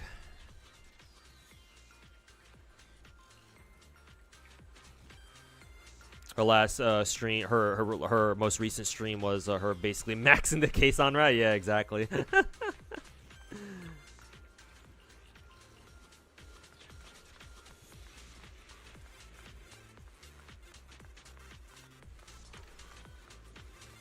What are we doing now? Why are we controlling a proxy all of a sudden? Am I doing FGO ladder? No, I'm not setting up macros, dude. Like, fucking auto-farming FGO is cringe. Like, I ain't doing macros for FGO farming, dude. I'm just not gonna farm at all. I believe in hand-picked organic farming. Or manual organic farming.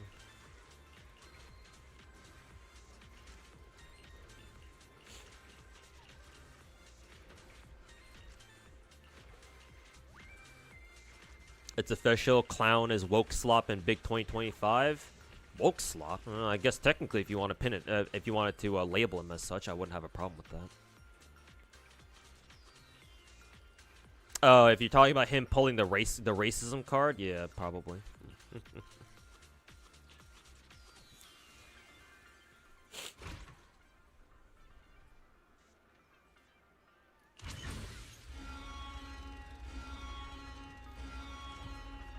I was talking about using Mac. Oh yeah, I was talking because somebody else in Twitch show was like, yeah, I'm setting up macros to farm FGO. So I was like, yeah, cool, that's cool and all. Like, I'm personally not going to use macros, but if other people want to, then sure, whatever.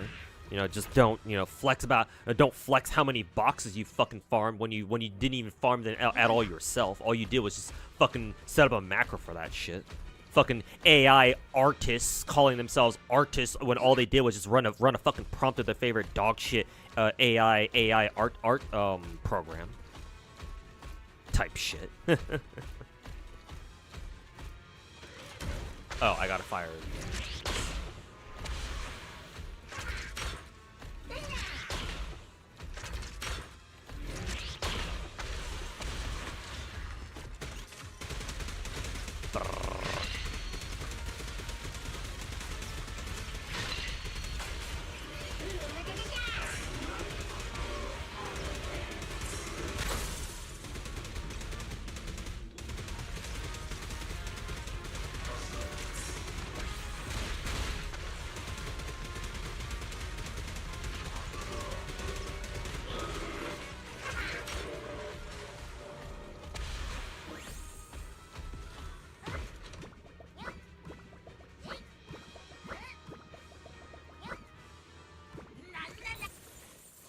Yeah, prompt artists.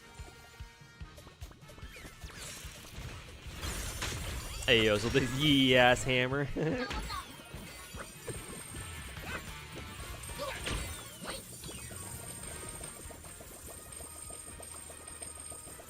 see. Oh, I gotta go back up.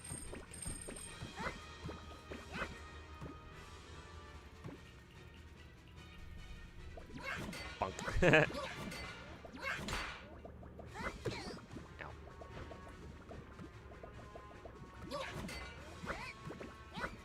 I gotta fucking hit the switch and then quickly get onto the thingy. Damn.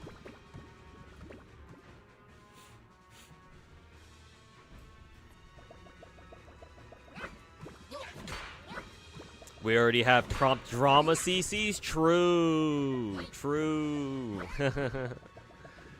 True.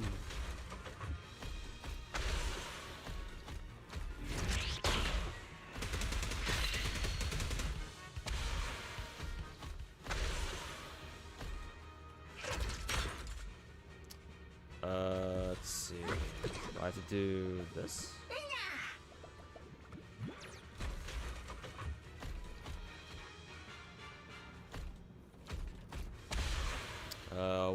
What do I gotta do? Go to the upgrade station to upgrade the mecha? Okay, so let's get the prototype up there for upgrades. Okay. Maybe I gotta hit like a switch or something? Okay, no, I was just supposed to press F. What the fuck? Why didn't they give me that prompt before?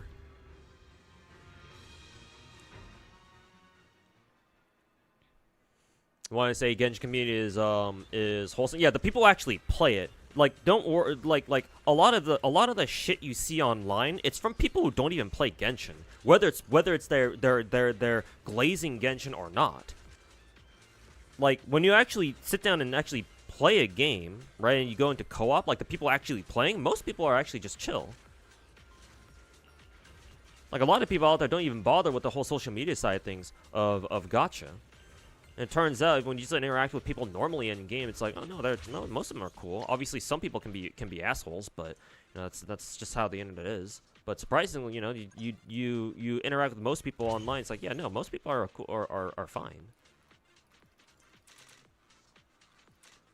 Like it's just social media, and people always trying to fucking like push an agenda or a fucking or push some propaganda or some shit. Or like, you know, my feelings, you know, try to fucking shove their feelings down other people's throats constantly. The reason why we think that.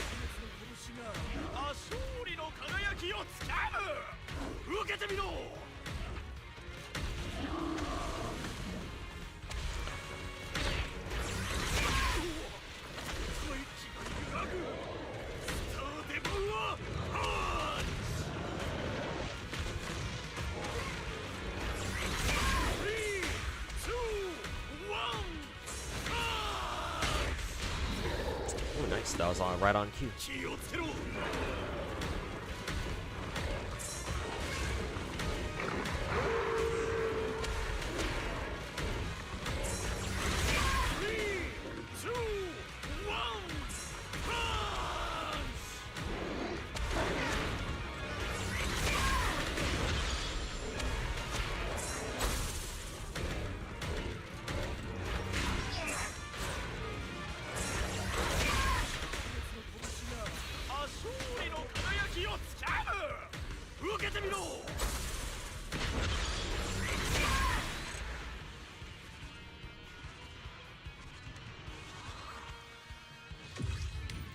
That's why you don't like most popular gacha CCs, because they do the exact same shit of content. You watch mine and Zodan's because they actually have interesting topics and discussions. Yeah, unfortunately, a lot of people out there are not interested in our style of content. Wish they would be, but you know it's the job, the responsibility falls on us to you know, give them a reason to watch our content. But yeah, here's to hoping that people expand their content repertoire instead of just watching grifters and fucking rats all day.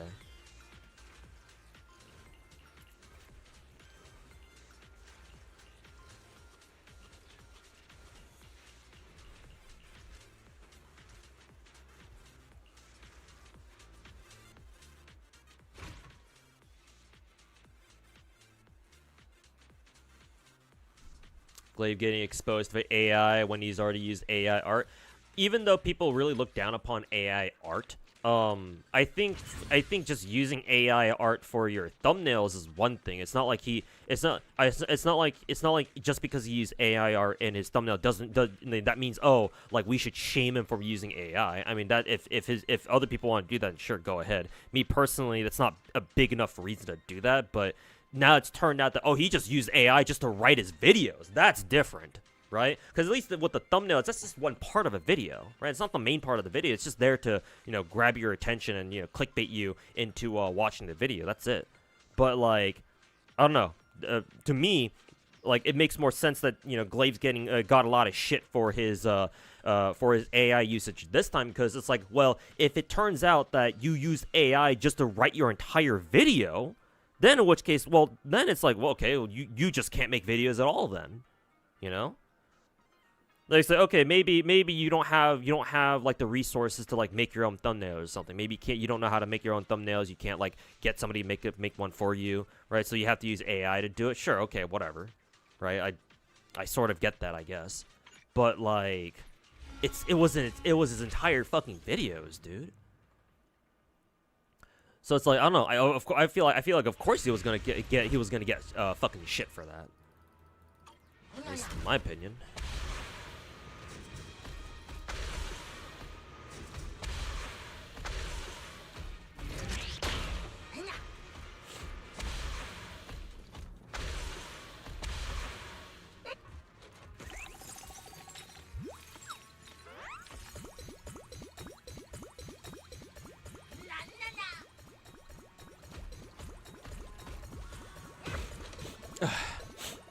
Seems like most of the players on social media don't even play the fucking game. Yeah, no, a lot of them don't, or maybe they used to in the past, and they try to pretend like they still play or some shit.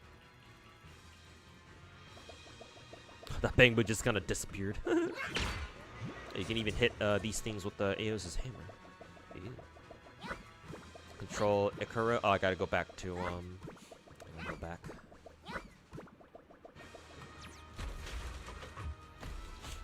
Where am I supposed to go? This way.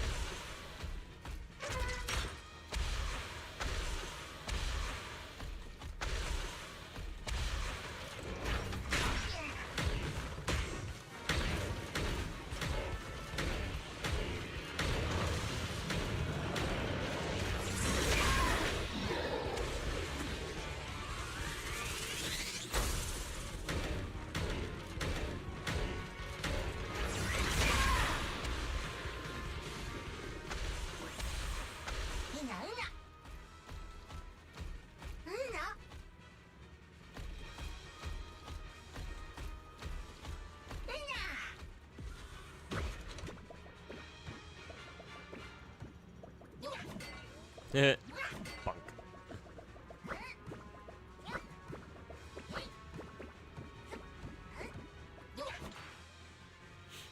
Hey Tammy, how's it going? Hope you're enjoying your Sunday so far.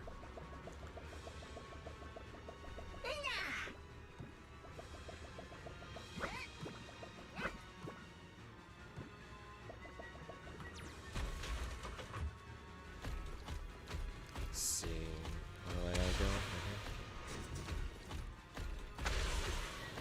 The fact that it exploded to such a degree indicates he wasn't liked by a lot of people already. Just exposure just gave him a really good reason to fucking hate him. I mean, hey, it's good news to me at least. Or it's great to see at least, yeah. Yeah, I guess as you give the people a reason to fucking hate the right people, then yeah, they're gonna fucking jump on his ass. I mean, that's what happened to me and a lot of other people. So, fucking, you know, at least justice served, at least partially. Job's not done yet though. Who are we talking about? Oh, we're talking about Glaive Kyo, briefly. The rat content creator who got exposed last week for using AI to script basically all of his fucking videos. He got somebody brought him up in my chat, so talk about it for a bit.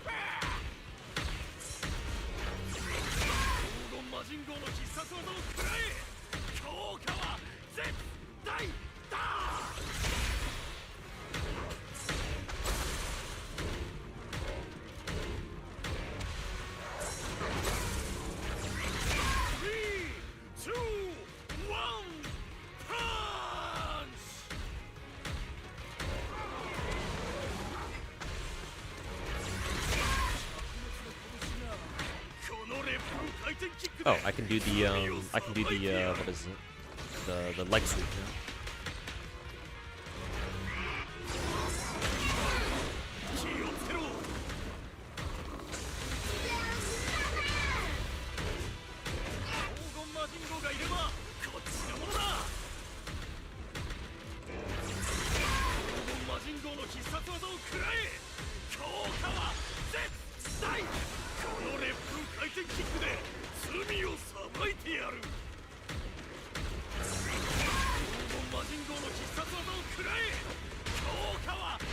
How did he even get exposed? Somebody he told something. No, there's this content creator named Zone,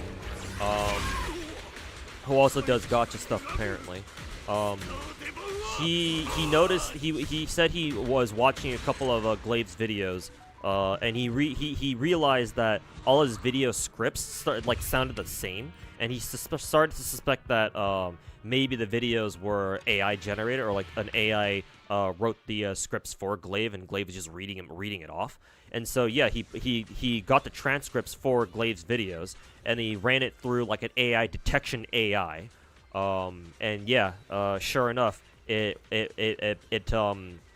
came back as like, oh yeah, almost all of Glaive's videos are like at least 70, 80, 90% AI generated. He even had a few that were 100% AI generated apparently.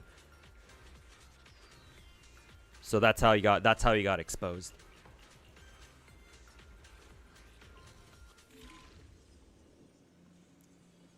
Chill and wholesome players are more passive, not active. Yeah, Chisa, yeah. Cause a lot of people don't use social media. It's kind of, I know it's kind of hard to imagine, but a lot of people don't use social media. I didn't use social media that much either until like recently, right? Like really, the only reason why I'm so active on social media now is because hold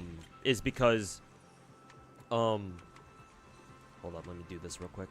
Is because you know, people talk about gacha a lot on Twitter. And like it or not, like information wars is definitely a thing, at least here in gacha at least. You don't use socials, better for your mental health? Yeah, if you can't handle social media, you should not be using it. Unfortunately, I have to. I have to continuously sacrifice brain cells to the social media, on the social media altar, because, you know, I'm a content creator, and, you know, I gotta keep up with stuff, you know.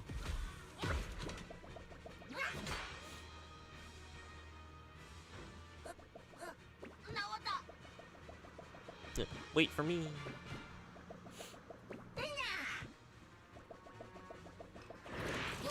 Oh, good move.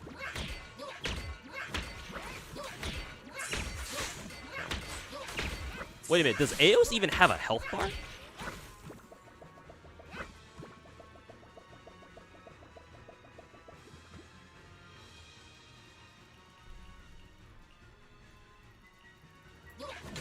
Have they done that with other characters in Zen? Yeah, we've had events like that before, like side-scrolling events. Yeah, we've had them for like other character fights.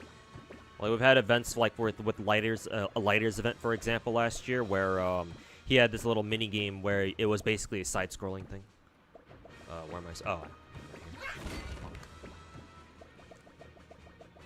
So not the first time they've done it, but definitely the first time they've done it for this mech event, though.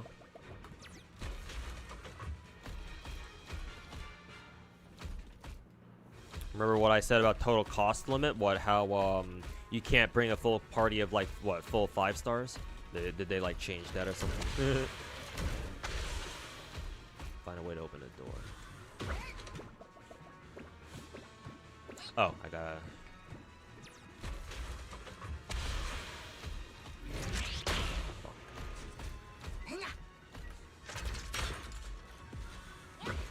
Mech can't jump, so I'm going here myself.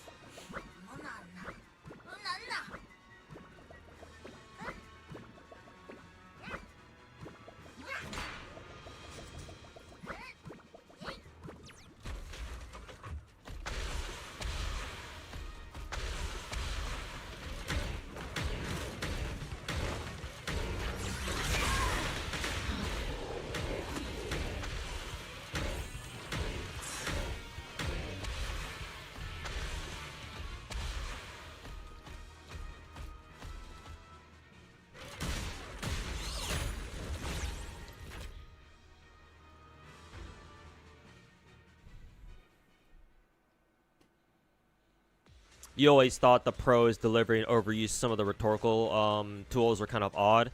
Yeah. I saw comments in Zome's video saying, yeah, like some other people were like, yeah, his videos always kind of sounded strange, but yeah, nobody I guess before Zome put 2 and 2 together and realized he was just using AI for everything. Yeah. Zone or Zone 10 the Ultima? No, not that. Though I do know I do know who Zone Tan is. That's pretty old school, though. No, not zone with an N. Zome with an M. You were told a long time ago that you should avoid any fandoms. Maybe you shouldn't avoid them, but realize that fandoms can oftentimes devolve into groupthink and you know, tribalism.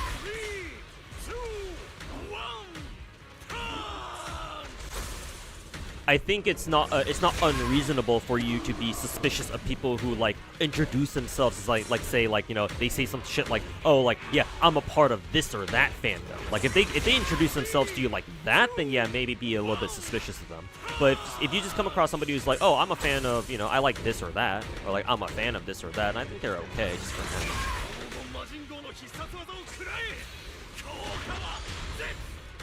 Like, not all fandoms are like that, obviously. Just some of them are, like, you know, sometimes they can be, but not all the time. But yeah, maybe, you know, if you're not familiar with the fandom, maybe just go in there with a grain of salt or something.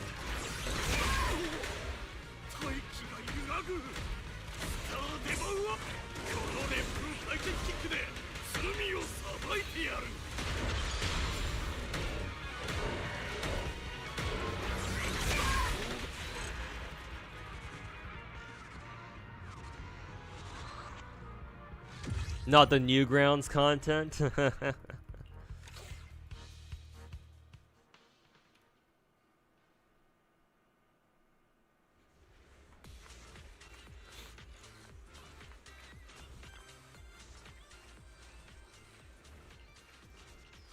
Yeah, okay, Lord. You hate this Gunsmoke boss? Really? It wasn't too bad, at least for me. But then again, I just play everything on auto. My electric team actually did pretty well, even on auto. They still got me like 4,200 points. Usually I never score above 4K doing auto. Excuse me.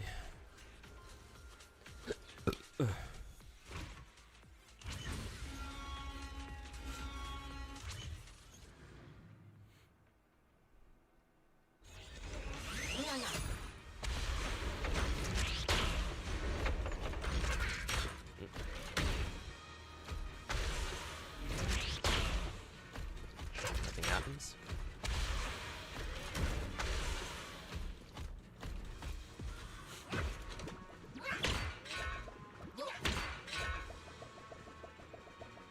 Find a way through the gate.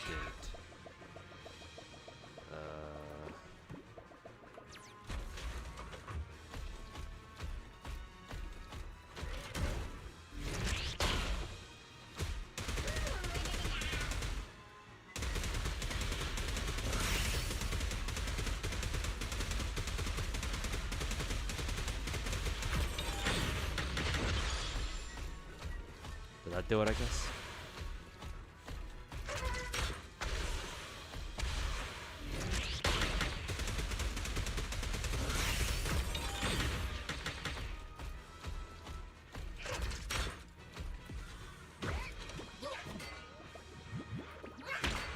Ah.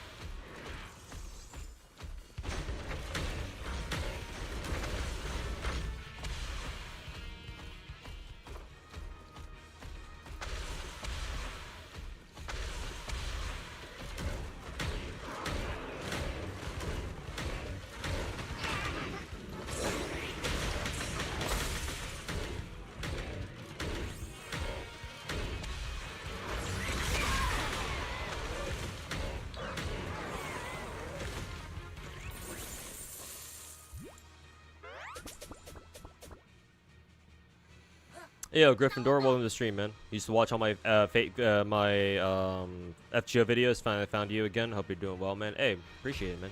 Last 2.5 years have been kind of rough on me. Well, I say kind of, not really. They've been pretty rough. They've been pretty damn rough for me.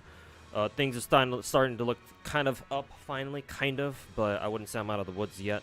But yeah, man, I've just been you know, life and figuring out what I want to do. And then trying to make gacha content just in general. Let's see, I think I go through here. But yeah, thanks for watching all the videos, man, back in the day. And yeah, maybe you'll tune into my streams or just more of my videos later on too.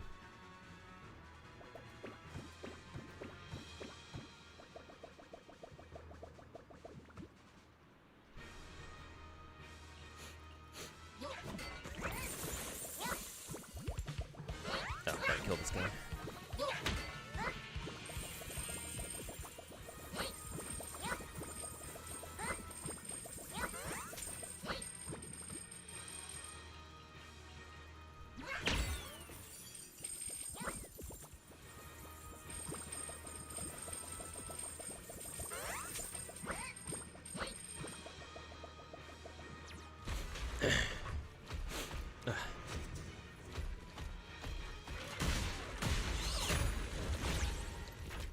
So DNA doesn't save the Kuro community, huh? No, of course not, because you actually have to grind DNA, and guess what? Wuthering Waves players are just like any other gacha player fandom, or at least any of the other big four gacha player fandoms, where they don't want to fucking grind for shit. Let me ask you this: when's the last time the clown has ever played Wuthering Waves on stream? Has Saint Tontus even fucking 100% of the map in Wuwa? Does he have every single character built?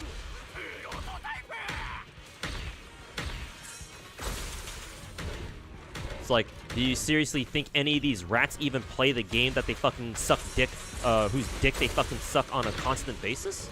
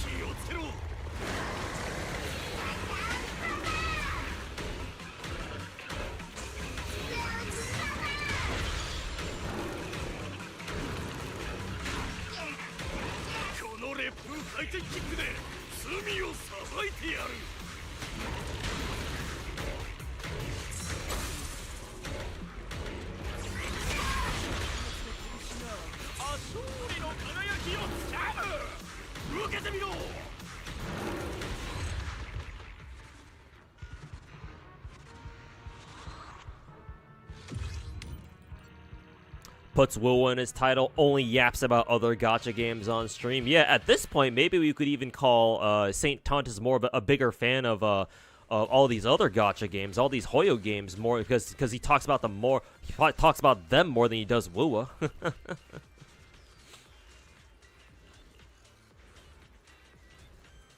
Do you know Minosura? He mains Filipino content creator who mains Zenless. Sounds British. Interesting. I wonder if he studied abroad in England or something. No. What about him?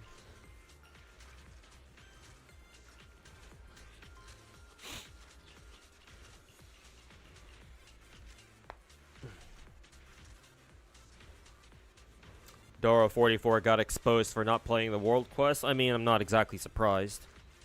Like, I don't know if I can't think of anything that I have personally against Doro. Like I talk shit on Styx, I talk shit on MTash, but I can't talk shit on Doro because I don't know of anything he's like explicitly done to make me, you know, aggro onto him or anything like that.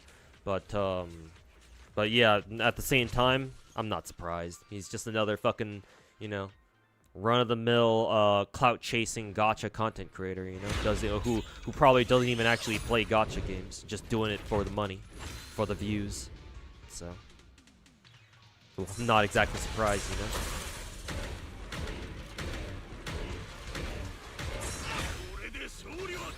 know. That's funny. We both did the Gale Kid at the same time.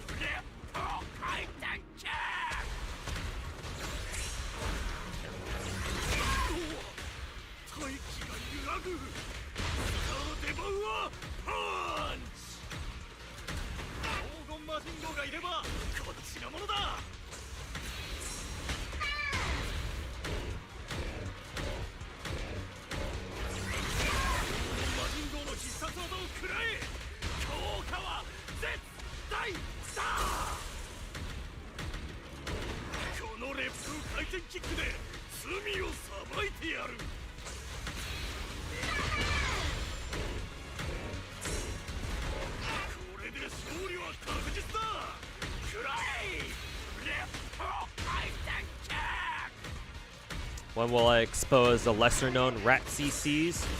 I mean, technically John Seaman was one of them. He's not really a content creator, though, but technically he kind of counts, not really? I don't know. I want to go after the big boys first, though, because you can, you know, what's just because you take down the small fry, that's not really gonna get you much, you know. Like, maybe I can throw them in as like a bonus package or whatever it makes sense to talk shit on them too. But at the moment, I've got my crosshairs on the bigger rats, because the bigger rats are the problem. Like, once we feel like the bigger rats are taken care of, then we can do cleanup duty and go after the smaller rats, I guess.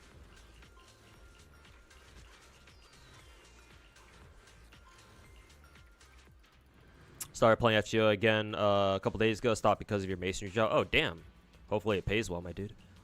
You're working dumb hours, really long hours, or you've been working mad hours but recently quit. Picked it back up last week. Oh, really? Damn. Well, hopefully you got paid in the big bucks for that. Doro, from what I've been able to tell, like, Doro keeps out of drama. He's like Brand Online, I think, where like they don't really say anything inflammatory. Like they're usually pretty chill. It's just, you know, like I don't think they really play that much gacha, right? So, you know, if people were exposing Doro that he wasn't actually playing, you know, Genshin at all, then it's like, well, you know, I'm not exactly surprised.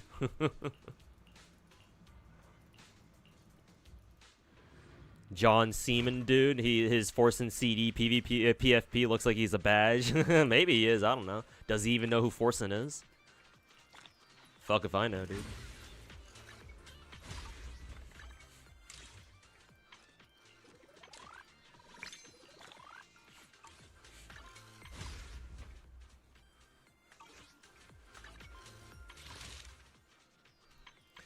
Does he even fucking know? Who knows, man?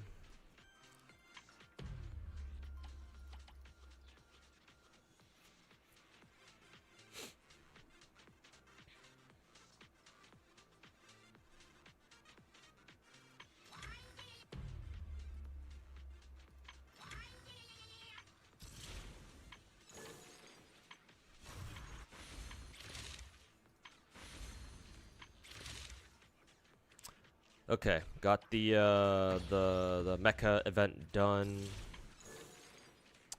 Chess event, auto chess event is still going, but I just gotta get this done like once every day for the next like 4 days now. Let's see. Let's see. We can go through this event, or this is the story. So I gotta go through the story, and once we go through the story, then we can finish this event. I'll save this for later. I'll switch over to Wuwa now, because I've done as much as I could here.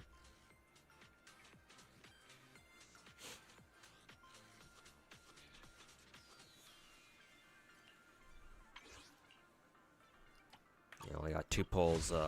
Only got 2 pulls left there.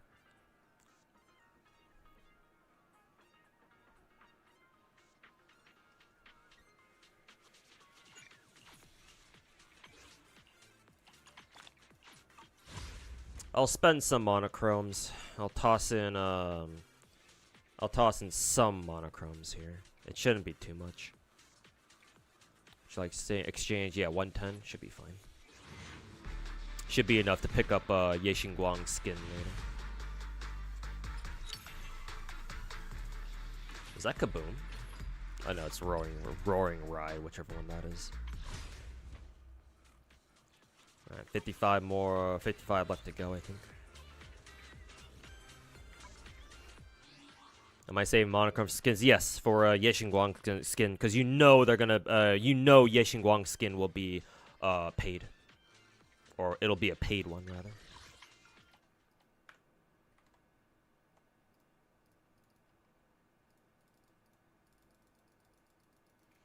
Don't you love minerals? I mean, if you play a big if you play a big gacha game, then gotta get used to the minerals. So,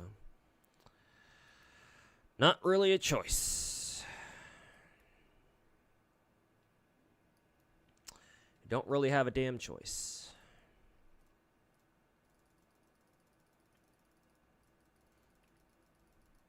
Still no Miyabi skin. One day they'll give one to her. One day.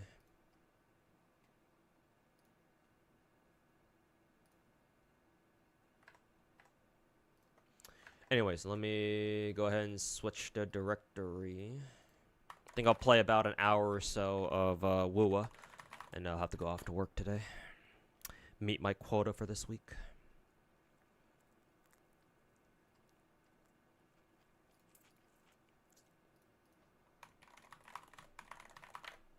Oh, oops. Wuthering Waves. There we go. Switch over to some Wuwa. Try to finish the rest of the events here in this game. Not that this game had a lot of content to begin with, but we'd make do, I guess.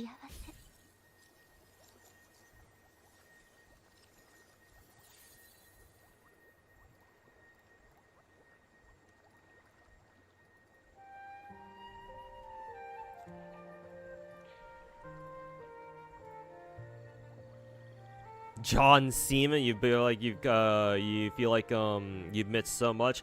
Oh yeah, dude, you have no idea. Like I don't know how much of my content you've watched in recent times, Gryffindor, but shit, man. Because I've transitioned away from making FGO centric content to like just general gacha content. Right now, it's a doozy, man. It's fireworks out here, bro.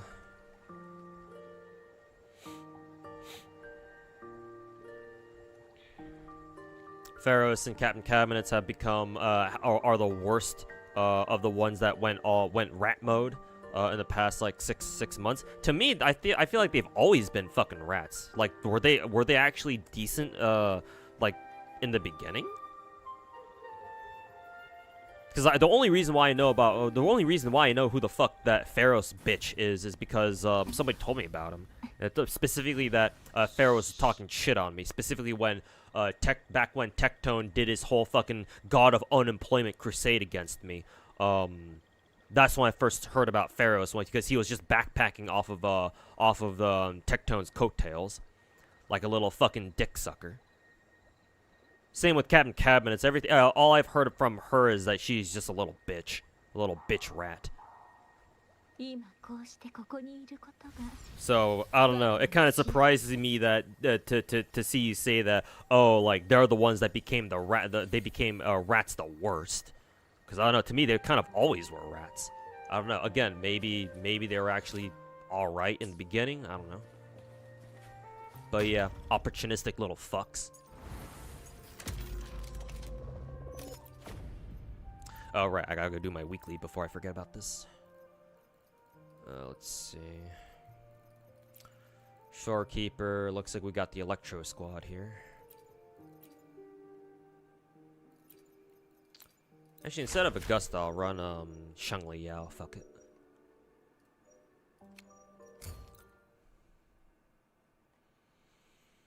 Leeching off of bigger creators, shortcut to growth. True, but you know, I get to fucking roast him for that. So, fuck that little piece of shit.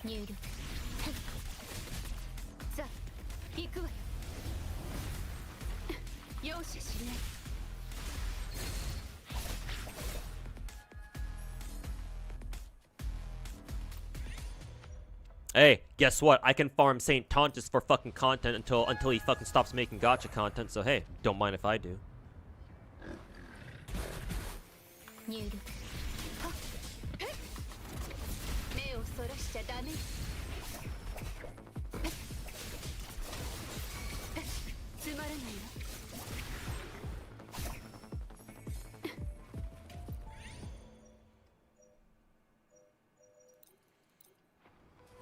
Foxhole does that almost every day already. Oh, really? I didn't think there was a problem with Foxhole. Technically, he might not be doing anything bad per se.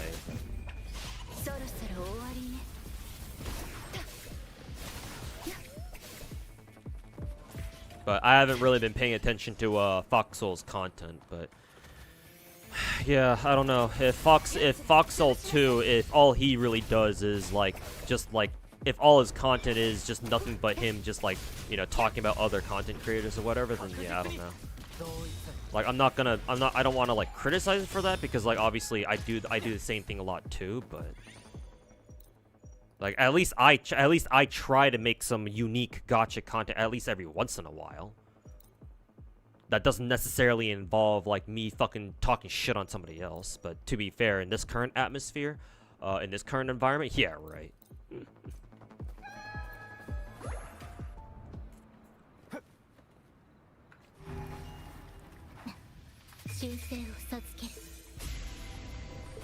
At least Zenless doesn't have minerals. Yes it does. Unless you're just meaning about it.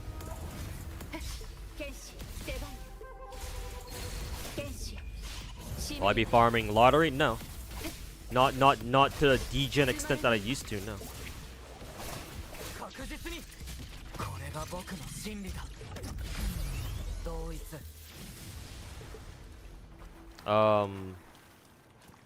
I said this before on stream today, but if you're expecting me to farm lotteries in FGO like I used to back in the day, no, that's not possible anymore. Also, what is with this camera angle? Or what's with this weird ass camera? I think the camera glitched. It's not supposed to be like that. Whatever.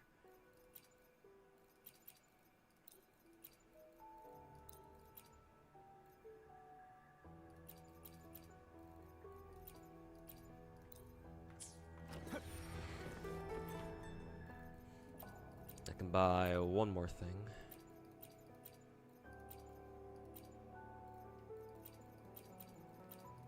Sure, whatever, let's just buy that. But yeah, no, I can't farm FGO lotteries anymore, even if I wanted to. Real life sucks. Don't have the time to do it. I play like 17 other gacha games right now. And then my IRL side job of me doing food delivery, that takes up a lot of time, you know? So no, I physically cannot, you know, play FGO or farm FGO as much as I did before. Like unless something weird happens where I suddenly become a big content creator out of the blue, or I start making hella money somehow. No, I am effectively retired from farming FGO lotteries as much as I used to, like a fucking degen back in the day. Sorry. Would I be whaling if I had the money to, and which gachas? I think I already answered that question, Chisa, from before. Yes, I would absolutely. If I had the money, if money wasn't a concern for me, then yes, I would absolutely whale. And which ones? Basically all of them. Almost all of them, anyway. There are some gacha games that I will be like, I don't know if I want to spend much.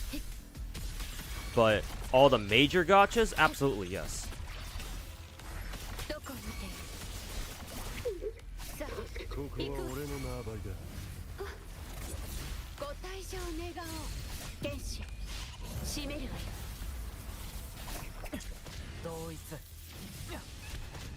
Oh, killed him already. Did I C6 after every character? To what extent? I didn't C6 everybody, but I did at least go for C2 on everybody, because even back then I knew that, oh yeah, Genshin's the kind of game where Genshin, Star Rail, whichever one of the Hoi games, well yeah, Genshin mainly.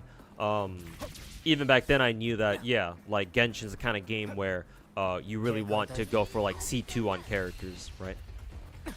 So for characters I didn't really care about, I went for C2. For characters I actually did like, I went for more than that. My favorite characters in Genshin, obviously I went for C6.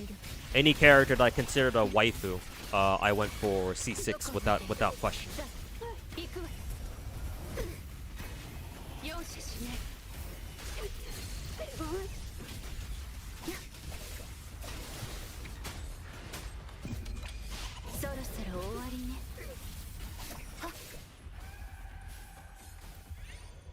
Not to mention Chisa's husband, but this is something that I want to add, because a lot of other whales don't do this, or not a lot of them. But on top of my whaling, I also maxed refreshed resin in Genshin every single day, and that costs like 900 gems a day. So if you add that up, if we were to assume that there's 30 days in a month, I was basically spending another 300 bucks every single month to max refresh resin in Genshin.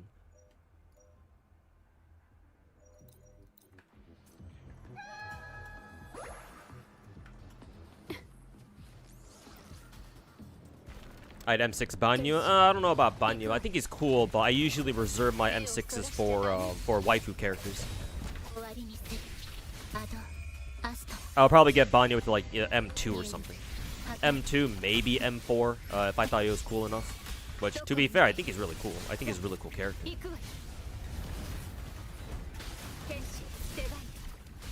But M6, I don't know if I go that far. Not for Banyu at least. Like unless you're talking like, oh, I have just fucking dumb money, like literally don't give a fuck money, where I don't like, it's like, yeah, whatever, dude, let's just blow stacks. If I have that kind of money, then yeah, sure, I'll M6 everybody. Like if we're talking, oh, I win the fucking lottery tomorrow, like I win the fucking billion, like how much is the Powerball up to now? Like 1.5 billion. Like let's say theoretically I won the fucking grand prize jackpot on the Powerball tomorrow, or today, tomorrow, whatever. It's like, oh, here's a billion fucking bucks, right? Literally, like, just don't give a shit money. Okay, yeah, sure, I'll just M6 everybody. Who cares at that point? I ain't got a fucking problem.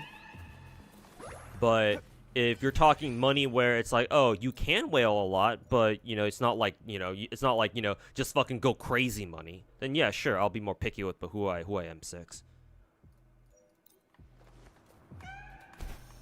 God damn it.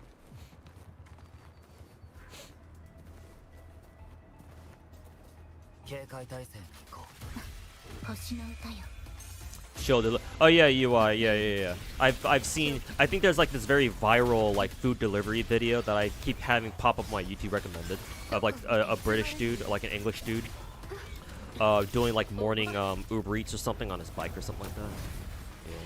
Yeah, no. There are some people here in the States, here in America, who actually do Uber Eats by bike.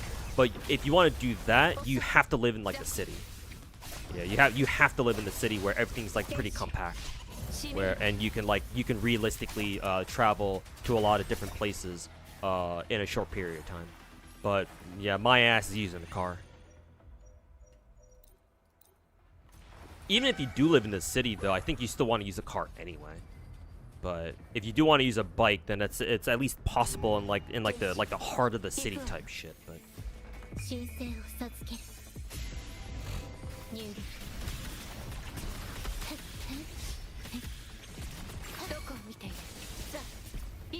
what do you say? Dolphins have benefits or whatever? I mean, you get as much as you get as much out of your money as you decide to put in, both in terms of your money and your time and your effort. Like, if you feel like you want to spend more money to get more out of your gacha games, like, hey man, that's on you.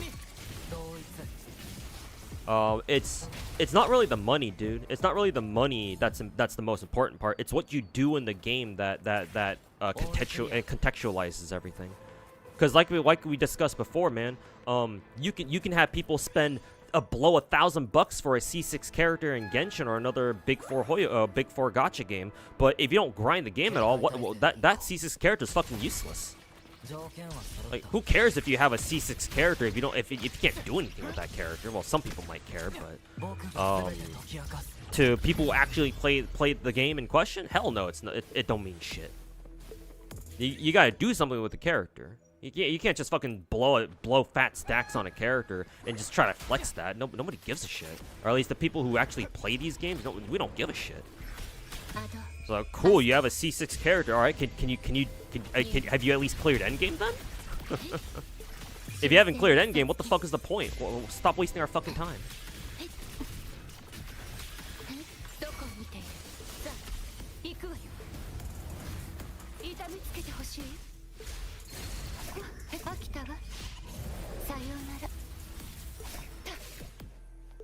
Benefits of being a dolphin over a whale? You don't spend as much money, but that's pretty much it.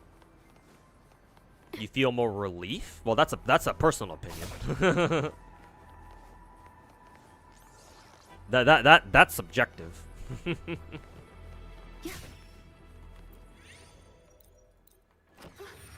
But strictly speaking, if we're talking about objective measures of like, oh, what's the advantage of being a dolphin? You don't spend as much money. Pretty much it, though.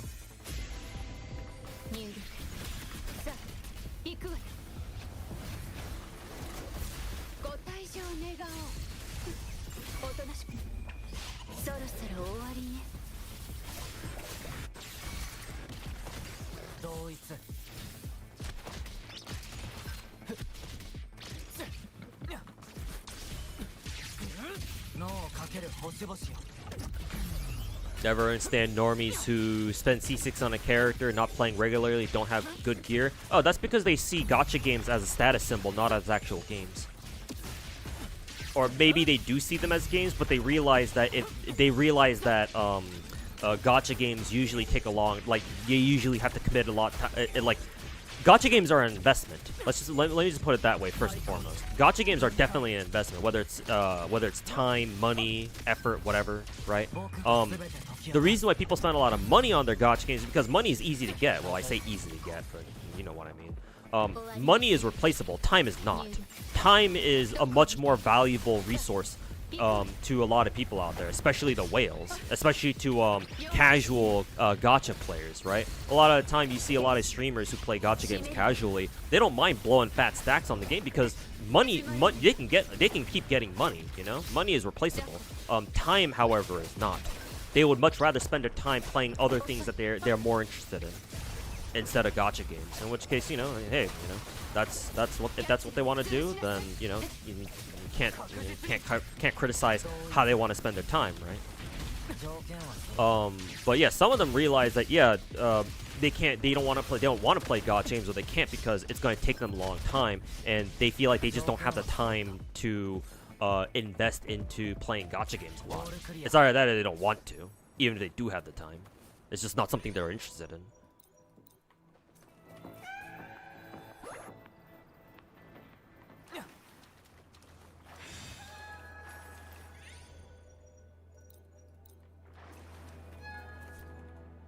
Do you prefer the whale experience over the dolphin POV experience? Yes, I prefer the whale experience because that's what I personally prefer. But I can't speak for other people, man. I guess I should emphasize that. I enjoyed my time as a whale because I enjoy gacha games. I like playing them. I like pulling for new characters. I don't enjoy losing the 50-50s, sure, but you know, I had enough money at least back in the day where I didn't have to worry about that. Now, unfortunately, I do. But yes, like I'm not a dolphin or a free to play in a lot of my gacha games because I want to be. No, I'm not spending money in my gacha games because I can't. I physically don't have the money.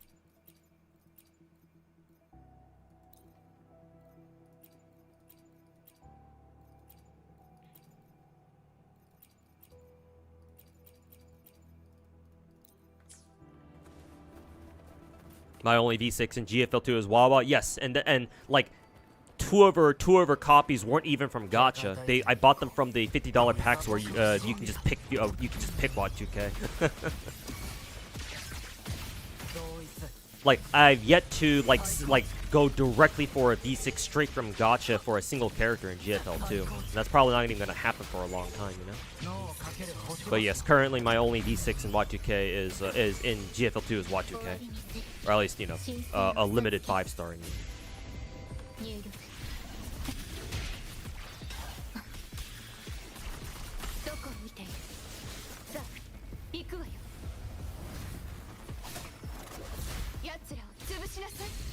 Watch my how to use every character FGO servant video, helped a lot, thanks. Thanks for watching. Those videos are just meant to be memes, but if they actually did legitimately help you, then hey, that's what's good, man. But yeah, thanks for watching, man. Appreciate it.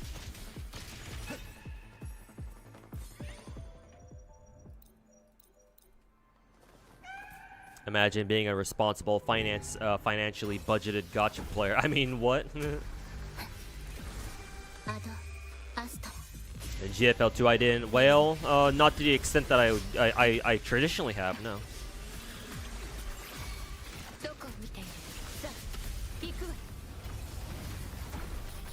Maybe one day I can, but at the moment, no.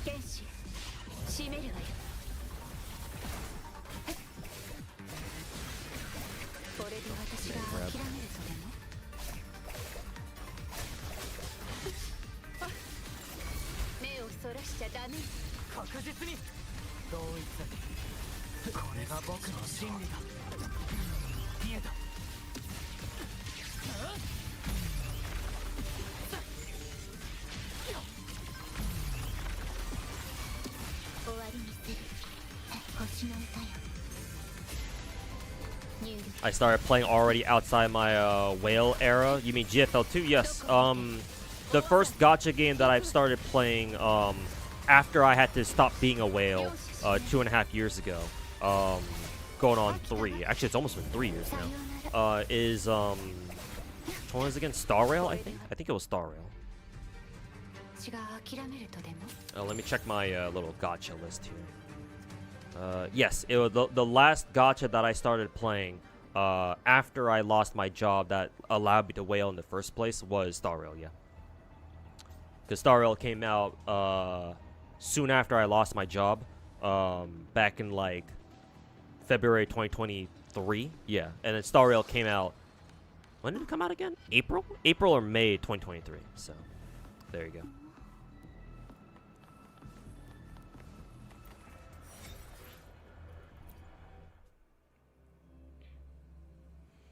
Funny how time-consuming GFL2 is, but you like it. Once you get the hang of what you're supposed to do, once you know what you're supposed to do, it's not that time-consuming, but yeah. I really wish they'd cut down on the time that we need to, like, fucking do, what is it, Phase Clash. Like, Phase Clash is the only really, like, glaring problem that I see with GFL2 and, like, how long it takes for you to do shit. But that's just me.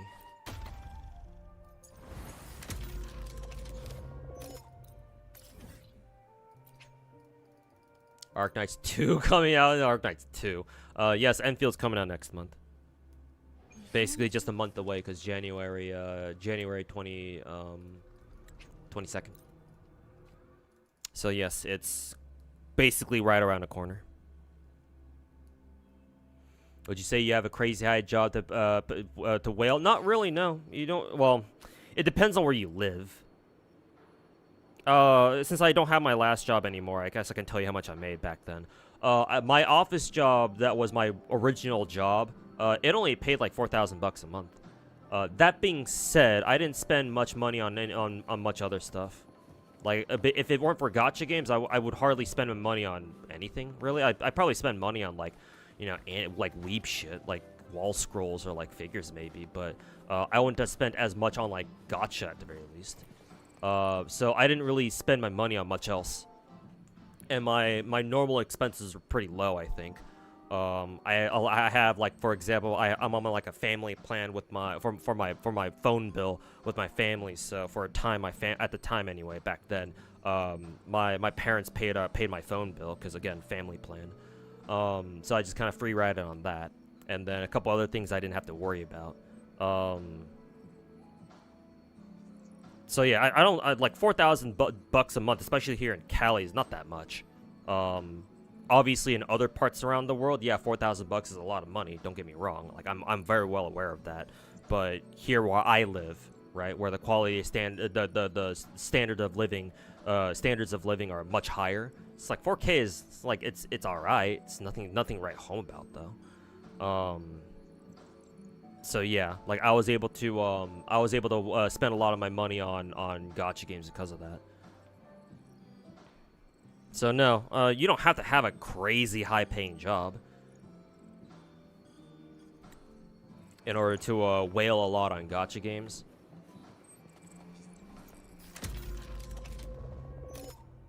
You heard some whales saying you don't need like a high yeah, no, you don't.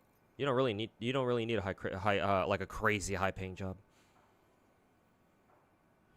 You keep getting god tier echoes for characters you don't even have. Oh, cool. Maybe you'll be able to use them one day.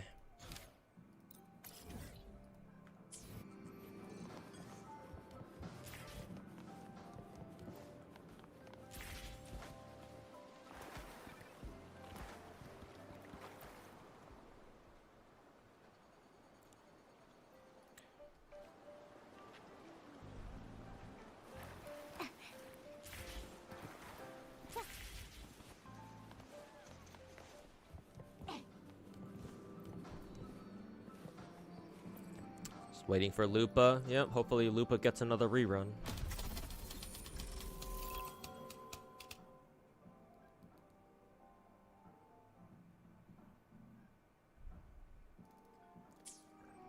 Excuse me.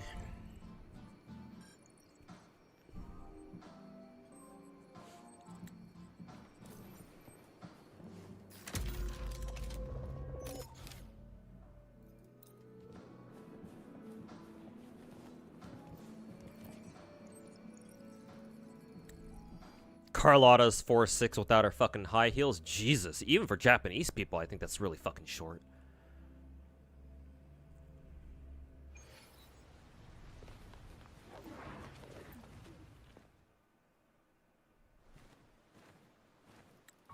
I feel like S1R1 Lupa is very weak. Nah, man. You just gotta pump your Lupa numbers up, because that's exactly what my Lupa is. S0R1, and I think my Lupa is just fine.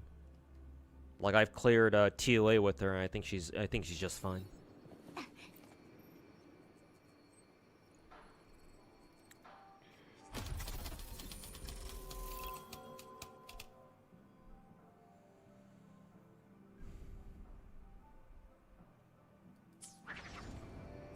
She's definitely not like main DPS tier though.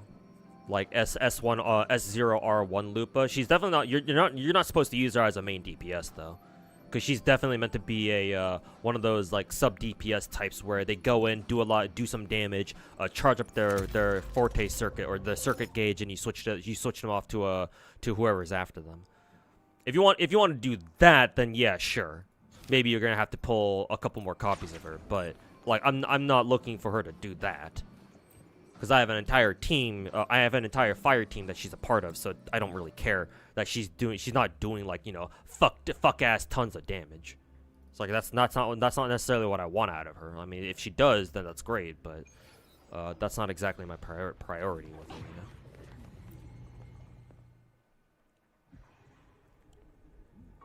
You watched Fob playing with S0R1 versus a level 100. But yeah, if he was just playing with him, if Fobmaster was just playing S0R1 Lupa just by herself without a team, then yeah, what the fuck did you expect? Because yes, I don't deny it. Lupa has low damage just by herself, but you're not supposed to use her by yourself. Yeah, because I use her in this team. As you can see right here, I have Lupa, Brant, and Changli. The reason why she's on this team is because each of these characters supports the next character that they rotate into. Lupa perfectly supports Brant, Brant supports Changli, Changli supports Lupa. It's a loop. It's a team loop. Because Lupa, her outro skill, if you look at her kit here, it buffs incoming Resonator will have their fusion damage amped by 20%, basic attack damage amped by 25%. That's perfect for Brant because all Brant is fusion and basic attack damage. What does Brant do? His outro skill amps the next character's fusion and skill damage. Guess what? Changli is also fusion and skill damage. And then Changli, for her part, she amps the next character's fusion and liberation damage. Guess what? That's what Lupa is. Who is it? Kuro Game designed these three to be in one team because they all buff each other. Well, they buff the next character that comes after them perfectly. So if you have Lupa buffed by Changli, Changli's outro skill, then Lupa will do some serious damage. But just by herself, yeah, no, she's not doing much. Maybe just Fob just sucks at quickswap. I don't know how good he is at the game, and nor do I care. It's just, you know, maybe, you know, it's like Lupa's still good. Again, not main DPS tier, but if you put her in her team, if you put her in a good enough team, then yeah, she should be able to do some work there.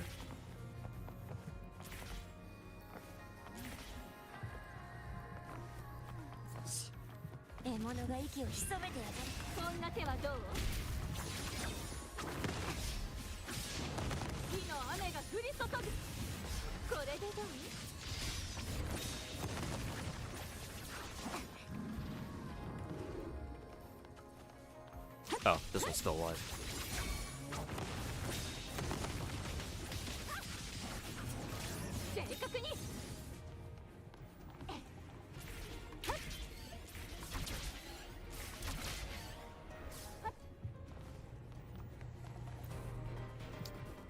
Sounds like every Zenless team ever. I mean, they are pretty similar in that respect, kind of, you know. Though I would say Wuwa's team building is a lot more strict than Zenless's, because at least with Zenless you've got classes that you can kind of take different characters from. In this game you want specific characters, so to me that feels a lot worse. Team building feels a lot worse in this game. Team building in Wuthering Waves is basically, do you have these characters? No, go fuck yourself. Or it's like, oh, you don't have Rosia? Oh, we have Sanhua. It's like, maybe we have an alternative, but, you know.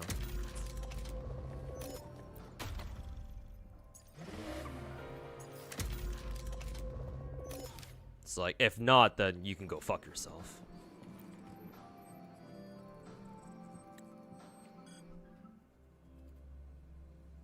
Did you get your question answered? Don't want to retype it? Well, one, don't take this the wrong way, but if you can't even fucking copy paste your question, and two, it's not like your question. It's not like you typed in your question that long ago. But I'll take a look at it anyway. You know, learn some patience, young one. Learn to be a bit more patient. It'll take you a long way. If you don't get the last dance, should you use pistols or standard 5-star pistols? For who? Were you the one who talked about Carlotta last time? Yeah, you were. Well, what does Pridwin say? Do I have to look up Pridwin for you too? Can't just Google Pridwin Carlotta and see what they say? Maybe you don't know about Pridwin actually.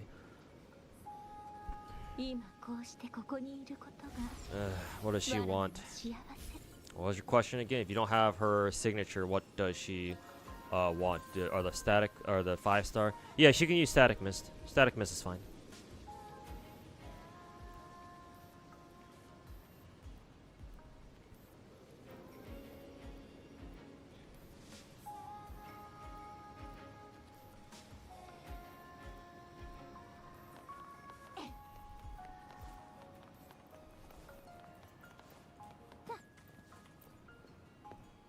You like to call them Fusion Air Force? Oh yeah, because they all have air combos. That's funny. I prefer just calling them just straight up Fire Team. I think that sounds the coolest.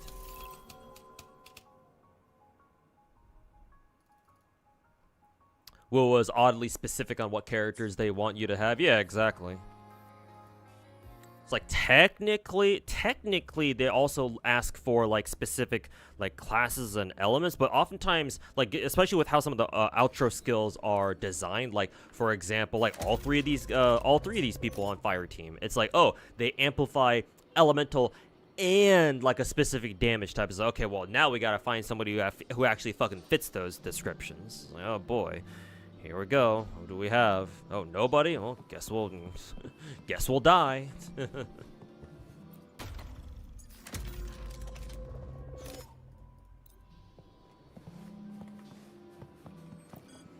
Guess we'll die. I don't know why Automod blocked that message. Just wanted the Gacha God opinion. You don't have to call me that if you don't want to, man.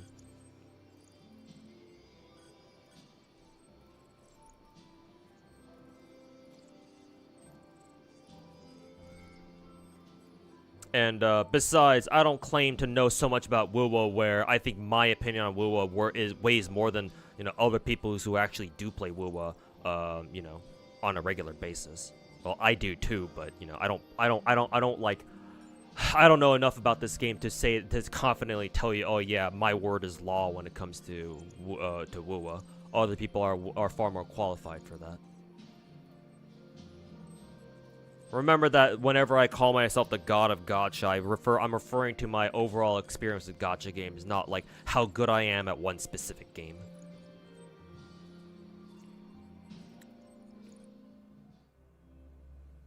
Gyado in a few days, yeah, Lene or whatever her name is. How do you say her name?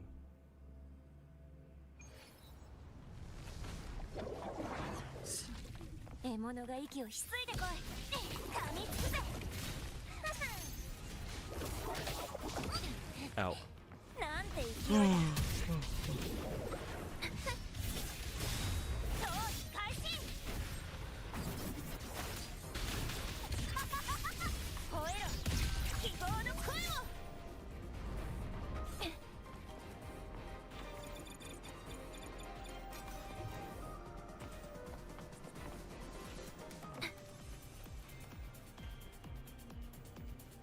Fire Team's most dangerous enemy. Yeah, the fusion immune tacit discourse.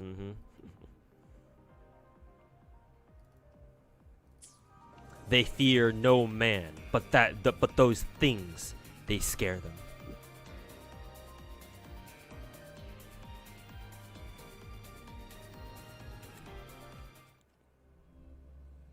Do I think Rexlin is? Yeah, yeah, by far. Well, why is that even a question, Chisa? I know Rexlin. We've played FGO, well, not together, but I knew him from the FGO days. So I've known him for years. I don't want to say we're friends or anything. We're not. We just know of each other. I've known about him. I've known who he is for a very long time. I knew him back when he still did art, like when he still drew on a regular basis. He's an artist. He knows how to draw. But no, I knew him from FGO from his FGO days. Like I don't need to watch much content from him to know that he's infinitely better than me at Wuwa. Like I know about his PGR stuff. Like I've seen some of his PGR videos. They're fucking insane. Like there's a very good fucking reason why Rexlent knows the Kuro devs personally. It's because of his PGR content. Like he's fucking insane. He's fucking cracked at these games. He's better than I ever will be in Wuwa. Like even if I were to try to sit down and like really grind Wuwa and get really good at it, like I'll still be fucking miles behind Rex. It's like if you were to compare I don't know, some dipshit like Sticks to me as like actual gacha content creators, or in terms of like how much gacha experience we have. It's like it's like comparing me to Rex is kind of like comparing Sticks to me. It's like we're not even in the same fucking dimension. I feel like. Well, I'm probably closer to Rex in terms of what is it? In terms of actual fucking, you know, like how good I am or how good / bad I am at Wuwa than, you know, than how much gacha experience Sticks or the other fucking gacha grifters have compared to me per se, but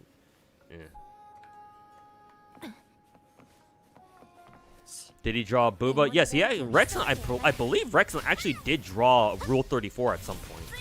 Like if I dig deep enough, I can find his Pixiv.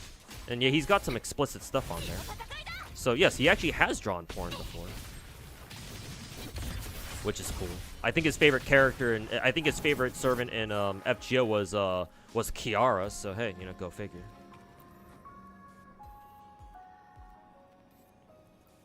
Rex is the real Kuro bot. He's not. We can't call him a Kuro bot. He's the true Kuro. He's the true Kuro god. He's not a bot. He's a god. Unlike Saint, plays Wuwa a lot, still bad at it. I mean, does he even play Wuwa that much?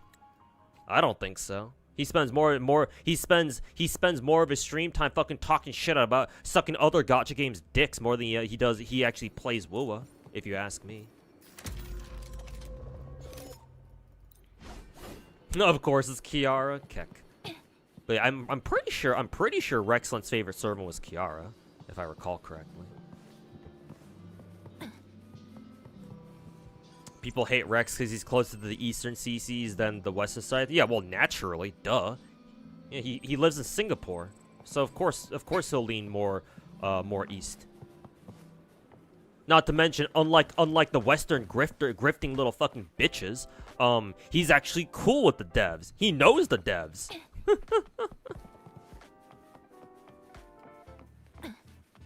Like, the devs know who he is. Like, I don't know if you guys remember, but remember back when Wuwa was like about to come out and they started doing like preview live streams for that shit, right? And their announcement stream too. Like, fuck, dude, Rexant was on that. Like when they interviewed, like when they released their like developer interview video, like before Wuwa came out, like it was Rexant interviewing them. And when they did the Wuwa launch stream right before Wuthering Waves came out, it was Rex there on the stream. He was cosplaying who was Asano, I think it was. You know, kind of a meme, but you know, he was there. All the fucking Kuro bots, the fucking Wuwa cucks, Saint Tontus, Pharaohs, Captain Cabinets, Glaive, Kyo. Who else am I fucking forgetting here? Ethan. They can only dream of having clout that big. Those little bitches, those little fucking rats, wish they had clout that big. Oh no, it wasn't Sanhwa. Sorry, it was Yang Yang. My bad.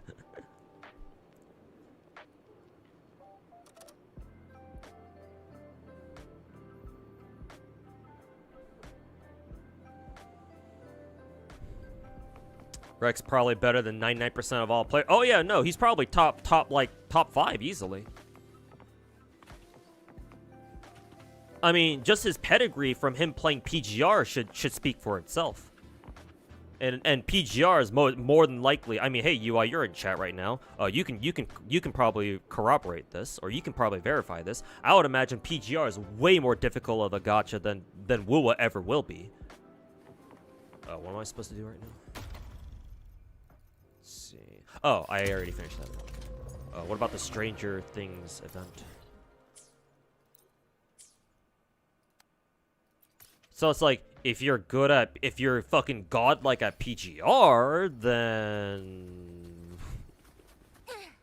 Gee, I wonder how good you'll be at Wuthering Waves. Let me think about that one real quick.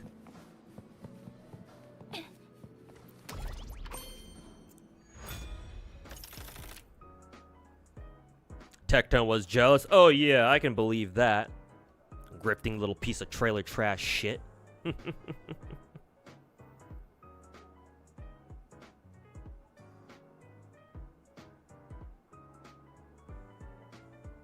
Yeah, I can definitely believe that.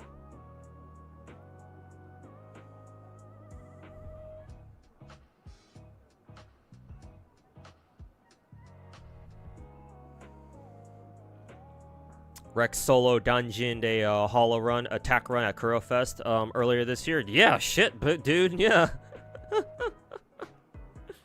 I actually didn't know about that. I didn't know he fucking solo dungeoned Flirtless, I think. I think somebody in my Twitch chat is also corroborating that. But I didn't know he did that shit. Holy fuck. In front of a fucking live fucking crowd? Jesus, man.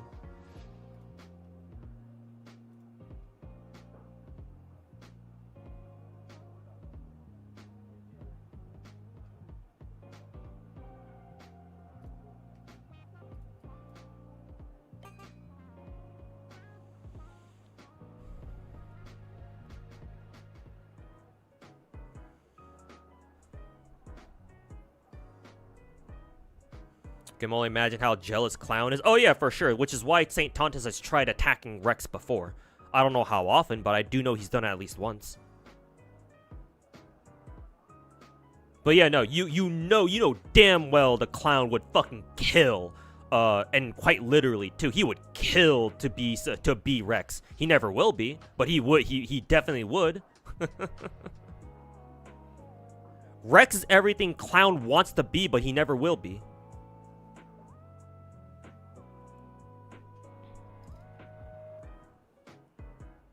Tectone dissed PGR, that put him... Oh, really? You know that for sure? I mean, I'm not surprised. Kind of funny, though, if that's the case, because, Wuwa still gave him a chance, which is why Tectone, constantly grifted, Wuwa against Hoyo, though. Saw a gacha story poll. Oh yeah, I saw that too. People voted Limbus over FGO. You just looked at it and went like, what? I mean, Chais, you can't take that shit seriously, man. Like, what the fuck did you expect? It's a fucking popularity poll, dude.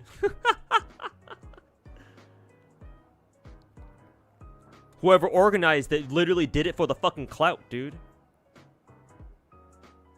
Or, you know, maybe they are just that fucking retarded, and maybe they thought it was a legitimate fucking contest to see which gacha story truly is the best. In which case, you know, gacha players, am I right? There's no saving some of them. Also, Tectone tried PGR and fucking rage quit on the story boss. Yeah, just like how he fucking got filtered by Limbus Company. Fucking pathetic little bitch.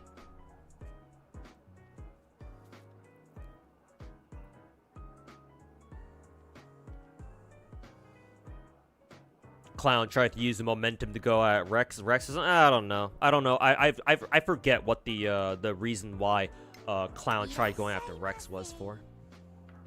I know that Tectone tried roasting Rex over some lolly shit. Maybe that's when the Clown tried dogpiling too.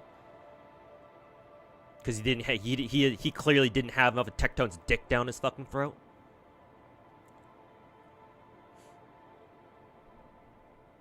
Do you respect Rex? Yes, Rex is one of the few gacha content creators that I actually legitimately no cap respect.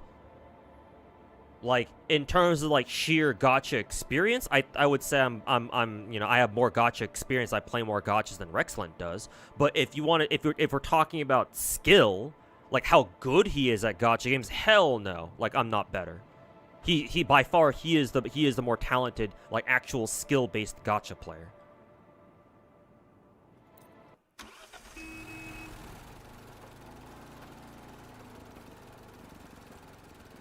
Yeah, Rex has my utmost respect. He's probably the one other gacha content creator, or the gacha content creator that I respect the most. Like Psyche used to be up there, but in recent times, not really so much anymore. So that nowadays that just leaves Rex.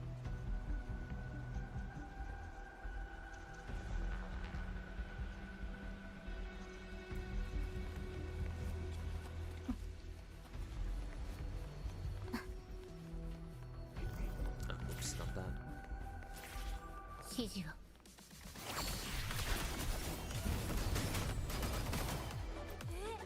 お宝だ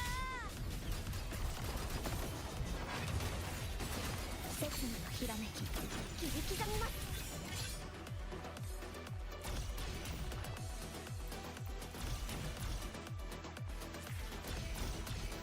What the fuck? Oh, I must have aggroed enemies above me or something. そうです怪現の目 I was about to say, like, where are those attacks coming from? 崩壊させます滅びなさい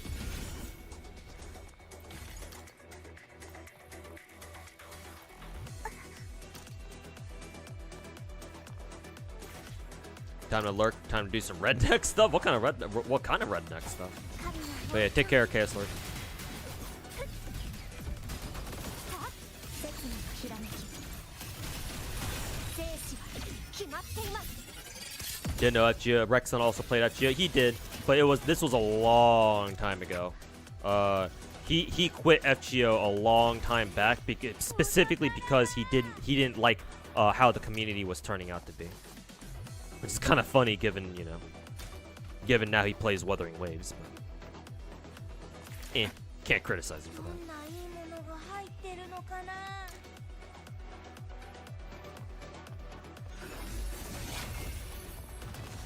刹那のひらめき全部切ってみせます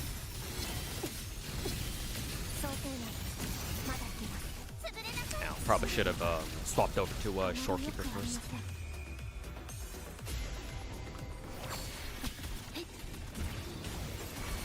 崩れなさい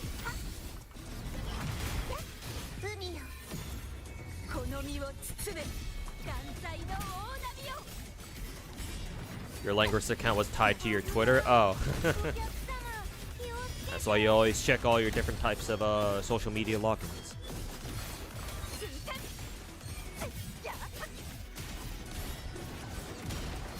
共に戦おう Huh? Did Flirtless have a different skill that I just used? What the hell was that?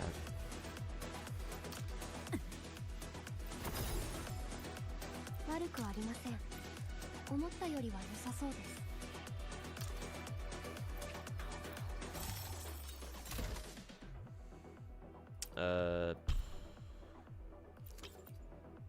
Now we're playing fucking Escape from Tarkov.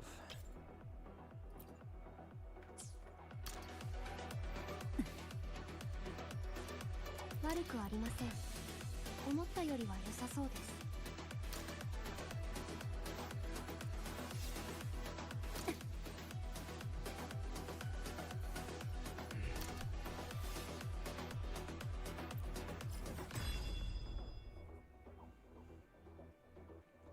A lot of people play FGO, but game doesn't really give people a lot of credibility. Yeah, because it's just too old. Nobody really plays it. At least not a lot of Westerners play it, so nobody gives a shit. Nobody gives a shit. Maybe in Asia, people care. Obviously, people in Asia care.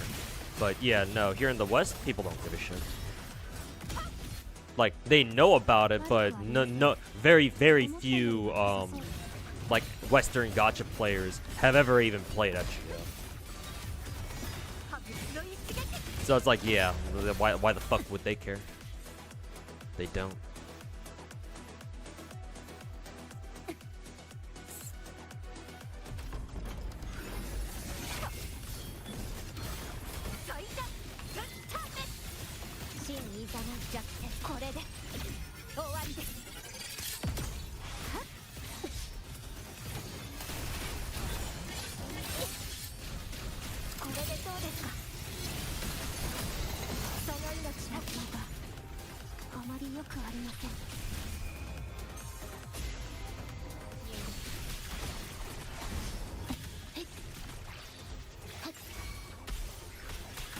Wait, why is he on the other side? 状況があまり良くありません。汚れを払いましょう。やあ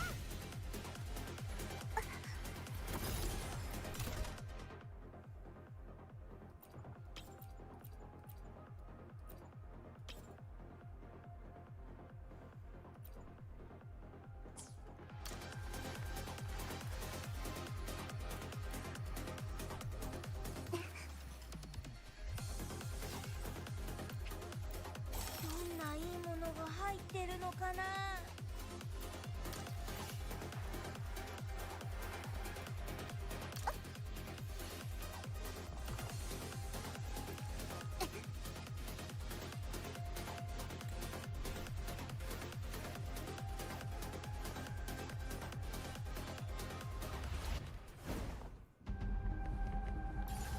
必死のライバルが現れました。神の恩寵を静まれ悔い改めろ。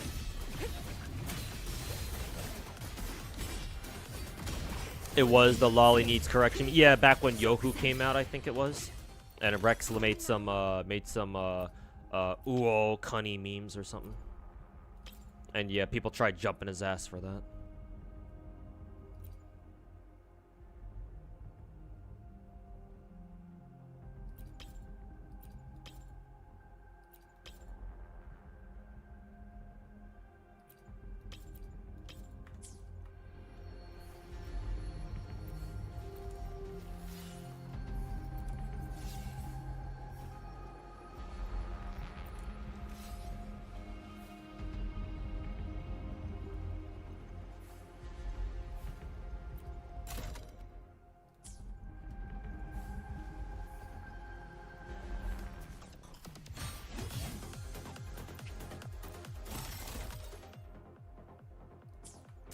I don't have space for any of this shit.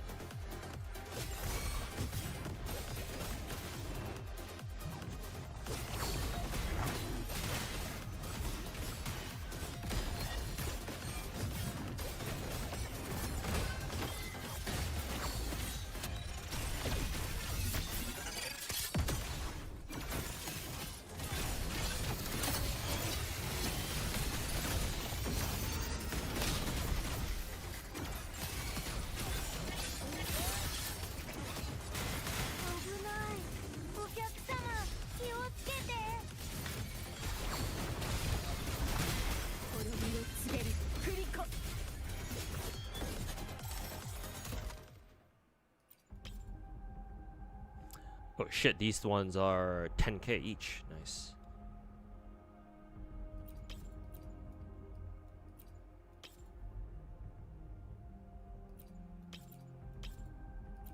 Very good.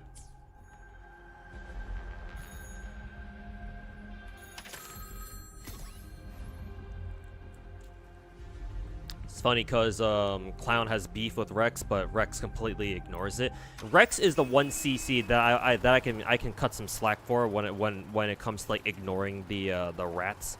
Like I said before that like I don't get why well I do get why, but I don't like how most gacha CCs who aren't rats just try to ignore the rats and don't confront them directly. But Rex is the one guy I can understand because he actually has direct ties to the devs. And so if somebody like Rex were to try to like, you know, break it down with Clown, with the fucking Clown or the other rats, then yeah, it might affect his standing with the devs or whatever. So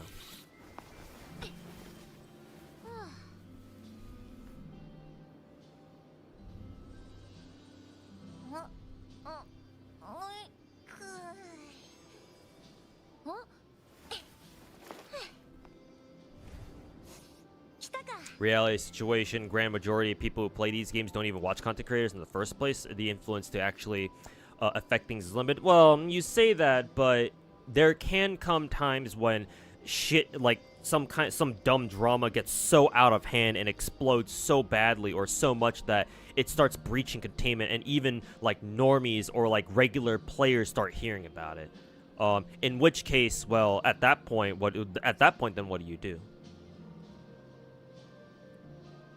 Like, sure, most of the time stuff like that shouldn't happen, but like every now and then it does, right? You know, do you want me to list off a couple of examples? Like, you know, remember the time when we had that shit? We had, well, every Genshin anniversary is shitty, but that one time when Genshin players fucking flipped their shit over anniversary not being generous enough. Like, shit can happen.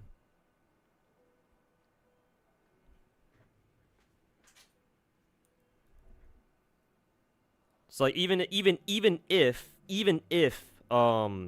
normally like most people who are part of a community or whatever usually shouldn't know like the ins and outs of like what's going on social media and Twitter for their game. There will come a time sooner or later when they will. And in those cases, like you want to be prepared. You want to know exactly how to handle those kinds of situations.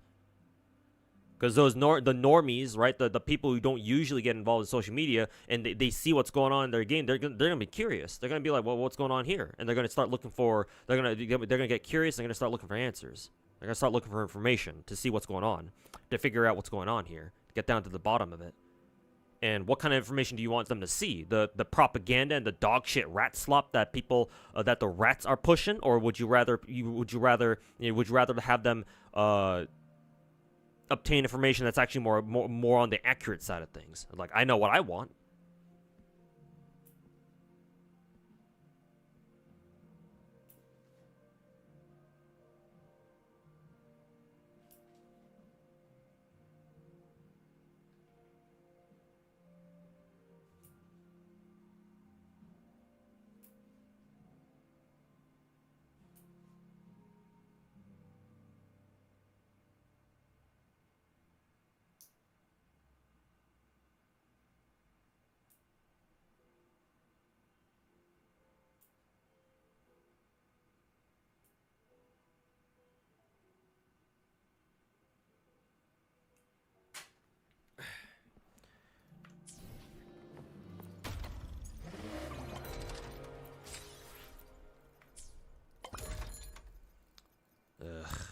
I still need to get all this shit done. Yeah, tomorrow I'm definitely. How much more time do we have on this? 3 more days. Okay, tomorrow will definitely be another Zenless and what is it? Another Zenless and Wuwa day for sure.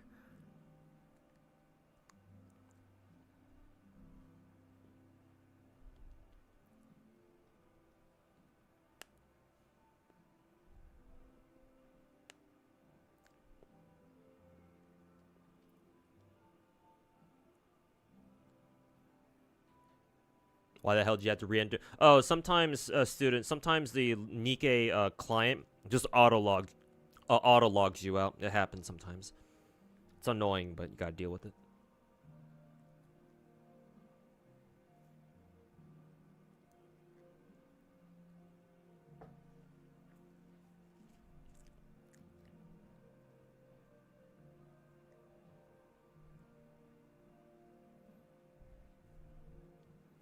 Though the exceptions, not the rule. Yes, but in this space, oftentimes those exceptions become the rule.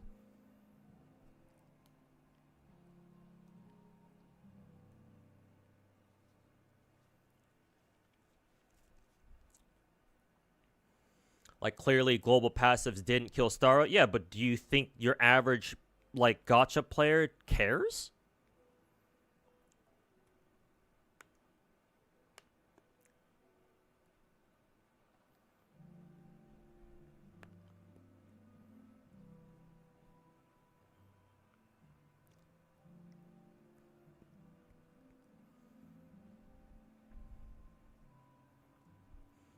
When people in the West whine, complain about something, it doesn't affect the majority of players globally. Sure, but I care about the Western player base, not the Eastern player base. Like, I'm not an Eastern CC.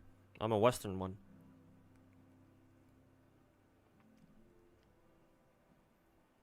Like, I know whatever the fuck Western gacha players fucking talk about or bitch about on a daily basis. I know most of that shit doesn't really affect the Eastern players. I don't care about that though.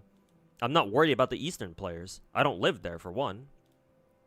Even if I look at, like, I'm concerned about the West, the Western players, because the Western gacha community is the one that needs help.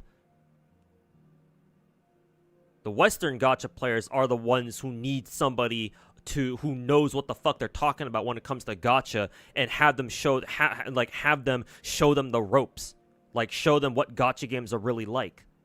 I'm not concerned about the Eastern players, man.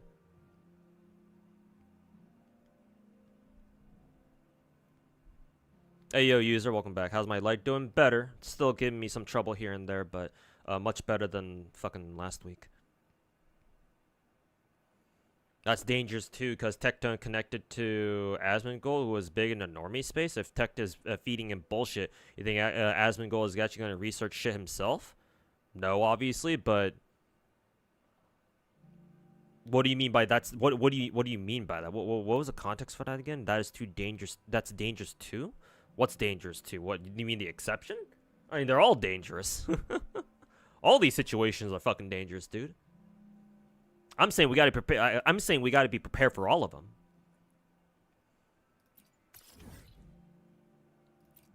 Let's see, 351. I gotta think about heading out. Yeah, heading out pretty soon.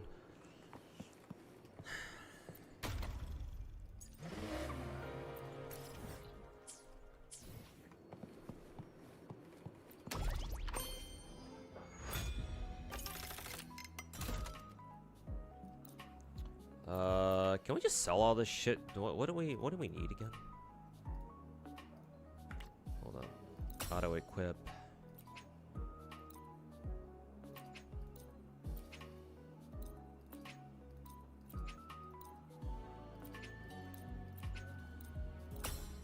Just auto equip all that shit and then sell the rest. No items for sale. Is there like a select all button here? It's just like this then? Fuck it.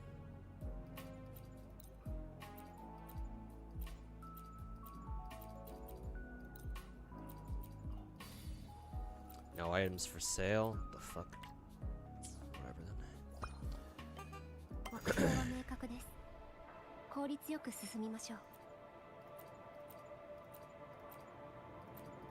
Naimi Pawn shuttle? What was this again? Find out.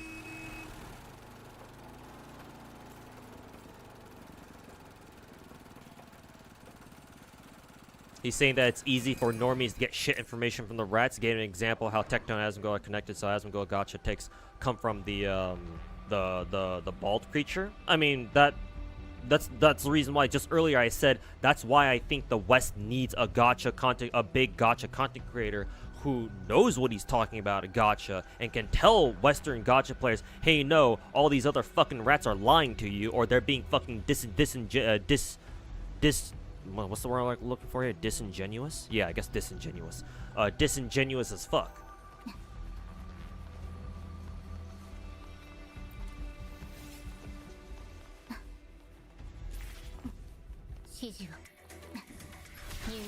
Wait, isn't this the exact same shit? What the fuck? Wasn't I already here? Or didn't I already go through here?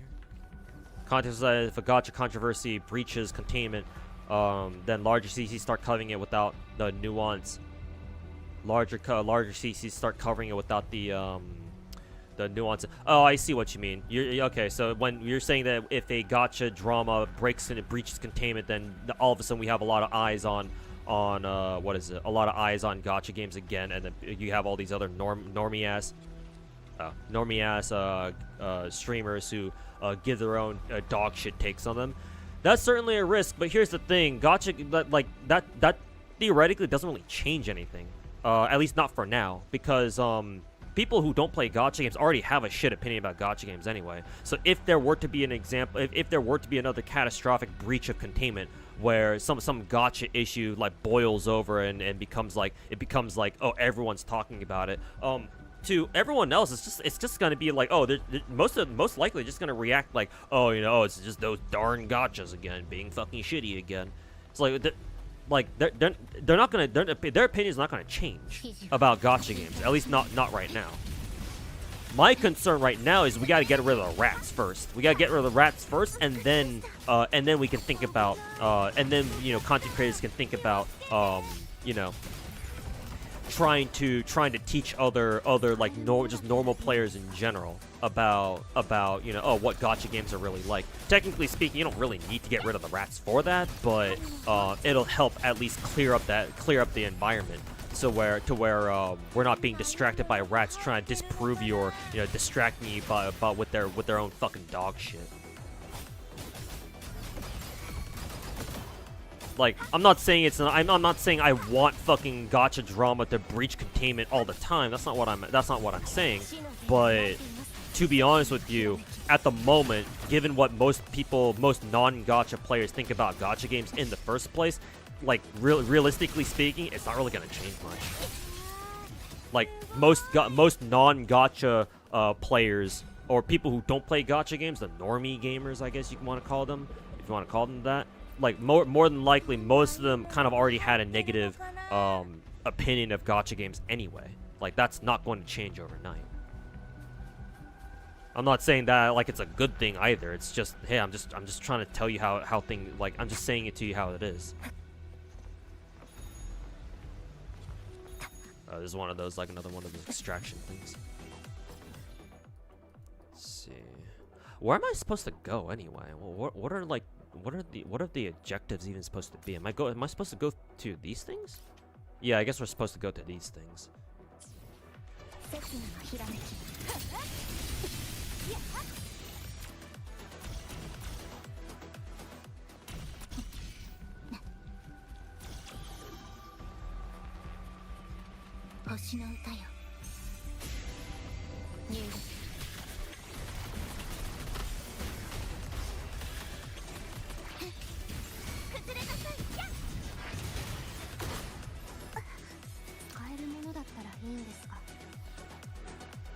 Have I seen Psyche's video? I haven't watched it yet, but I've heard about it, and yeah, that's definitely a video.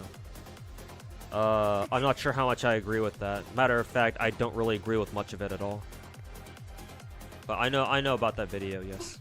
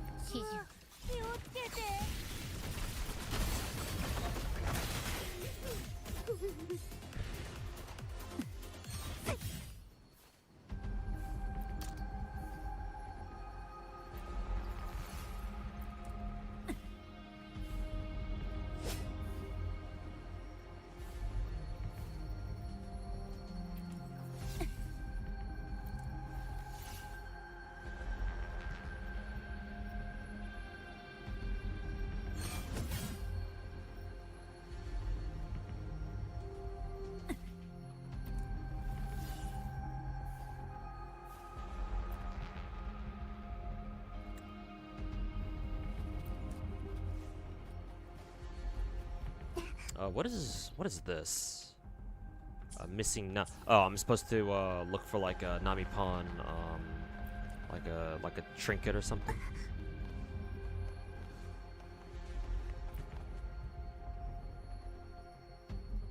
Oh yeah, there it is.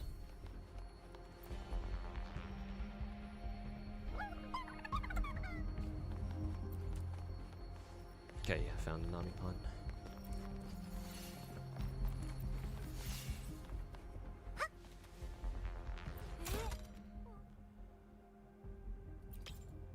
Let's see, game console, don't need that.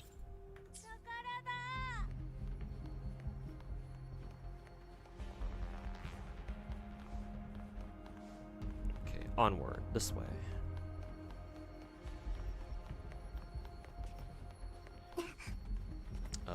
Which... Can't go through there.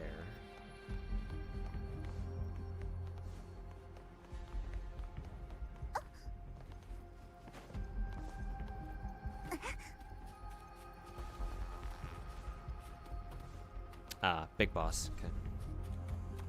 Cartathia reminds you of Brahma from Aether Gazer because they both have adult forms. Yeah, exactly. They're very reminiscent of each other, or they remind me of each other. Yeah.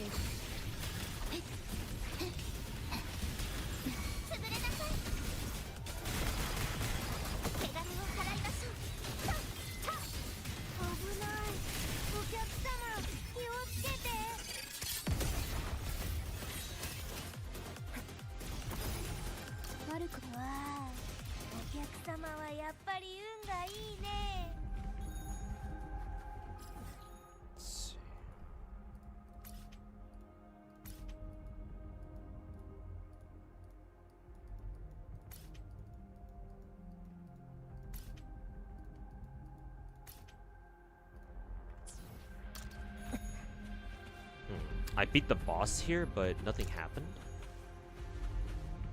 Curious. Actually, no, I'm actually not sure if I'm even playing this event right.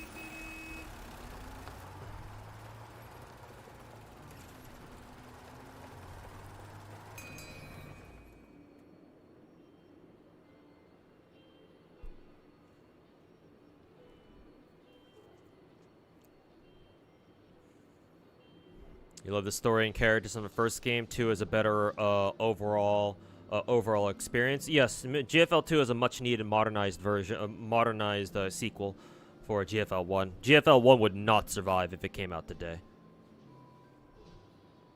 GFL 1 is just way too old school. It's just too old for its own good, pretty much.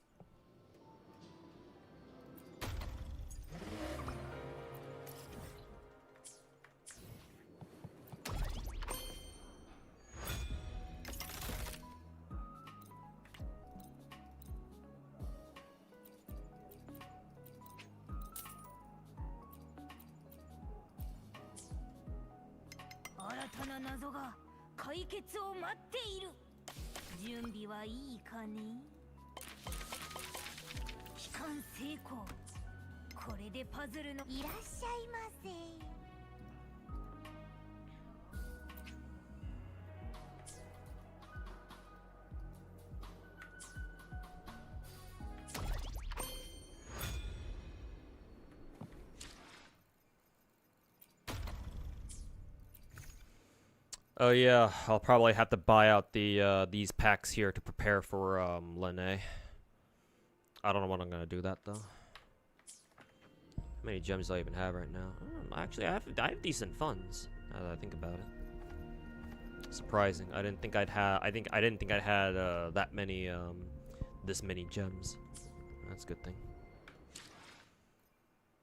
Going to sleep. Have a good day. All right, take care, these. Yeah. I'm gonna get off stream right now too, because I gotta go off to work today, or I gotta go work for today.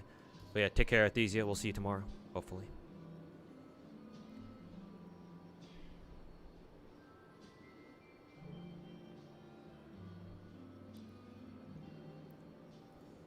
Brahma is more lolly Baba.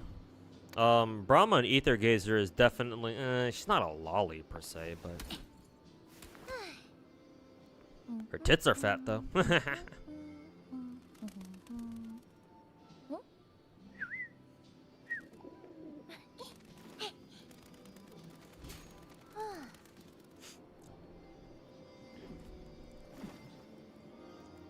Surely Wuwa copy from Yongsher. They could have. Aether Gaze is pretty popular in China. So yeah, they could have. You never know with these Chinese devs. Well, sometimes you do. It's blatant. Sometimes whenever they copy shit, it's blatant. But like Brahma and then Cartwheel, it's not as blatant. They could certainly, you know, take an inspiration from Ether Gazer. Because if you think about it, you know, Cartwheel and both Cartwheel and Brahma are both vaguely green. They both have shape shifting. They're both a 2-in-1 character where you press an ult, you press their ult, and then they turn into a they turn into their other adult version, I guess. It's like, lots of similarities here.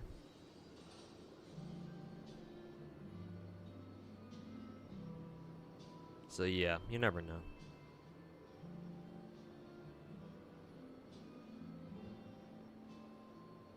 Yeah, 2-for-1 deal. You still can't because of the Chisa's friend saying everyone's got a unique serial number. Yeah, that guy's on something, man. Both their elements are also wind too. Yeah, exactly.